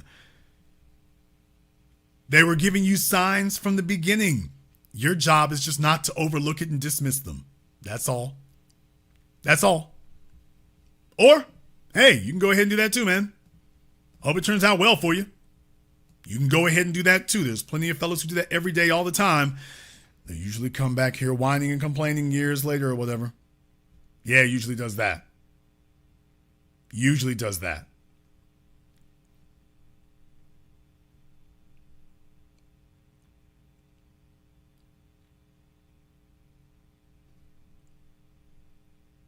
I can keep going for a while because there's actually other things that go into that. There are actually other things that go into it. There are a number of different factors that the man would be very, very well advised to take a look at. Very well advised. The problem with the Instagram era, for example, one of the biggest things that I noticed, the problem with the Instagram era is raise a bunch of females to be a bunch of divas. A man doesn't need a chick running around with a damn Chanel bag all the damn time. Men need to test females about things. Y'all need to test that. If you got a chick who would never get under a car and change oil, never do any of that, just understand this woman will never convey your values to your sons.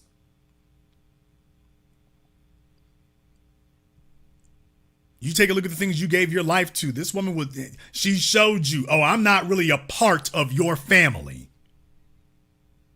I want men to pick up on warning signs like that.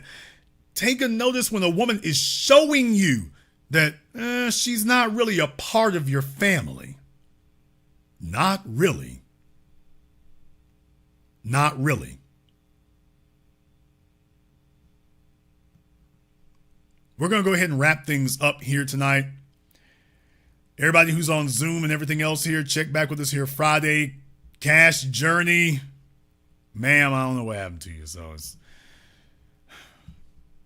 if anybody finds Cash Journey, see if you can help her. Good program here tonight. Oh boy, we've been on for 4 hours. All my long haul truckers, my night shift nurses, my warehouse workers, my stay-at-home parents, my self-employed people. We done got you through another shift, at least halfway through it, with the insight and analysis that you'll receive nowhere else. You've heard dimensions of it that nobody else has talked about. We pretty much vetted this in full. Fellas, you don't have to reinvent the wheel. Just write down the points that I made. Write down the points that I gave you. Anytime somebody says those phrases to you, you now know exactly how to respond. Shut them down. Simple and easy as that. I want to thank everyone who has contributed to support tonight's program on PayPal, CashApp, Super Chat, Venmo. Big shout out here to my man, One Thou. Wow, we're supposed to find a wife amongst that lot, JB. Sadly, she's not in the minority, so I get on the personal development, but those deluded lot are still out here. Yeah, but it's our job to sift through them. Look, it's competitive. It's a competitive place to be. It is. No doubt. It is. So, it's one of those situations. Just be looking for it. If you have not signed up for our Patreon, the link is in the description. You definitely want to go ahead and check that out as well. We do it every weekend, 12 noon Central Time. For those of you who didn't see the trucking broker workshop, we did that last Saturday for all my truck drivers who want to know about getting into brokering. We did that last Saturday. So if you haven't checked out Patreon, you want to go check that out as well. I got some other things that are coming here also. Going to start developing you all, getting you all completely developed about some of these things we've been talking about. Raise the lifestyle to a higher level. Can't wait to have you there for that as well. Thank you all for joining us here tonight. Thank you for liking, subscribing, and sharing. And this concludes tonight's broadcast of The Business. I am your host, your brother, your humble servant, Mr. Jason Black. And until next time, my brothers and my sisters from around the world, all of y'all, remember, handle your business or your business will handle you.